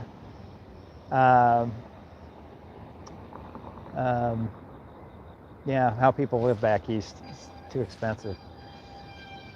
California is expensive, but at least I feel like I get something for my money, even if it is good weather. Virtual Railfan is a company that publishes live streams of train lines. The camera in Oklahoma City is right next to the interstate too. Oh, is it way back down at the train station near where I was? I'd be up for a walk over there. I need to get more water, but I'm not opposed to that. So it's the theory that, let's see, the camera is at the museum to the other side of Interstate 235. I don't know if I can. If I had really solid directions, but I have a feeling this is going to be the beginning of a Boston-style goose chase where I end up walking a lot. Okay, it's on 4th and Broadway, the Ring. Well, I'm at Harvey and 6th. So 4th is that way, so I can go 2 blocks that way. But which way's Broadway? Okay, anyway. The heat dome moved from Texas to Oklahoma. Have you been to Bricktown? That's the name I was looking for. It's not Brickyard, Bricktown. Yeah, it looks like we can kind of meander that way if you guys want. I'd say that's fair. It's touristy, but nice. Is the street sign black? No, this one's dark green. After 9/11, downtown New York still creeps me out. Congestion pricing is coming. Yeah, we talked about that. Sorry, my fingers. I changed the camera to the other side, and now my finger gets in the way.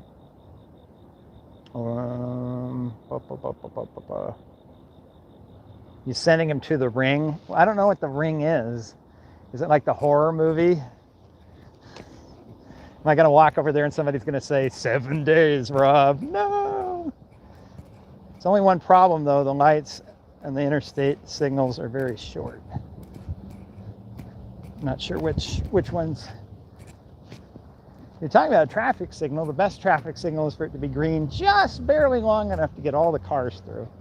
That's like the perfect traffic signal.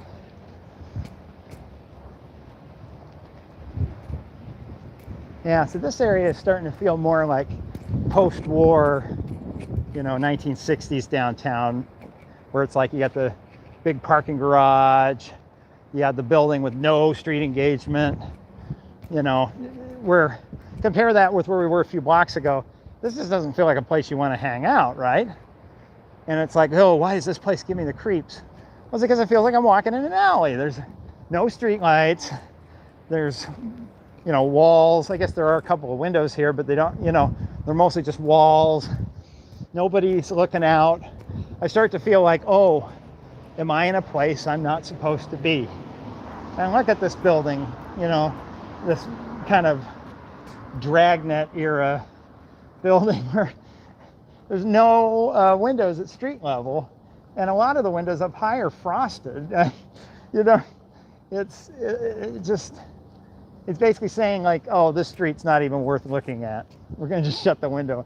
Like there are literally bookshelves. I don't know if you can see them up there real well, but there are like bookshelves of just crap piled up against the window. I mean, that shows how little they care about this street. And so it's like, why is this street even worth looking at? So those are the types of things the urban planner types come back and point out. They're like, no, don't do that, don't do that. Try to make it where it's actually really nice, you know. Okay, I'm at Robinson again and 6. I'm gonna go to what, 4th and Broadway? All right, heading over with H2O says Parth Patel. Let's see, the Oklahoma City camera is near 42nd. 42nd? I'm not gonna walk, I'm sorry guys, I'm not gonna walk to 42nd. That's pretty far. Okay. Oh, somebody, I'll go get him water. Yeah, sure. You want to find me and bring water? Sure. I may keep moving, but I'm moving on foot, so it won't be hard to find. So, okay, so if I want to go to Bricktown, that would be that way, right? Okay, so another one that, see, the walk sign came on before the green light. Oh, I didn't show it to you, but pointed at the ground. But that's neat, right? If you have I said you push the walk button to actually do anything. Yes. So if the traffic signal's running on a program, so like busy time of day, where there's always going to be cars showing up, engineers kind of figure out the ratio of how many cars are showing up, and then just divide the time appropriately, and it just kind of runs on a timer and just keeps ping-ponging back and forth. But during other times of day, they'll hold a green on the busier street, like Robinson, that big main drag I walked up. Robinson, they'll hold the green, and then the cross street, they'll wait until a car approaches and trips a loop in the road, or a camera detector or radar sensor, something that it's kind of like the car pushing a button to say it's there. And then if it's been at least a minimum amount of time, they call that a minimum call, they will flip the big street yellow to red and then give the side street a green for a certain minimum amount of time. And if nobody else is coming, then it'll go back yellow, red, and then green on the big street. Pedestrian, it's the same thing. When it's running in that same mode, it's almost never going to change, at least not until it gets to a maximum call, which might be several minutes. And so, and then on top of it, if there's no pedestrian there, they're going to want that green for the side street to be as short as they can so they can get back to the big street. So a car can get across the intersection really quick. Somebody on foot might need 15 or 20 seconds. A car can do it in 5, you know. And so by pushing the button, it lets the, okay, yeah, we're at Broadway. So he said I got to go 2 blocks to the right. So for instance, I think the light's about to change for this street, right?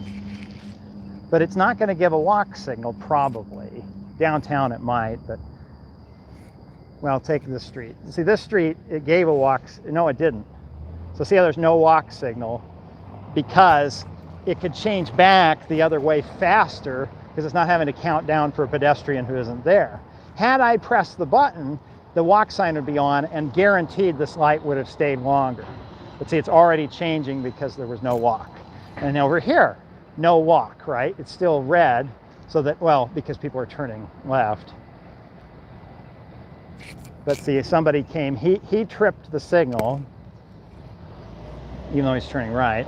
So it's going to give a green, but see, no walk thing because nobody pushed it. So these buttons matter when it's running in, they call that actuation mode, where it keeps each street, they keep tripping each other.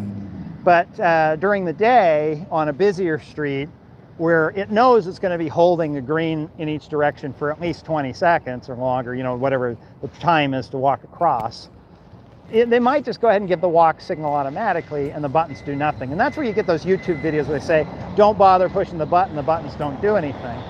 Well, that's only true when it's running on a program, but if it's not, then I absolutely have to press it.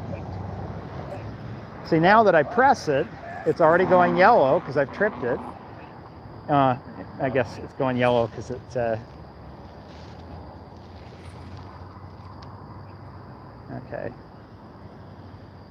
Let's see if I can get this thing to come on. Walk sign is on, but it's also holding the red light for a few seconds. That's really neat because that got the car behind me to not just zip around the corner going right. They had to slow down a little bit and think. And I was already out in the intersection before they were, so they knew they had to wait for me. So that's really cool, and especially in a downtown area, that's just such a no-brainer. Because especially if you give the walk sign automatically early without, even when a pedestrian's not there, I could see that backfiring because a driver's going to think, oh my gosh, what kind of woke nonsense are you doing here, making me wait, you know. But if I press the button, guaranteed there's a pedestrian there. I think a driver's going to be very understanding, maybe even appreciative that the walk sign comes on a little early, because then they go, oh, I get it, somebody's crossing. And it's really no different than like waiting for a left turn arrow. I want to go straight, but the left turn arrow came on first. And so I have to wait. Having the walk sign come on. And the thing is, they don't even make you wait for the whole walk signal. They just give you, the walk guy, an extra 5 seconds of boost to get started first, just to remove that ambiguity, make it really clear that, oh, okay, yeah, somebody's trying to walk across. I think that's real. That's whoever came up with that. That was a very clever feature. And oh, hey, how you doing? Hey, thanks for bringing water by. Yeah, you got a minute to hang out? Yeah, sure. Okay, let me sit down for a minute. Here, come hang out with me for a minute. What's your name? Parth. Clark? Parth. Like the Parthenon? Oh, Parth. Okay, here, let me figure out how to make this thing taller. Well, where'd you, how far did you come from? I'm like 2 minutes away. 2 minutes away? So right downtown? Yeah, not too far. That's cool. I'm staying in a hotel not too far, but there were no sidewalks, so I had to drive. It's not very pedestrian friendly here.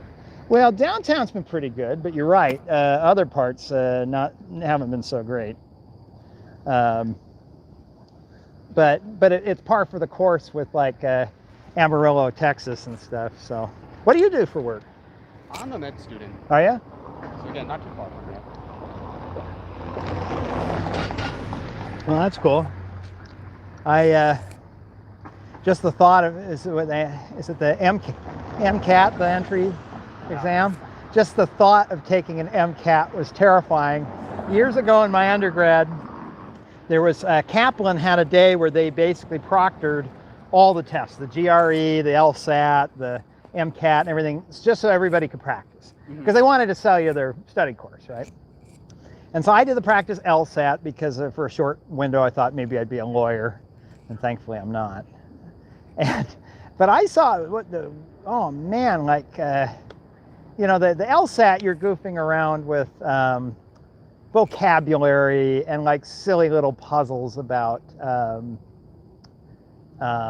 you know, you're on a bus and no two girls are sitting together and there's an empty seat behind the bus driver who's sitting on the 5th row, right? Like little puzzles.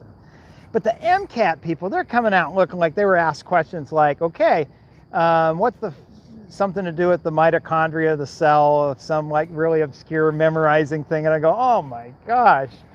So Simply getting through the MCAT impresses me. I don't know. I couldn't get through an LSAT if I tried, but science I get. But there's so much to learn. Anyways, I just wanted to say, if you like roadway and railway crossings, it's Yeah. a pretty controversial one.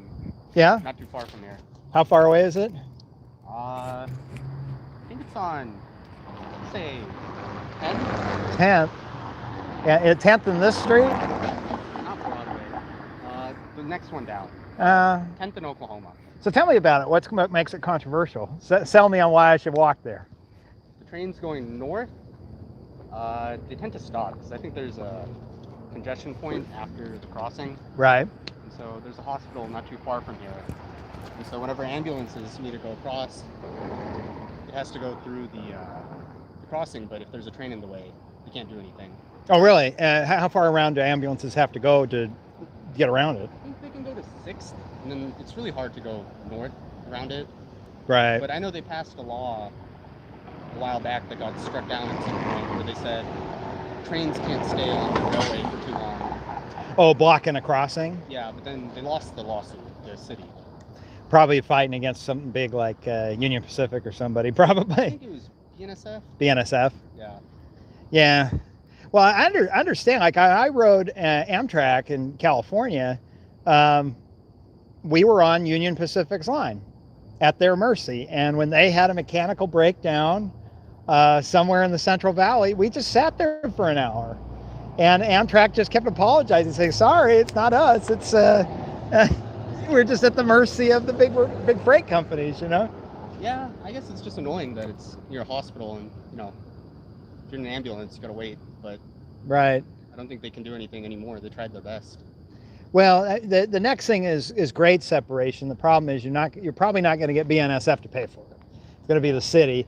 The other thing that's been fun to see in California is sometimes it's easier to build a bridge going up over their railroad than it is to play with their railroad trying to take it under. Yeah. Because a guest speaker once told me something like, trying to get through the federal EIS process of trying to get a project through the Army Corps of Engineers and all signed up, that's far easier than dealing with Union Pacific. The bureaucracy within Union Pacific was, years and years. So that's an at-grade crossing about 5 blocks away, a block that way. Yeah, about. Well, maybe now that I'm watered back up, maybe I can go do that. Have to see how many, whether I start seeing some enthusiasm for railroad stuff here. I thought that was a yes, but that's a yow. But anyways, I have to get back, but it was nice meeting yeah, you. it was nice to meet you, and awesome of you to bring some water down. Yeah, no problem. I appreciate it. Do Well, you want any recommendations? are you, real quick before you go, are you early enough in that you've specialized yet, or have you picked your specialty I yet? got a long way to go. Long way to go. Second year. What do you think you pick as your specialty? No idea. Podiatry, because nobody picks it. No, I'm not a geek guy. All right. Hey, thanks. Okay. Okay. Well, I guess it's up to you. Should I walk to the railroad or not? Let's see what you think. Okay. Let's see. Let's check chats here. Yes, I have 2 yeses. How would you speak with the city of Hendersonville on creating a bridge over an at-grade railroad crossing? You get out your checkbook and write them a check for $80 million, and then that'll get their attention. I think that's the challenge, right? Is the things in infrastructure that bug you definitely are bugging the powers that be too, right? It's not just you. But it's really expensive. You think about like a railroad bridge that carries a train. You're basically saying, I want to build a building that spans, 50 feet with no columns, but also can hold a train. That's an expensive building. Imagine if I was building like a sign in front of my business that would hold a fully loaded train, but these big like section in the middle you could walk underneath. You know, that's what we're building. Oh, and it has to sit out in the rain and last for 80 years. You know, so I think that's what's hard. Projects like that get started. A lot of it is if you can get it. So every 10 years, it depends on your state, but typically the law is about every 10 years, you have to update your general plan. The general plan is a plan. It's not legally binding or anything, but it's the thing that basically anything you want to do in your city in terms of how you run it, how you develop it, what the zoning's going to look like, what the roads are going to look like, what the pipes are going to be, need to conform to the general plan. So general plans tend to be kind of vague because they don't want to, you know, tie their hands too much, but they have to be specific enough, you know, to pass muster. It can get brought up in a lawsuit. And so if you can find out when the city of Hendersonville is updating their general plan, go to the public meetings. They're not that, I guarantee you're going to have like 4 people show up, so they're going to listen to you and really say on the transportation element, we need to make a bigger issue of saying we want a bridge here. Okay, if you get it on the general plan, now it has some legs because it's like, okay, this is consistent with our general plan. You know, then you can start fighting regionally and saying, okay, oftentimes, depending how your state works, there's a metropolitan planning organization. I don't know where Hendersonville is, but let's say it's part of I think a region of 50,000 people or more. There's an association of city governments that gets together and they try to kind of fight to get money from the state and federal government and things to fund transportation projects. You know, LA's is called Metro and SCAG. Salt Lake City is called Wasatch Front Regional Council. Phoenix is called Maricopa Association of Governments. Portland's is called Metro. You have all these different regional things. Well, if you can, now the city, you know, you push your city people to say, well, hey, consistent with our general plan, we really want this bridge for the railroad. Get that onto the 30-year regional transportation plan. Well, then that starts to get attention. And then the other approach is start talking to your state representative who goes to the state capitol and saying, hey, let's fight. You live in this community. Fight to get the state to fund in one of their transportation bills money to build this bridge, which is consistent with our general plan, consistent with the regional transportation plan. You know, once the money's there, it'll get built. That's usually the holdup. So that's kind of neat. The streetcar, if nobody's waiting for the train, just keeps going. And come to think of it, I could have paid $3 and not have to walk. But oh well. How far are we? I don't know.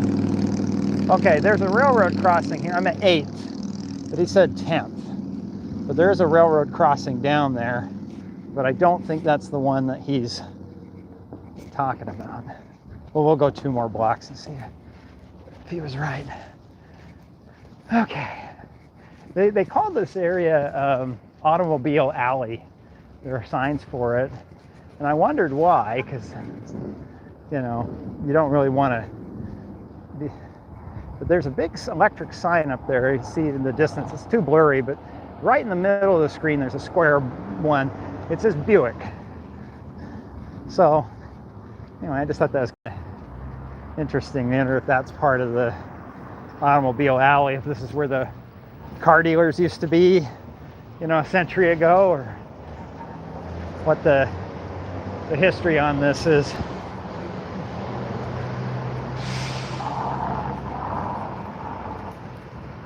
But that's part of the thing that's neat, is if you get looking at regional transportation plan, you can find something that's a lot more likely to get funded because it's actually now kind of in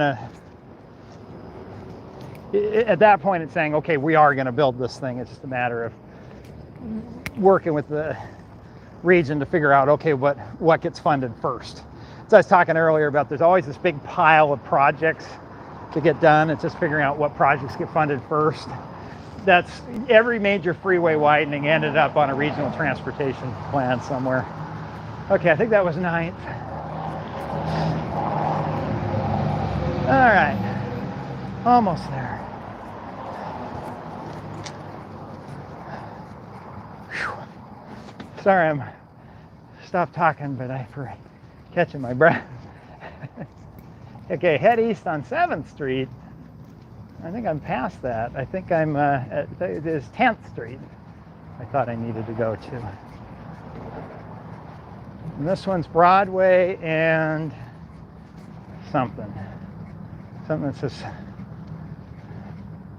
Strayer University, but it's in a mini mall. All right. Okay, I'm at 10th Street. So now, question is, there's the big Buick sign up there. Kind of blurry, but Buick. Okay. Here's train. All right. So I see. So this is one of those streets, 2 lanes in each way, but no center turn lane. And it probably is kind of one of the more busier through streets. Much as we try to want to watch traffic get distributed evenly, you'd see traffic distributed evenly through a downtown, there do still tend to be streets that kind of function more as what they call framework streets, the ones that are more focused on through traffic than others. So I'd say this is probably one of the more framework streets. Okay. And a railroad crossing, but yeah, it's the sort of thing, if he hadn't mentioned to me anything specifically wrong with it, I would just shrug and just say, well, it's just the nature of it, just a regular railroad crossing. So it's nothing that's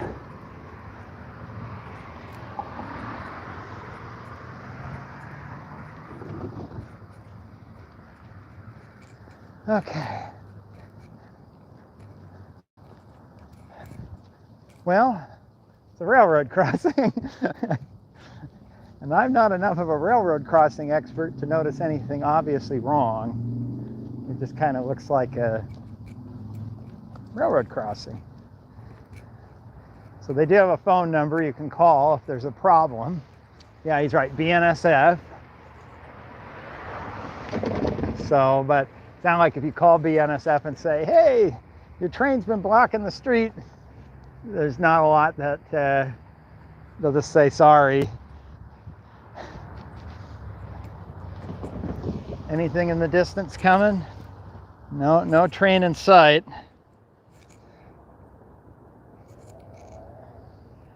Yeah, just empty as can be.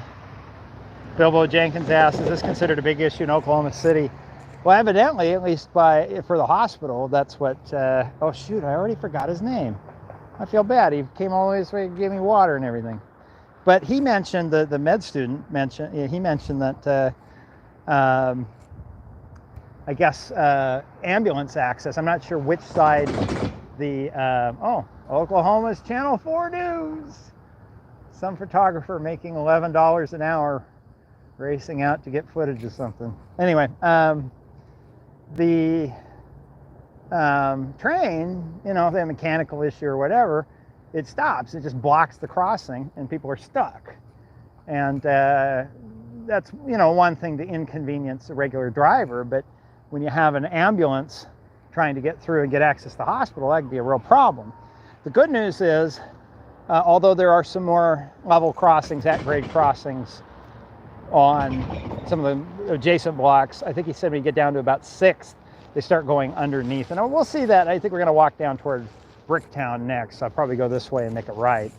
But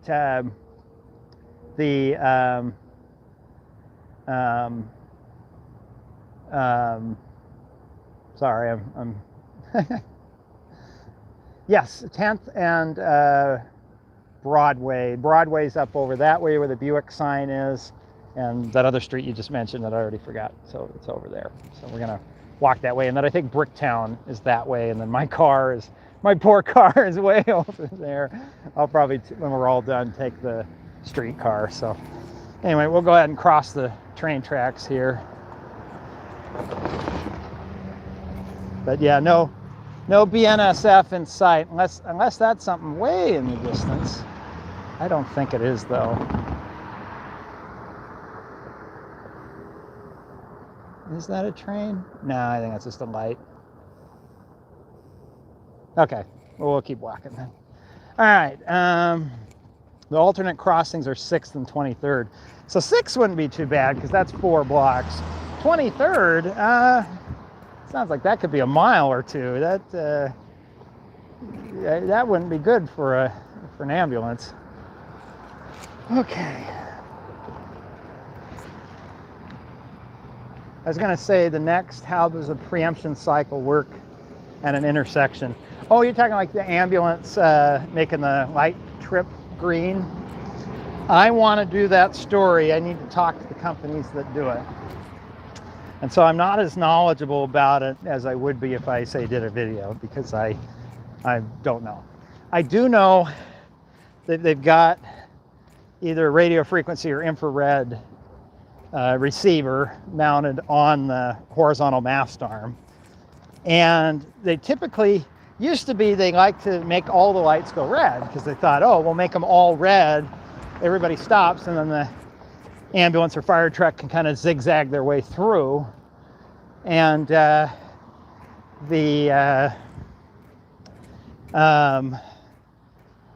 trouble they ran into with that is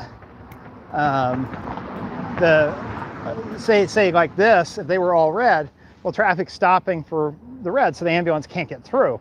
So what they did instead is they said, well, what if we make them all red except for the one where the ambulance is approaching, keep it green. So a lot of times you'll see, they'll even have the left turn arrow on and everything. This will all be green and keep going, but all the others will turn red. So that's kind of their way of working with it from an operations standpoint. But as far as the actual infrared or RF technology, no, I don't know that yet. I want to talk with a vendor who sells that stuff and learn all about it. Okay, I think I'm near the 235 freeway. Something going on down here. But I think that's just the freeway right over there. And I gotta start heading back toward my car. I'm starting to get kind of tired. Unlike Boston, this isn't as fun to walk around, because at least Boston there were a bunch of people. I'm kind of walking all by myself on a dark sidewalk with no street lights or anything, so it's not quite as fun. And it is interesting. You can have this great downtown, and then you go like 3 blocks over and it's dead, you know. That's what I'm saying. There's a lot of potential, you know. People will want to improve cities and make them more walkable and stuff. It's like, well, why don't you start here? You got underused infrastructure, a lot of parking lots that could be redeveloped. The pipes are here, the parks are here. The mass transits can be expanded real easy because it's just a few blocks away. You know, that's where some really strict type people say, well, what if we went the other way? What if instead of not just preventing new parking lots downtown, what if we banned them? What if we basically said, okay, no new parking lots in the downtown area because that's not a good use of the space, and because of the opportunity cost it imposes on our city by making it where, you know, we lose economic activity, we're just going to tax the heck out of these parking lots. And basically you price the parking lots out of business. And so when people are, there's a term, real estate guy was telling me what's called land banking. And that's where an investor comes in to like a downtown like this. and they buy a parking lot or a vacant lot or something, and they go, okay, we can, I want to invest my money in something that will appreciate. I could buy stocks, but they're volatile. I could buy a building, but there's really expensive property taxes and you got to worry about tenants. But if I land bank, I go downtown and I buy a vacant lot in a city or a parking lot, there's almost no overhead costs other than, you know, maybe making sure that the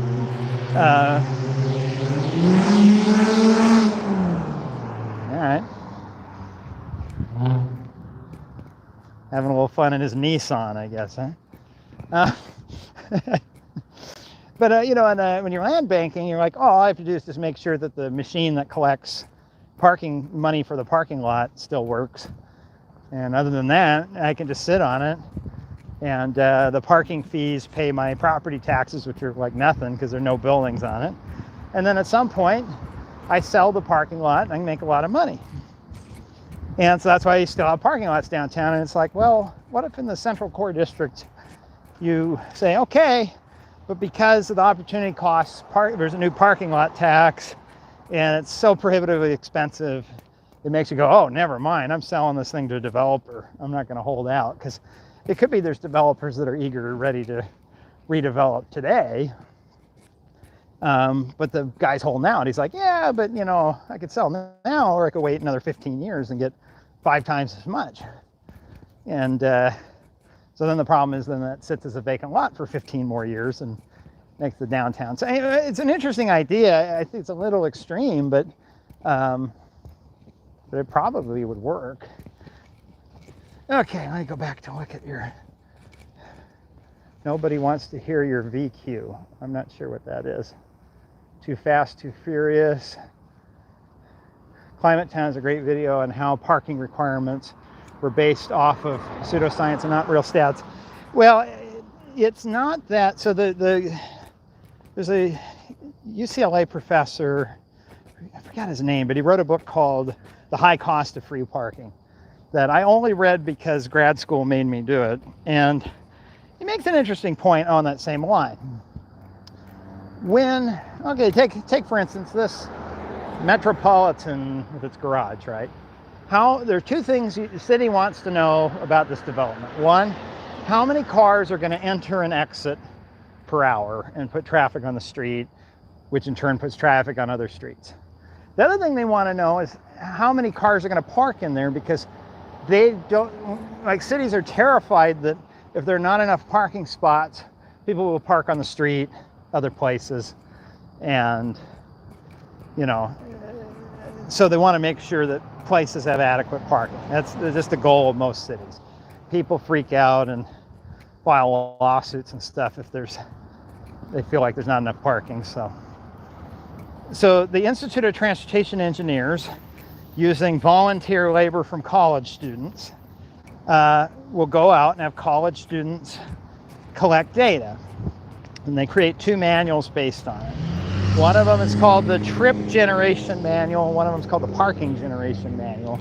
And the theory is you can go to this book and you can say, okay, fast food restaurant with a drive-through, and they'll come back and say, based on how many seats there are in the restaurant, or how many square feet there are in the grocery store, or how many bedrooms there are in an apartment building, you can take it against data that these college students have collected for the manual and end up with, is Bricktown on this side of the bridge?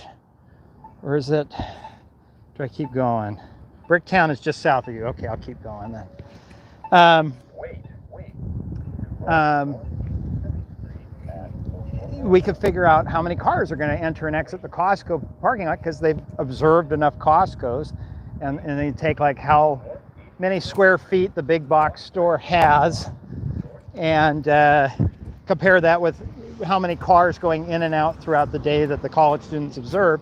And you have so much data that is like worth its weight in gold. It's pretty scientific, the Trip Generation Manual.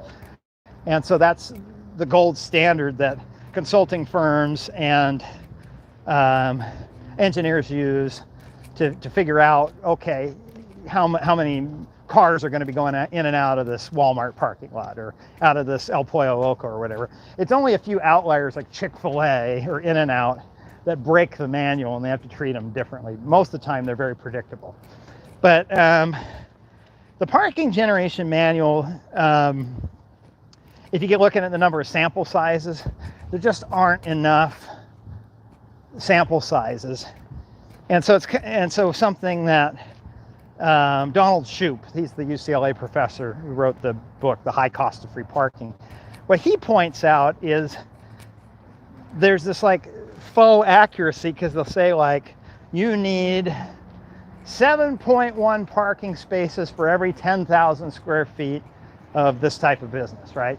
And you're like, wow, 7.12 parking spaces, that must be very scientific. But it's not, because if you actually were to do significant figures on it, it comes out to more like, oh, you need about 10.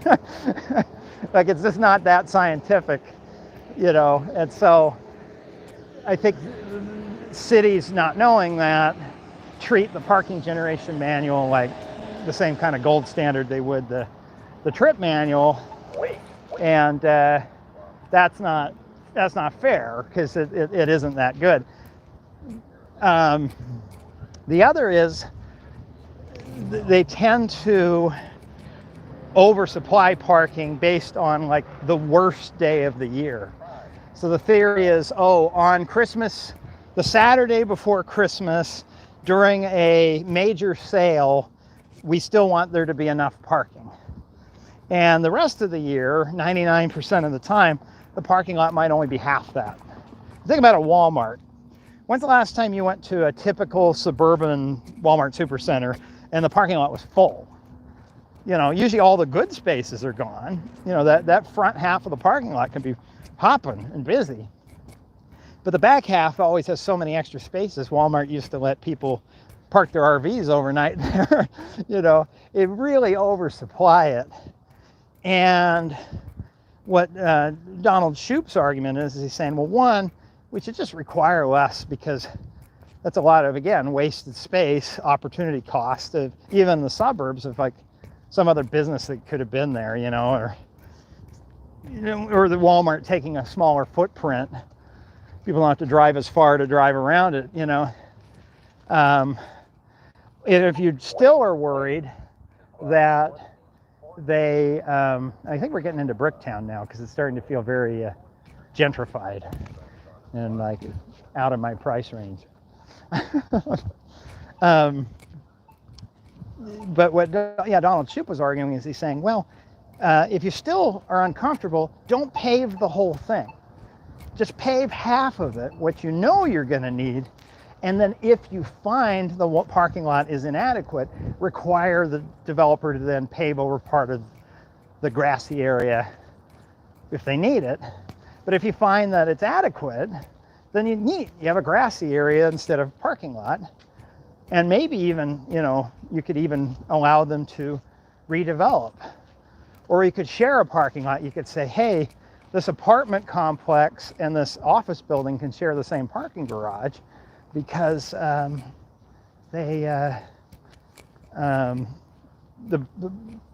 the daytime, the residents are going to be gone. And during the nighttime, when the residents are home, the office workers are going to be gone. And other than a little bit of overlap time, most of the time, you don't need to have you'd be having too much parking, because most of the time it's adequate, you know. So where there's synergy. So anyway, it was some interesting ideas. He takes it much, much farther than that, to points where I'm uncomfortable, but it's a neat idea. Can park and ride reduce the amount of required parking as well? Well, you move it, right? So in a downtown area, the theory is you just don't provide 100% parking, right? You're hoping most of the people will arrive through transit. And you just basically say downtown and don't park there, go park somewhere else. Yeah, park and ride a lot or something, and get ride in on transit. But when you get out in the suburbs, where it's like, well, you know, people are going to drive, and so then it's trying to figure out, well, okay, so we want to provide 100% parking. What is 100%? And it sounds like in a lot of places, we kind of provide like 200%. And that might be too much. Take, for instance, like these apartments we're walking around here, right? I guarantee they all have garages. In fact, I know so because we're going by one right now. Someplace called the Mosaic, I guess. Every parking spot in that garage probably adds, north of $75,000 to the project, which they've got to recoup from residents, right? That comes out of rent. And so there's argument to be made that if you oversupply the parking, that just makes the rent more expensive. If you can convince more of the residents to get by with one car per household versus 2 or 3, you can reduce the number of parking spaces, reduce the rent. And one way you can do that is economics. You can unbundle the price of the parking from the rent and say, okay, well, rent's only this amount of money, but if you want to park a car, it's an extra $400 a month or something, which is basically the rent, its share of the cost. So looks like they've got a whole pedestrian mall thing here where you can walk through. This is Bricktown now. In fact, I'm going to sit down on a bench for a minute and catch my breath for just a second. Whew. All right. Nice. It's a pleasant area, even with the humidity. It's kind of place where the Friday night, you want to hang out with a few friends and talk, and see this nice little patio of sorts, although there's a lot of residential facing it, which is hard because if people had their windows open, I could see them being annoyed by too much chatter. But okay, wait until you turn 40. I'm not far away. I turned 38 this year, and it's interesting. It used to be when I was 22, or even better when I was 17. Only time I'd get sore is I was working on the exhaust on a car, and I decided I didn't want to jack up the car adequately, so the car was that far off the ground, and I'm crawling around in there trying, torquing at weird angles and fighting bolts and stuff. And oh man, the next day I'd be like, oh man, I think something in my shoulder is just sore, And now if I just look at a car, I get sore. Now, my favorite is I've got a very, very fancy feather soft memory foam bed, and I slept on it wrong, and I woke up sore like I used to working on cars. I just had pulled muscles and a kinked neck, all because I slept on the memory foam mattress wrong. Oh gosh, and if that's what I'm getting approaching 40, everything after that's going to be downhill. Okay, let's see. 4th Street is going to be the last crossing. Okay, so 4th Street's where I gotta. So is this 4th here? I'll have to find out, but thanks for letting me know. When do you go to Carmel, Indiana? Well, I don't want to get anyone's hopes up, but maybe October. I really want to do that story. I haven't reached out to anybody there yet. I think what I'm going to do is try to do a trip to Indiana in October, and maybe try to hit a couple of other video ideas along the way that I've been putting off. But if I can, and maybe what I can do is talk with Carmel over Zoom and get the interviews ahead of time, so I can write the story out ahead of time, so I know what I'm filming. When I get there, I can just go to work. And then if they're available in person, I can film the interviews again. And if that works out, then I could probably get that video out by end of this year, early next year. But I haven't, that literally just been an idea I've had just the last few days with this trip, is saying, well, when the weather cools down, maybe I can hit Carmel. There's one in Minneapolis I've been meaning to do for 3 or 4 years. The interview's done. I just need to go to Minneapolis to tape it, so I might try to do that. But I'll have to see. It might be starting to get too cold by October. Maybe I could do Michigan lefts, but at a certain point, the trip starts to get too big and too expensive. So I have to figure out the gas isn't the expensive part, and even the time isn't so bad. It's the lodging costs. but and then just coordinating, because if I got behind a day filming one video, then that could cascade appointments. I had that happen I was going to do a video last year talking kind of counter to not just bikes about Houston. And I was already talking to the city of Houston. The idea was talking about some of the good things the city is doing. And in fairness, in his video, he was talking about it too. He just didn't have the courtesy on it. On the #1 video about Houston, basically saying Houston sucks, he didn't have the courtesy to reach out to the city first and kind of get their side of the story. So I was offering them a venue to talk about some of the ways they're trying to make Houston suck less. And we were all set, and then like a big storm came through, and I got delayed a day. And talking to the lady, she's like, "Yeah, it's going to be pouring rain for 3 days. Like, this is not." She's like, "I know you're not from Houston. You don't want to come right now." And so I said, "Oh, cool. Well, I'm sure I'll be back in a few months, and we'll do that." And then it just never happened. So, but we'll see. But anyway, yeah, hopefully, Carmel's one I've wanted to do forever. Maybe I can make that happen. So. Do another live stream when I'm out that way from somewhere. Do I live in Oklahoma? No, I live in the Central Valley of California right now, but I'm from all over the West. I lived most of my life in the Wasatch Front of Utah.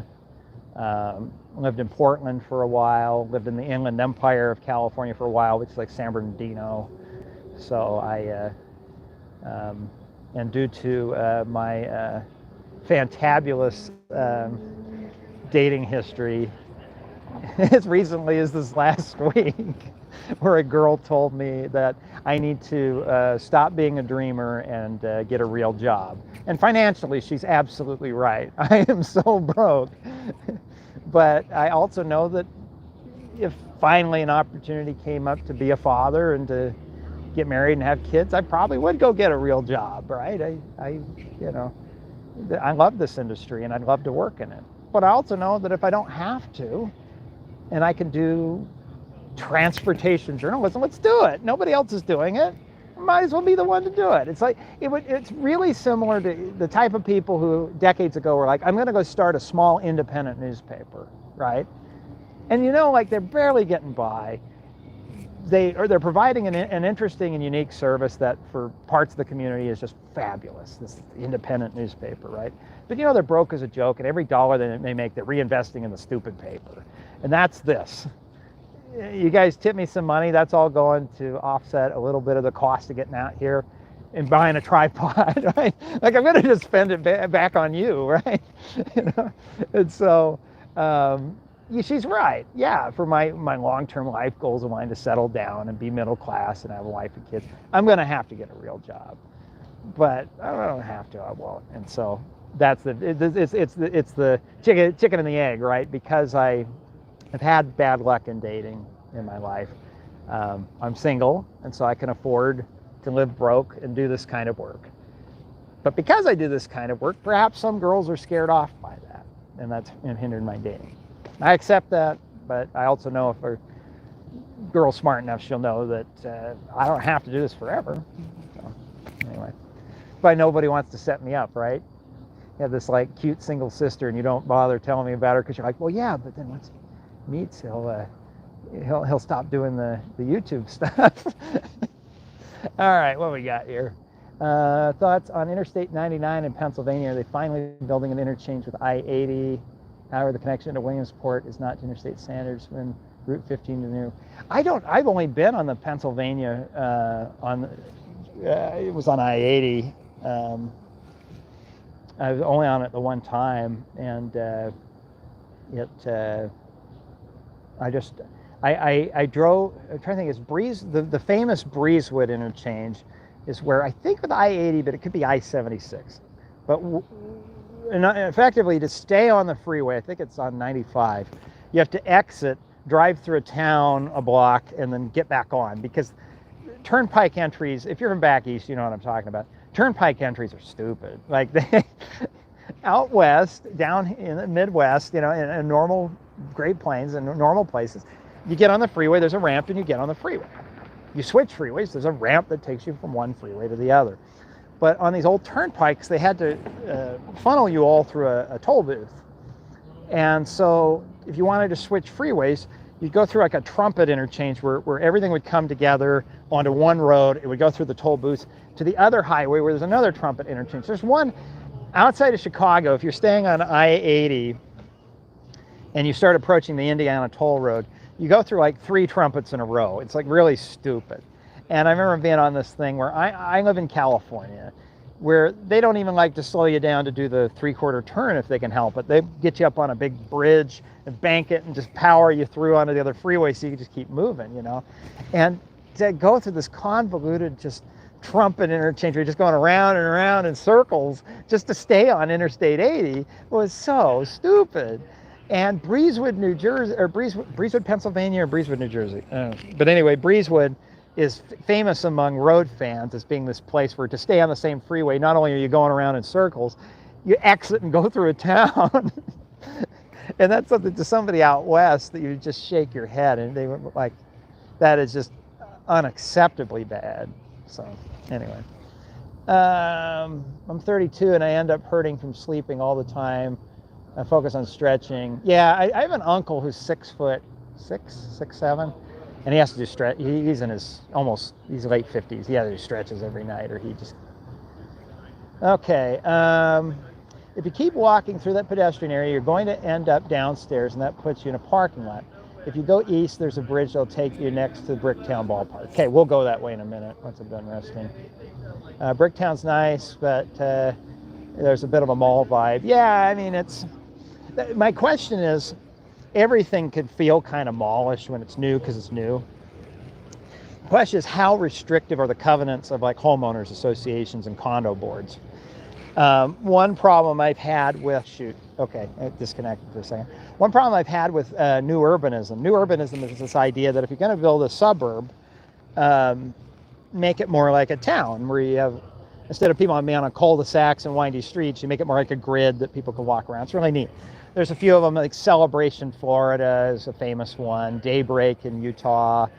But I know with Daybreak, one thing that bothered me is it's all an HOA, down to the color of the house.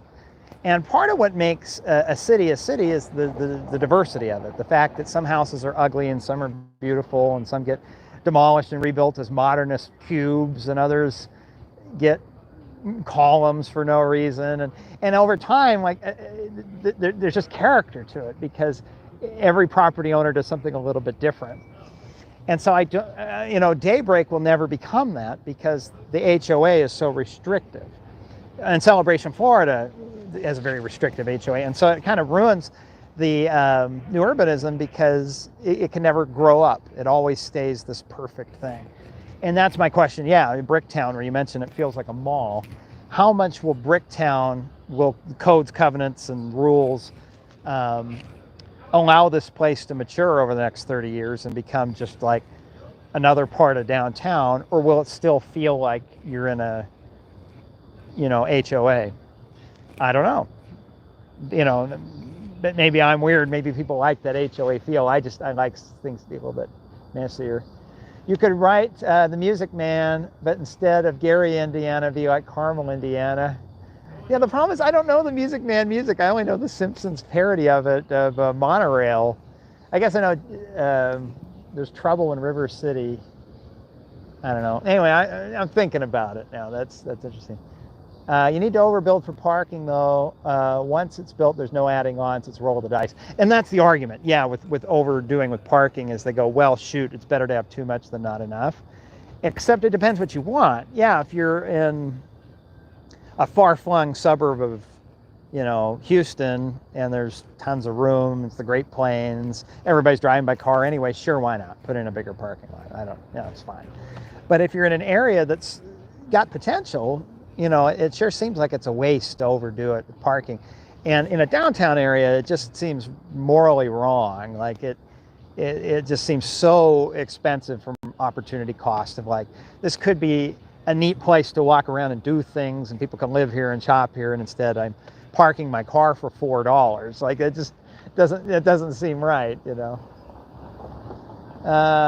mayor, Jim Brainerd, got an award. Talking about Carmel. Yeah, and somebody sent me some good contact info that I've been meaning to follow up on. I I've been so busy with the other videos that I'm finally getting caught up. Rob, you need to finish your Minneapolis ramp meters video. Yeah, exactly. That's the one I've been needing to work on for a few years. How do you feel about subway freight trains in Houston? Didn't know they existed. That's interesting. I know Los Angeles doesn't have necessarily a subway freight train, but they have a subterranean one. If you've ever played Grand Theft Auto 5, you've seen it, where there's a street and then there's like a grate on top, columns that hold the walls together. And that's based off Alameda Street in Los Angeles, where they put the freight down low so it can cross underneath all the cross streets without stopping traffic. So it sounds like Houston's done something similar. Pretty nice here in Orem, Utah, 94 degrees Fahrenheit. Yeah, and less humidity though. LOL, when is Utah not nice? It depends, right? Utah can be pretty miserable in February. Move to another state, it's cheaper. What, California? I like California. I just moved to a cheaper part of California. Okay, I gotta get caught up. Oh, we have a super chat, a very generous super chat from Paul Houlihan. Says, never stop believing in yourself and the impact you're having on others. Don't stop being you. Well, yeah, that's why anyway, that's fine. No hard feelings against that girl. She just, Breezewood is on I-70. Okay, so that's why I didn't see it. Oh, Breezewood's on 76. Yeah, that sounded right, Pennsylvania Turnpike. And I was going to, in fact, it was on my way to Boston. I was helping somebody drive a car. And so I took, by the way, that's the trick of half the time when I'm on these trips. This one's a legit business trip, but for stuff I'm filming. But a lot of times there's a family member who's traveling, and so I'm able to do business along with helping them drive their moving truck or whatever. It's been great. The very first Texas video was a moving truck. Yeah, there's been a few of them. So it's never dated, never will until the gender war ends. Man, they've been doing the gender war since the 90s. I remember morning shows, radio morning shows, when that was a thing, and they were actually local and fun. And there were two radio stations. I grew up in Salt Lake City. It's Kissa 97 and B98.7. And B98.7 had a game show every morning called Defend Your Gender. And Kissa 97's Fisher, Todd, and Aaron had Gender Wars. And they would be on at the exact same time. And they'd ask questions, like they'd ask a girl a question. They'd ask a guy a fashion question. They'd ask a girl about like how to change a tire. And I remember the girl lost because technically she said, take the lug nuts off the wheel and then jack the car. And they're like, no, you're supposed to jack it and then take the lug nuts off. And the truth is, both are wrong. Anybody who's ever changed a tire knows that you cheat and you take the lug nuts loose, then jack it up and take them off. But anyway. Let's see. The polycyclist. Does that mean you have 3 wheels on your bike? Right. Rob for Secretary. Thank you for $4.99. Thank you very much. Right. Rob for Secretary of Transportation. Yeah, you're a good guy. Keep working hard. I'm 26 and single, and technically a menace at BYU. Oh man, let me tell you this. Don't stay at BYU for 14 years. Bad things happen. That was a mistake. I graduated into the Great Recession. I had an opportunity to do public radio I launched BYU Radio and satellite radio. I've had a tendency in my career when there's the job to make money or the fun thing I'm good at, I've done the latter. And I don't regret it, but it's left me single and broke. And living in Provo it's a college town, a religious college town. And if you want to leave with a good experience and not be burnt out of college or towns or religion, you leave at 4 years. If you stay at 14 years, you burn out of everything. Patience for other drivers, faith in humanity. And that's why I just got out of there because, I mean, my freshman year was 2003. And I didn't get out of there till 18, other than the short window of going to Portland. So, which, yeah, it's something else. All right, HOA is a dirty word. Oh man, I'm way behind. Agree on new urbanism and HOA is good. It's not just me. Late 40s, and the banks extended loans from 5 years to 20 to 30 to allow the average person to buy a house. Yeah, I mean, I think the interesting thing is because I've often wondered how much of it is housing's in a bubble versus, like genuinely the cost to just get a house built, forget speculation aside, that the house is priced well beyond that, or and then that would, or is it an indication wages are too low? And so one of the, because you see this problem of like places where housing's affordable, where the house is, you know what the house is worth when you go to your insurance agent and they quote you the replacement costs. You say, if everything I owned and the whole building just burnt to the ground and I had to completely start over with just the lot, the house would be $300,000, right? So yeah, like add in the lot for 50 grand, you're like, okay, it's 350. Can I afford that? And most people, the answer is no at 350. You need like 3 incomes in most places. And so when you come out to more affordable places, the minimum wage is really low, there isn't employment typically, and other than maybe a few people who might work for an out-of-state employer that has like a big plant there or something, most of the time housing's unaffordable because the wages are too low.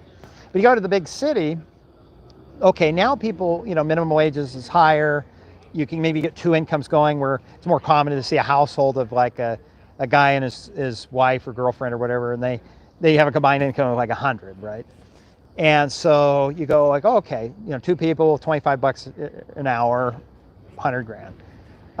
But then the problem is they still go to their insurance agent, the replacement cost to rebuild the house is like 350.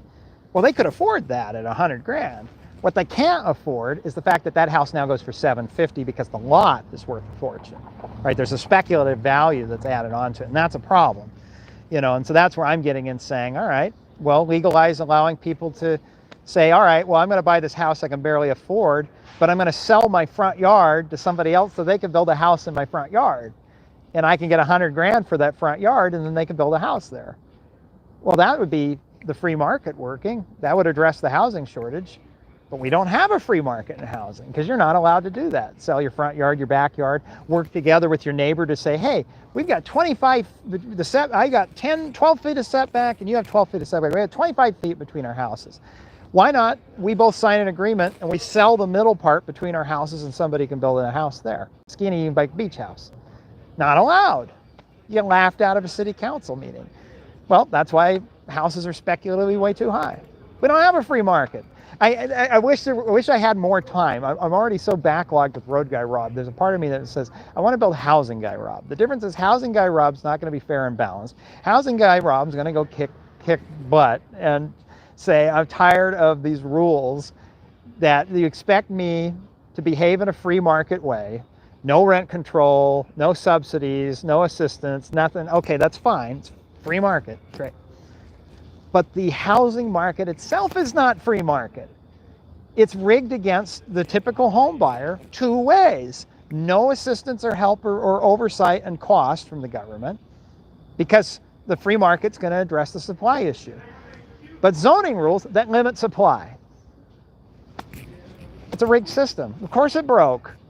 Of course it broke. We broke something that broke. Why did houses magically go up in value for 60 years straight?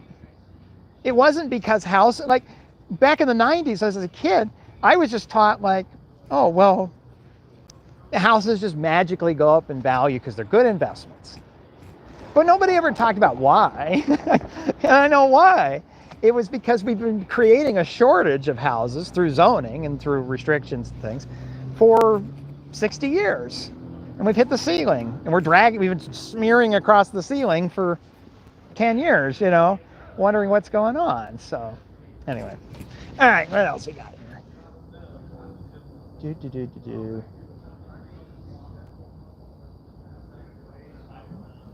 Well, I'm way behind. Housing Rob for the win. $4.99 from QU2 Oh, well, thank you very much. Let's see. Free market fascist, Rob. Well, I'm just saying, I just want something that's a fair shake. I'm not looking for huge structural changes or anything. I'm just getting in saying, well, look, like, let me buy somebody's front yard and build a skinny house on it. Like, the land's all developed. If there's empty land, then fine, I would have gone crazy without the yard during the pandemic. Treating housing as a commodity led us here. Yeah, I mean, there's a lot of reasons. Some people are still obsessed with yards in this day and age, like the skinny house in Boston. Yeah, it's practical engineering made a good job with YouTube civil engineering. Talked to him about some tips to collaborate. I love it. Practical engineering's fun. He's somebody that, like, we know of each other. He's donated and I think he might donate regularly on Patreon.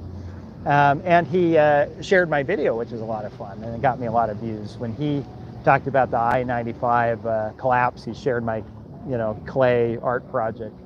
But I've actually never talked to him one-on-one, and I think that's a shame, because I'd love to find something to collab with him about, but it just never worked out yet so far. But he's a lot of fun. So, Robert, say missing middle. Do it. Missing middle.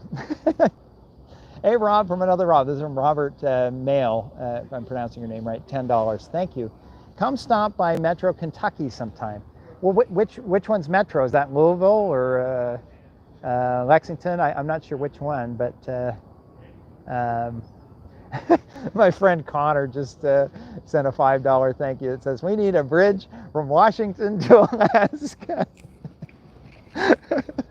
So that way, what, Connor? So I can drive to Anchorage without having to touch Canada.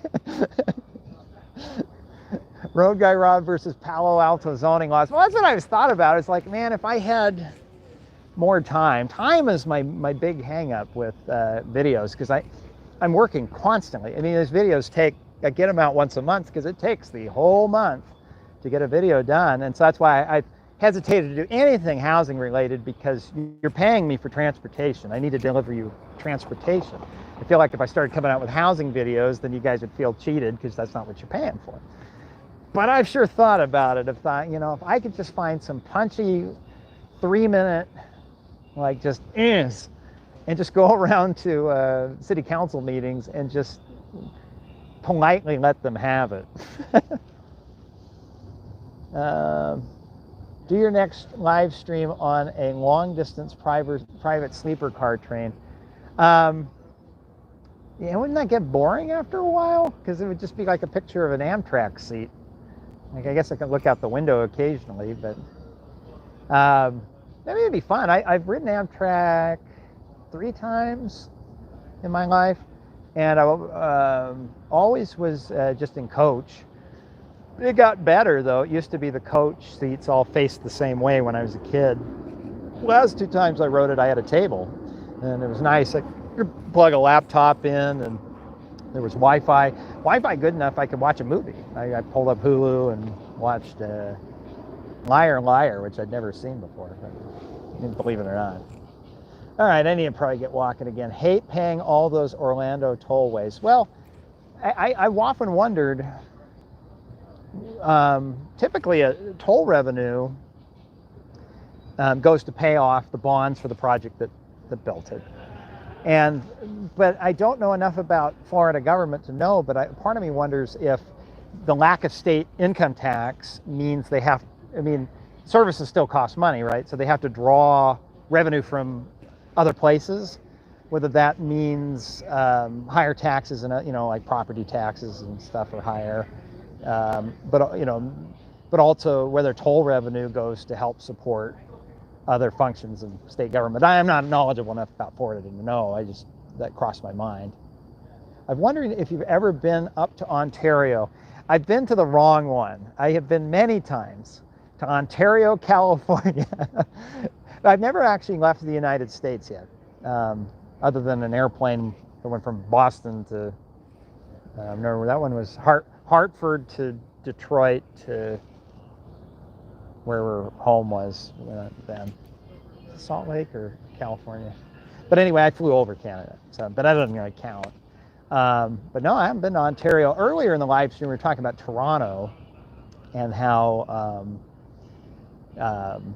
Toronto is a lot of fun because that's where the widest cross section of freeway in the world is on the Route 401, you know, and it would be neat to go see that and learn more about it. But that's what's so cool about this, guys, is transportation's a never-ending well. I mean, I could give you a video a month for the rest of my life and barely scratch the surface. Barely scratch the surface. We spend so much money on this thing that consumes so much of our lives, and it's fun to be able to slow down and smell the roses and appreciate, like, okay, so that's how that works. That's really cool, you know. FHA is trying to remove all subsidies over the next 30 years. Are you talking about for mortgages? Well, that'll make it even more difficult to buy something. I hate the 407 tollway in Canada, writes Yo Boy John. I heard it's the most expensive tollway in North America. It'd be interesting to look at the toll schedule on that and see how that translates. Talking about Las Vegas, Tropicana, the Tropicana interchange project, that was the very first live stream. Seems right, the Fountain Action right, seems to be improving. More people get the idea of the DDI now. Oh, that's good. At some point, it looked like when I drove under it, when did I drive under there recently? It was a couple months ago, a month or two ago. They had done the rebar work to cast the columns for the new half a bridge. And once that bridge is cast, which NDOT's, their contractors tend to go pretty fast. I think probably later this year or early next year, they'll have that all done. They'll move all the traffic off of the old bridge onto the new, and then they can demolish the old bridge. Maybe at the 1 year mark, it'd be fun. We'll go back to Las Vegas and do a live stream and see how the project's progressed. So, moved to Seattle and the place is getting wild. Portland was already wild. Buddy writes, you should come to Europe. Hopefully, someday. I have to. Let's see. Stano writes, I do a lot of deliveries to warehouses in Ontario, California. Yeah, that's a quiet story that's slowly happening right now. That's finally starting to get attention, is the takeover of warehouses in California's Inland Empire. The Inland Empire is as you get away from the beach and away from LA and you kind of start going over the hill out, but not all the way to the desert. It's the area that got hit by the hurricane, right? San Bernardino, Riverside. That area has a lot of land. And I always assumed, oh, okay, it's just going to be more houses popping in there to address the housing shortage of California and Southern California as a whole. But a funny thing happened. People can't afford houses, but Amazon and subsidiaries that work with Amazon have no problem buying the land for warehouses. And cities love to zone for warehouses because it means jobs, which the Inland Empire doesn't have enough jobs. They're low-paying jobs, but the jobs. And you don't have to worry about the city services. I think a lot of cities are scared to zone housing because that means more schools and more police calls and fire calls and parks and people complaining. And, you know, I think your typical city resident is almost a net negative to the budget than a positive, right? Because they consume services. A warehouse isn't going to call and say, you know, I'm in the middle of a domestic dispute, right? And so quietly, and even over the time I lived there, the short 4 or 5 years I was there, the warehouses have really taken over. They're everywhere. It's very surreal. Even brands that you would think are kind of dead, like JCPenney, built a huge JCPenney's logistics warehouse off Interstate 215, brand new, huge, and they're all leased out. They're using them. My favorite is there's one of the dozens of Amazon warehouses in San Bernardino, California. There was an old Air Force Base that used to be there called Norton Air Force Base. In the 90s, as part of the budget deal to balance the budget, a lot of Air Force bases, the federal government shut them down, and it just killed off that part of San Bernardino's economy. And the city has worked really hard to build a new airport there using the old runways and stuff. San Bernardino International is a little tiny airport. But a lot of the remaining land of the Air Force Base, what's been saving it is these warehouses coming in and taking it over. But you drive down one of these streets just south of the airport, and there's like a hand-printed sign, about 3 foot by 3 foot, on a pole that said, "Amazon drivers, check your address before entering. This might not be your destination." In other words, there's so many Amazon warehouses that they get confused and GPS to the wrong one, and enough so that it warranted a sign. Anyway, just get a kick out of that. Chris writes, how do I deal with suburban sprawl in my day-to-day? I bought an e-scooter, but how can I make it better with public policy? So a lot of it is, think in terms of evolution versus revolution. A lot of the urbanist types, again, my supposed nemesis, apparently, would say, well, suburbs suck and we got to ban the car and that, and just, but there's no concrete solution. So a lot of it is getting in and starting to look at your route and say, there's no place to ride the e-scooter, right? You're not allowed to ride it on the sidewalk. You might not even have a sidewalk. But even if you did have a sidewalk, chances are in the suburbs you probably could ride on it, right? Even though legally you're not supposed to, but we give you a safe place. But the other is looking at, okay, there should be like a bicycle lane or something you can ride in, right? So identifying a corridor. Don't try to overchange the whole city, but look at one principal corridor and just give a call to the transportation department and just start talking to them and just kind of say, hey, what would it take to get a bike lane put in on this street? And kind of try to thinking cap a little bit of ideas. If it's a street that has 3 lanes in each direction, they go from 3 to 2, maybe that could be something they could sell the public, right? If it's 2 lanes, they're going down to 1, that you're probably not going to be successful fighting for that because people are going to get upset because they can't pass, right? It's a major street. Or look at connectivity, saying like, these 2 streets will eventually connect, but they don't. I don't know. I guess a lot of it is you have to look at, you kind of like look at one improvement at a time. So it's like don't approach the city being like, let's completely reinvent the city, but look at it like really go in and fight for like one possible thing to do. And like the easiest one would be like if they have extra space from the outer lane to the curb, stripe a bike lane. Bicyclists call those painted gutters, right? But that's a start, right? Because that gives you a place to ride.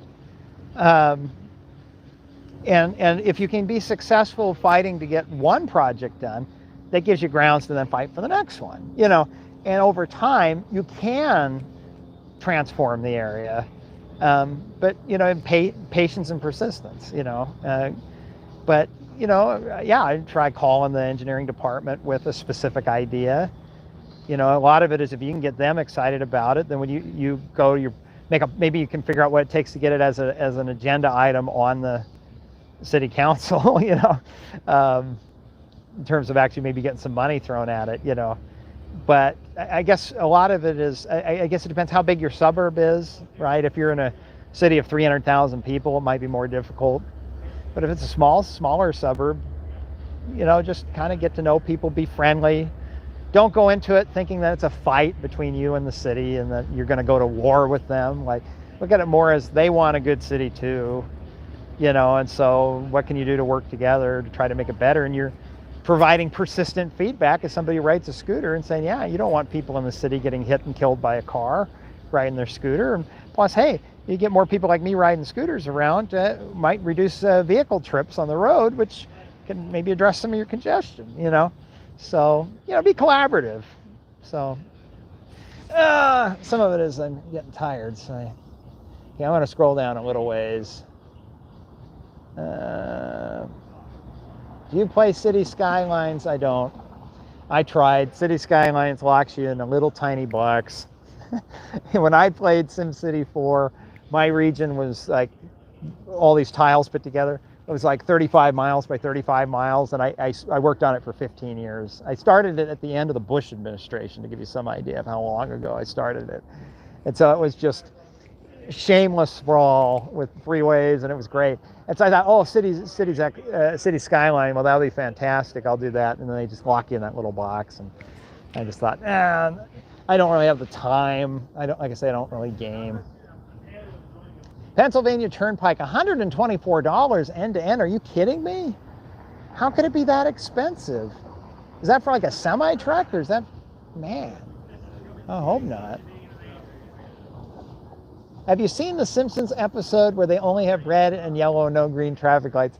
Yeah, it's where they let the Mensa people take over the city, and come to find out, I think very astutely point out that having an ideological idea of how to make something better is great on paper, but actually trying to do it is very different.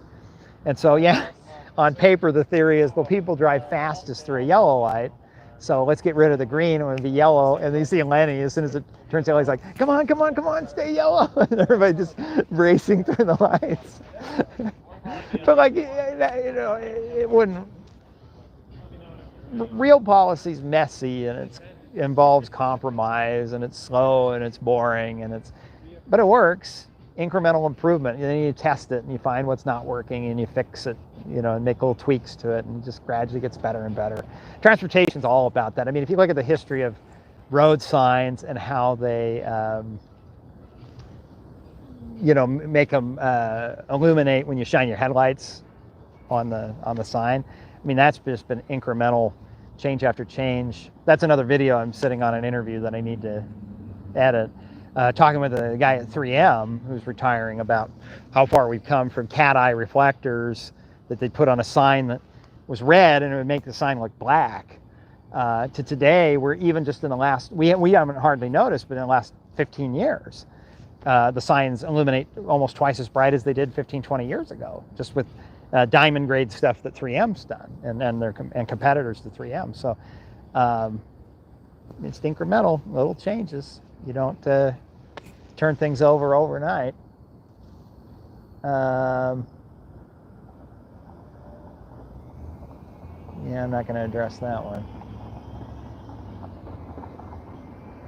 Let's see. There's just so many here. The Pennsylvania Turnpike is 30 cents a mile. Well, I'm glad I didn't go that way. We went I-80.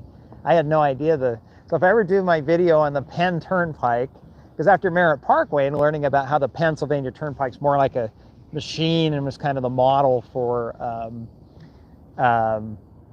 the interstate system, I thought, I had to go see it and drive it. Well, not if it's $120 to go from one end to the other. Woof. What up? Greetings from Finland. Well, hello, Harja, or pronounced Harja. I'm not good with my Scandinavian pronunciations, but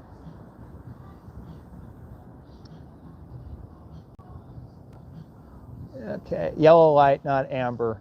Yeah, I think in Europe they're amber lights. In the U.S. they're yellow. I'm gonna start walking back to my car. But we can keep talking while I do that. Okay.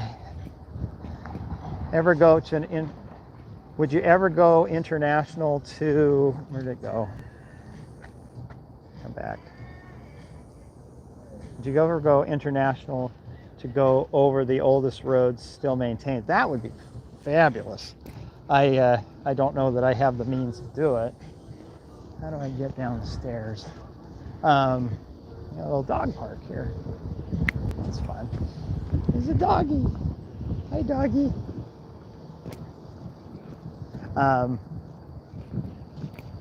Yeah, I imagine there's probably roads from the Roman Empire that are still maintained to some degree or another. But like I said, I never have had the privilege of traveling internationally so far. I've, like I say, made some very impoverishing career choices in my life. So Okay, so I'm in a parking lot, which one of you mentioned. Look at that parking structure there. I don't know what that's for, but that is huge. That's interesting. I wonder what who that's for. Advantage. I mean, something interesting that somebody told me once is that what causes traffic is parking. I'm like, what do you mean? Like they're parked. It's like, no, everybody's drawn from a parking space to a parking space. So all of those cars that come and park in that garage create traffic approaching downtown. I'm like, oh, that's kind of cool. Now the neat thing is once they're there, people can walk around and they're not driving around right in downtown, but yeah, on the freeways, you know. And so the theory is, okay, well, if instead of that big parking garage, you had a really nice, like Boston had, a really nice commuter rail system and had a station right there. And then you distributed that parking out all throughout the suburbs by the stations, then you take those trips off the freeway. And the freeway's not as busy. Okay, it is an interesting thought. You know, I mean, definitely building that parking garage is not cheap. You know, and that's to say, it's a long one. I'm not sure who that's for. So, okay, what else? Well, Chris super chats with $1. Well, thank you very much, Chris. I appreciate that. Okay, that's for downtown plus Paycom and the Cox Center. Oh, okay. So that's a lot of the people for going to the basketball. So they don't all just park in that empty parking lot over by the old I-40. It's also people who park in the garage.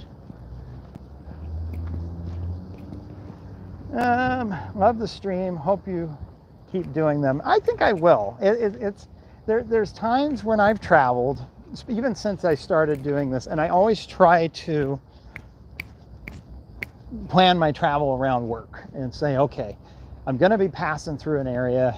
What can I do with it?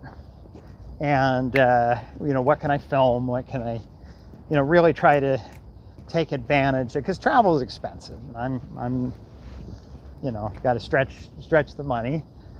But the cool thing about it is if I'm already there, I can plan work around it. So trying to get interviews done ahead of time and film some things and really think it through.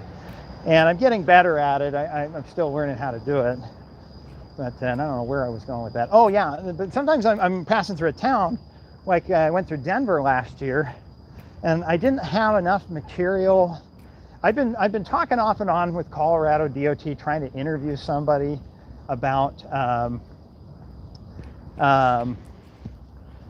the I-70 project where the freeway goes under the soccer field. I haven't given up on that. I really want to do that story, and I want to talk to them or somebody, some, you know, advocacy group that fought for it. I don't know. But there's a story there. But I wasn't ready, and when I passed through Denver last spring on my way somewhere else, I thought, shoot.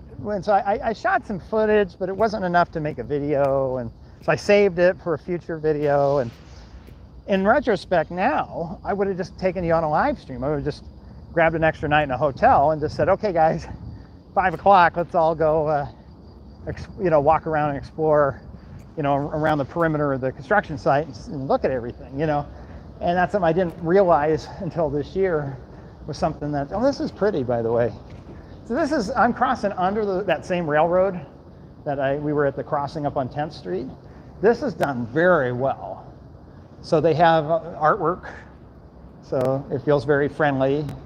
It was like those lights in the park, right, where I know I'm good to be here. But also they really illuminate it really, really well.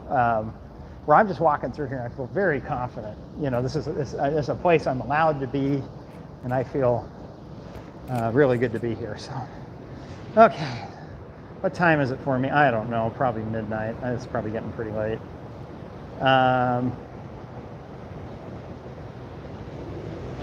What do you know about US 48 Corridor H of the Appalachian Development Highway System? Really insane engineering and earthmoving, been decades of progress. I wasn't aware of it at all. That's a new one. I know that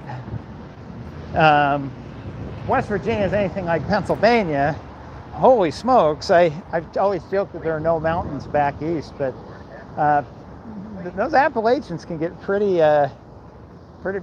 wild. And you know, the difference out west is they're a range, right? So it's like you have these really tall, insane mountains, and then they kind of flatten out into a valley.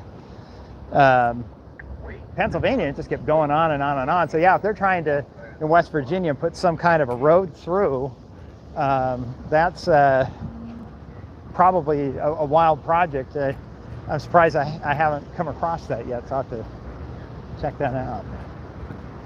Okay. Now, E.K. Gaylord Boulevard, who must have, I wonder if they're related to the Nashville people. There was a radio station called WSM, I think, that was owned by the Gaylord family, and they would broadcast the Grand Ole Opry. And then there was a big scandal 20 years ago because WSM was going to flip to all sports and stop broadcasting the Grand Ole Opry.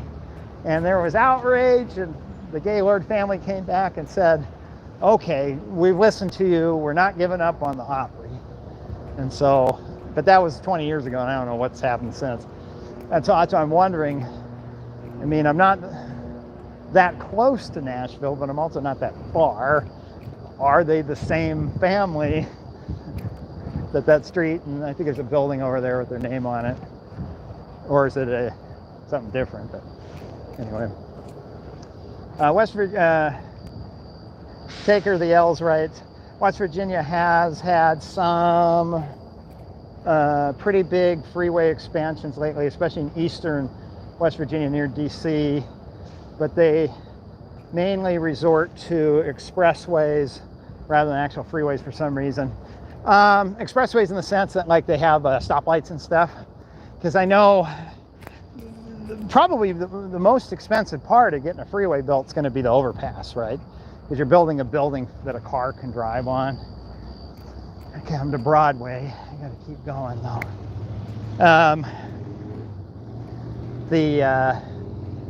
Shoot, I think I missed the light.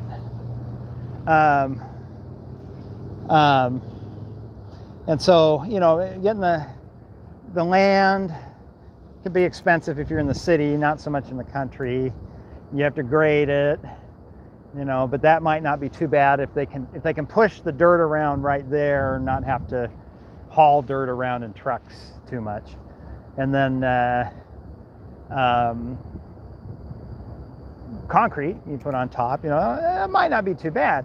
But as soon as you got to have an overpass, then, well, that's a lot of expense, because you're building, you know, a building that can hold fully loaded semi trucks, you know. And so I could see them sitting down and saying, okay, we want to build a freeway. I'm making this up. I don't know the project, but I'm just thinking intuitively maybe what they thought, and saying, okay, well, maybe they sat down and said, we want to build a freeway. So they start running the cost estimates with a consultant, and the consultant comes back and said, no problem, you can build a freeway for $2.5 billion. And they're like, oh my gosh. And so then they come back and they say, well, what's the most expensive part? And they said, well, and the consultant could come back and say, well, if you eliminate these interchanges and make them signals, that cuts the project in half. And you're like, in half? Neat, well, we can actually build it. So it could be that they're doing that. And then what they can then do is piecemeal come in and say, as interchanges start to fail with too much traffic, come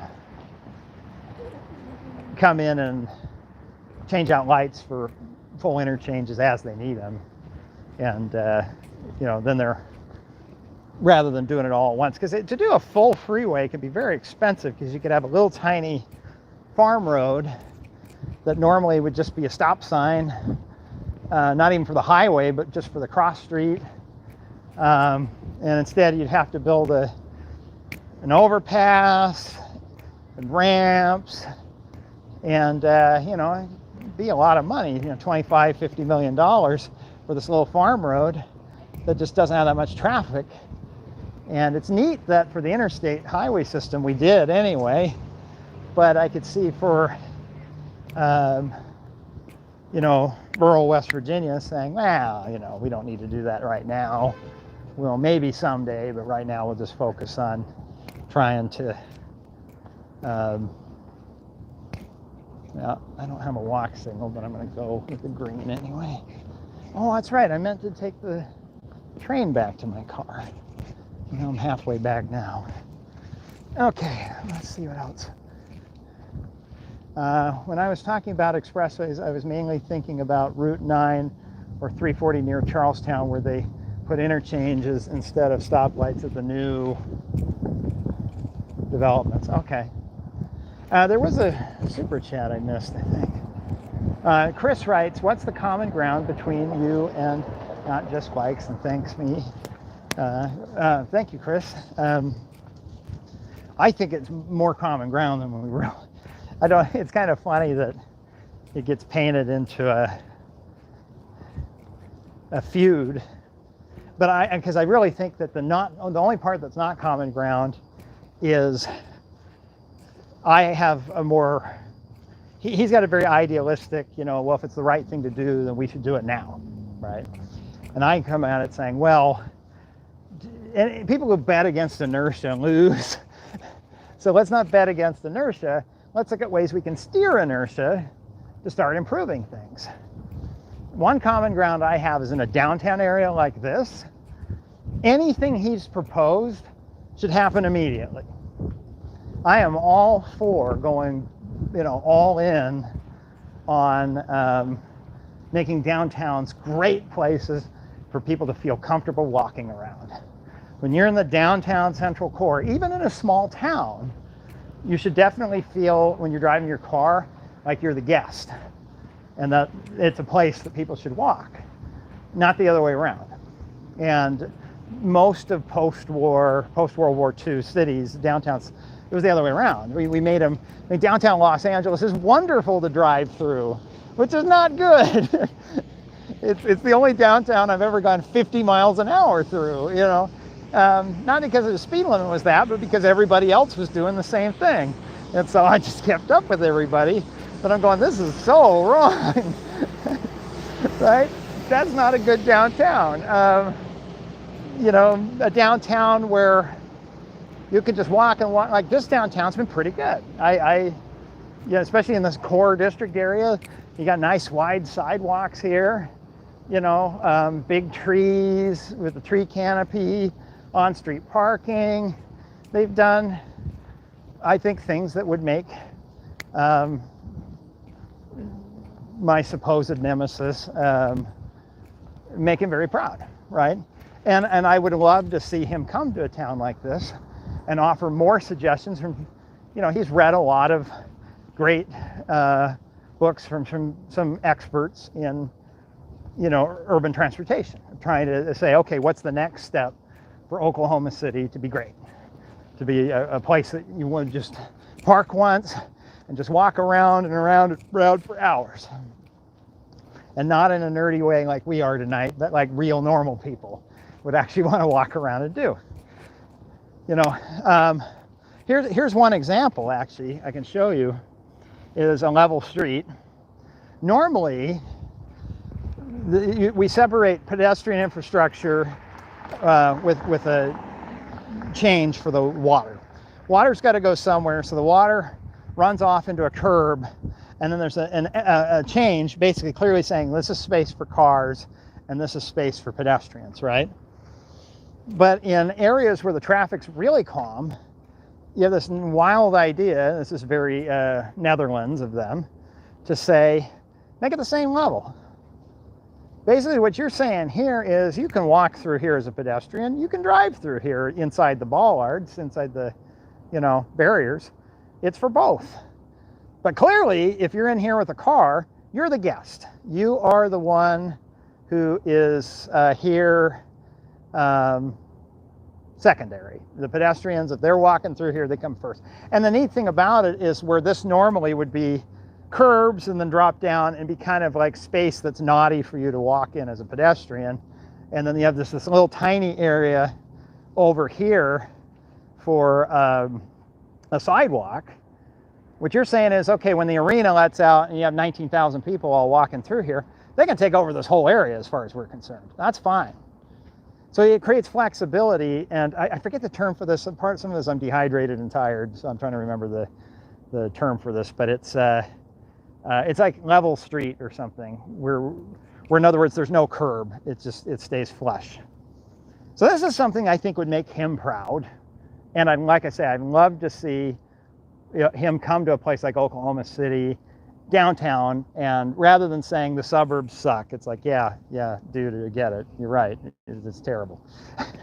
I want to see him comment on, okay, what have they done right here? And if they were to expand it out another 3 blocks in each direction, what do they do next? And then 3 more blocks, and then 5 more blocks, and then 3 more blocks, and then 10 more blocks, you know, and over time, you build out the world he wants to see.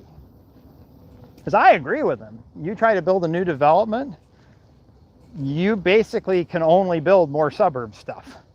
You want to build a Walmart, single family detached housing on dead end streets, and an apartment complex that's all parking lots that you park in front of your unit, no problem. You can get that built, no sweat. But you want to do something unique and say, well, hey, what if we built like an old-timey neighborhood where the houses are kind of close together and you park on an alley and it's a grid?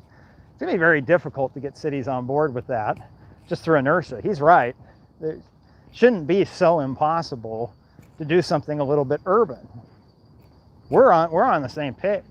The difference is I'm practical, saying, well, instead of going from 100% doing it car dependent to 100% not car dependent overnight, which I think is idealistically just foolish because it just can't happen, I'm saying let's start by just trying to legalize doing it a non-car dependent way in select locations now. But in select locations, make example projects, make them successful, and then do more. And the cool thing is there are some successes that we can build off of. You know, take like this parking lot here. Instead of trying to go in and mangle, you know, like the suburbs should have sidewalks immediately. He and I are on the same page with that. I just believe you're still going to have 99% of people driving out in the suburbs, you know, but there should be sidewalks on every street. But rather than him getting in and like trashing the suburbs, which aren't going to change anytime soon, I'm saying I'd love to have him be and the people he reads, be a consultant right here, downtown. Oh, let me get across. Downtown, what do we do with this block tomorrow? Like that's what I'm interested in, you know. And so I think that's just the difference. We're just he wants to. He's John Mayer saying I'm waiting on the world to change, and I'm not Michael Jackson, but I'm the sentiment of Michael Jackson in that I'm looking at the man in the mirror. I'm asking him to change his ways. In other words, how do I interact with the city where I'm willing to give up something to make it better? You know, am I okay with the city taking a lane away for a bike lane? You know, and I'm saying that's what I'm saying is like we got to start with like, what are the little things we can change now, rather than just expecting like a whole transformation of America. You know, we're not going to transform America on a dime. And complaining about it isn't going to, anyway. Hopefully I've been on a soapbox a little bit here, but you get the gist of, you know, like I say, a lot of our goals are the same. He just, anytime I try to nuance it, he calls me a car apologist. And I'm like, well, I'm just being honest. Right or wrong, this is what's happening, you know. Whiffin sends a super chat for Canadian $20. So thank you very much, Whiffin. Says, love you, Rob. Well, love you right back, Whiffin. That's very, very kind of you. Everybody tonight has been very, very kind. Okay, let's see. Awesome AA Sims, right? Even suburbs can be walkable. In fact, early car-centric developments are walkable. You're right. You know, that's where I was talking about going. He's right in that there should be a way to, and we're back to where we started here. see the Omni Hotel lit up at night. There should be a way to do something different. To be able to approach a city and say, hey, instead of a bunch of cul-de-sacs and windy dead-end streets, I want to make something more kind of grid-like. And maybe instead of the streets that don't go through, maybe they go through for the sidewalk and the bike lanes, but they don't go through for the cars. But it's still single-family housing. It still looks a lot like what people are expecting. It's just, we do it a little bit different to make it more walkable. That I agree with, right? I am all on board with that. But I'm saying, let's first start with just trying to get that legal, because I agree with them. It's very frustrating to be locked into, there's only one way for the market to address demand and say, oh, well, the demand is a national home builder comes in and puts in a bunch of cul-de-sacs. And it's like, well, now wait a minute. Couldn't we try something different? Couldn't we have a game plan of like, okay, what are we going to do with these streets 100 years from now if all of a sudden it urbanized? You know, like I'm okay with that. But then he'll come in and randomly have a video where he attacks hawk beacons. And I'm like, well, where did that come from? So that's where I'm absolutely not on the same page with him, because it's like, well, it's a good, yeah. It's kind of his thesis statement, as I understood it, was, well, because big suburban arterial streets shouldn't exist, hawk beacons are stupid. And I'm like, what? Here's a thought. Maybe because suburban arterial streets do exist, I'm glad we have a hawk beacon, because it seems to be a very effective way of getting people to stop at a crosswalk. You know, so, anyway, I don't know. You're getting me now to the point where I'm tired and I'm less guarded about what I say.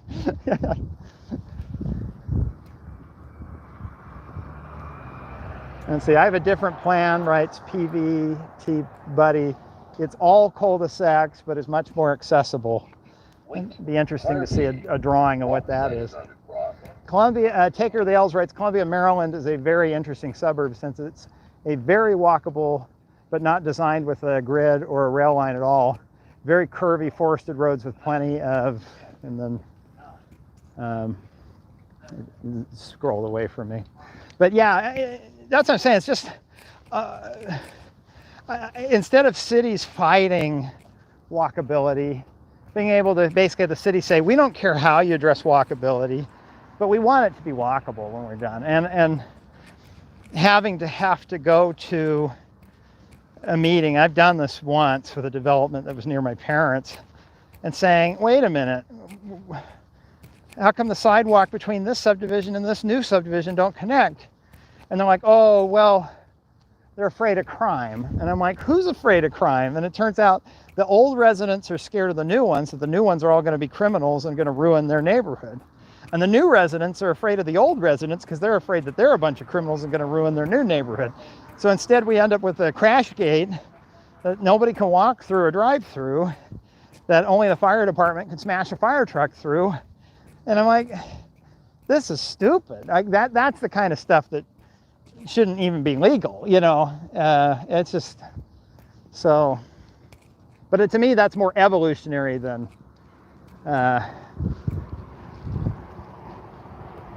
Blaze Bacon writes, Rob, are you a planner or an engineer? How'd you pick? I didn't. My undergrad started off as broadcast journalism, which I did finish.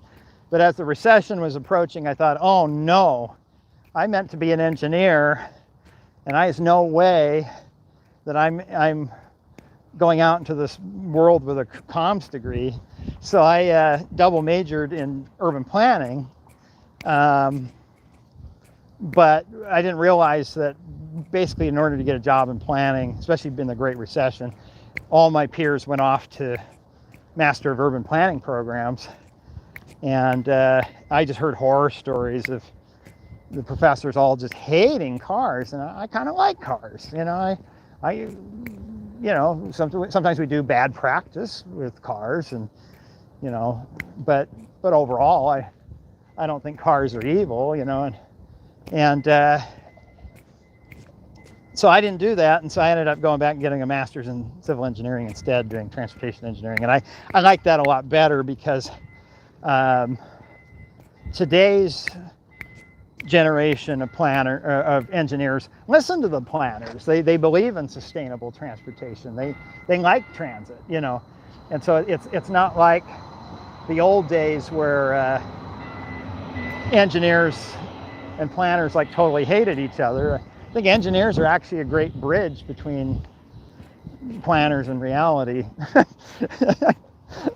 And I'm not dogging on planners. Like, if it wasn't for planners, engineers wouldn't have gotten better. I'm very grateful for planners. But I also laugh because planners, their solution to everything seems to be, well, we'll all live in condos above a coffee shop, and then we can all work in the coffee shop. So we like live, work, and play in the same building. And then for fun, our free time, we'll get coffees at the coffee shop. And it's like, but it's not grounded in reality. Like, nobody who works in a coffee shop is going to be able to afford a condo in that building. And then everybody who lives in that condo still ends up driving their car anyway. So that's what I'm saying. Like, I appreciate the engineering because it ends up bridging the gap between the two and trying to ground it in reality. So, okay.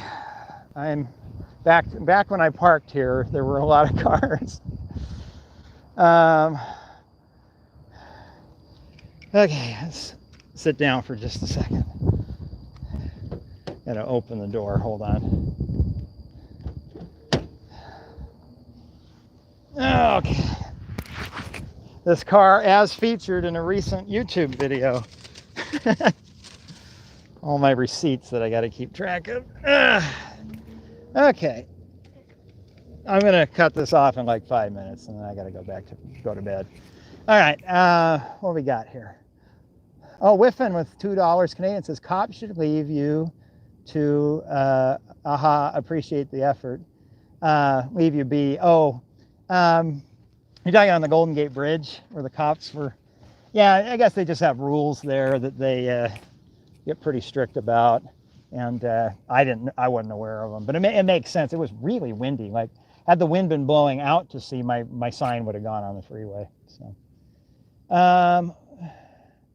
PBTLs, have a good night. Well, thank you. Yeah, probably the stream's coming up 4 minutes to 5 hours, which is, these things get longer and longer. You guys make it fun, you know. If it had trickled out where there was like 10 people watching, I would have quit a long time ago. But if you guys are having fun, I'm having fun. I enjoy hanging out with you. So, well, I'll cut it off in 3 minutes and something when we hit 5 hours. How's that sound? Yeah, Master Single writes, we had a long stream. Chris writes, can you elaborate more on the coffee shop above buildings for people who work in coffee shops? So there's like a meme, right? So the theory is that people, you have a mixed use building. So planners hate Euclidean zoning where it's like, okay, this is the commercial zone where people work and shop. This is the residential zone where people live, and this is the industrial zone where, you know, there's factories and warehouses and stuff. And because we end up driving cars between all the different zones. Euclidean zoning doesn't exist in nature. It's something we invented in the 1920s and we still live under today as Americans. And in nature, typically, like you go to like Damascus, Syria or whatever, it's like you have the street level where the economic activity happens and then the residences are up above. And so that's the theory. Is the modern version of that is urban planner coming in and saying we're going to have a mixed use building where it's like with a parking garage underneath with street level retail and then condos on top. And it becomes kind of a meme because it always ends up being like we have these big sidewalks with like sidewalk cafes and everything. And so it's like every urban planner's project, like in one of my undergraduate urban planning classes, we all had to do this development. They gave us a vacant lot and we had to present to our class what we were going to do to create affordable housing, right? And everybody in the class had an urban lot, and they all did that with the building right up to the sidewalk and the sidewalk cafes. And, you know, these are even Mormon kids who don't drink coffee, right? And they're all having the coffee shops at the ground level and the condos on top. My group got a site out in the countryside. And what I ended up doing is talking my group into saying, the most affordable way to actually make the thing affordable was a trailer park. And so that was ours, was a trailer park. And I remember the rest of the class just thought like we were insane. But think about it. Whose project would actually be affordable? Ours, greenfield construction, way out of town, and it's a trailer park with occasional bus service. Like that was our affordable housing. So anyway, I think that was the difference. Is just like mine doesn't stir the heart and like inspire people to greatness. Like, but mine might be able to actually get built, you know, and actually be affordable. James writes, would you consider making a video about state toll tags increasingly becoming interoperable? I want to do a follow-up video on interoperability because I did one in 2019 and it sounded like, oh, we're about 5 years away, and here we are 4 years later. Oh, I don't have it with me, but I was going to pull out my tag and say, if I took this thing down onto the Oklahoma toll road tomorrow, it won't work. And so anyway, so I think the reason we aren't interoperable is because pay by plate. Well, pay by plate's more expensive, and the toll operators, when I talked to Samuel Johnson down at the Toll Roads Authority for that video, they don't really like pay by plate because pay by plate, you still have to have a human kind of double check the work of the machine, because sometimes the machine has trouble reading the plate. And where a toll scanner is great, like it's very reliable. You know exactly who the customer is because it's a chip talking to the transponder's talking to the receiver, right? Where pay by plate, it's trying to do OCR, where it's trying to read the letters out of the photo. And so he was all on board, like he's saying, yeah, the International Turnpike and Toll ITTBA or whatever they were all on board with wanting to make interoperability happen. But I think it's just what happens, like, well, Texas bought this type of equipment, and the Northeast bought this type of equipment, and California bought this type of equipment. The equipments don't work with each other. And so I think the theory is, if I were to guess, when the equipment gets old and gets replaced 15 years from now, the new equipment will have interoperability. But because everybody's invested in the old equipment, it's like, well, we're not going to tear out perfectly good equipment. And so it's just not interoperable. And so, but I don't know. I'd love to get a follow-up on that. Good question. Biggie John writes, Texas tag is supposed to work in Oklahoma and Kansas. Yeah, no, got multiple bills for $250 when I drove through Iowa last year. Yeah, that's annoying, right? You know, because especially if they tell you it's interoperable and it's not. And like Fast Track was beautiful inside California, but it doesn't work anywhere else on the planet but California. And that's too bad. Like if I went back east, I'd love to use Fast Track on Easy Pass. Wait, the stream's still going? Yeah, I know. I was supposed to cut it off a minute ago. I hear Japan, they're using toll cards instead of toll tags. Yeah, the only thing I know about Japan toll roads is when Top Gear, Jeremy Clarkson drove the Nissan through all the toll roads, and those were wild because the gates would come down and he'd be approaching it at 60 miles an hour, and all of a sudden go like beep, and just like, oh, this little arm would just fly open at the last second. It was just crazy. But okay, well, we're hitting 5 hours, and so I think I'm going to my thoughts on the indictments. That is out of the realm of this channel. I am not touching politics with a 10-foot pole. You and I, we meet one-on-one sometimes, sure. To quote Weird Al Yankovic said, I am political, but not publicly. And I think I share his sentiment. But privately, very happy to talk politics with you. Anyway, well, you all have a good night, and I will, let's plan to do this again in another 6 to 8 weeks or something, or sometime when I'm near somewhere interesting. So always open to ideas and stuff. Feel free to email me or reach out. I wish I could chase. There's so many great ideas that you and others have told me, and know that just because I'm unable to immediately chase it and go make a video doesn't mean I don't want to hear it, because it gets me thinking.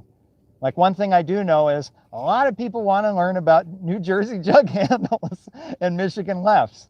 I haven't done them yet, but that doesn't mean I'm not thinking about them. So, okay, we all have a good night, and I'll talk to you later once I figure out how to end the stream. Do you want to stop streaming? Okay.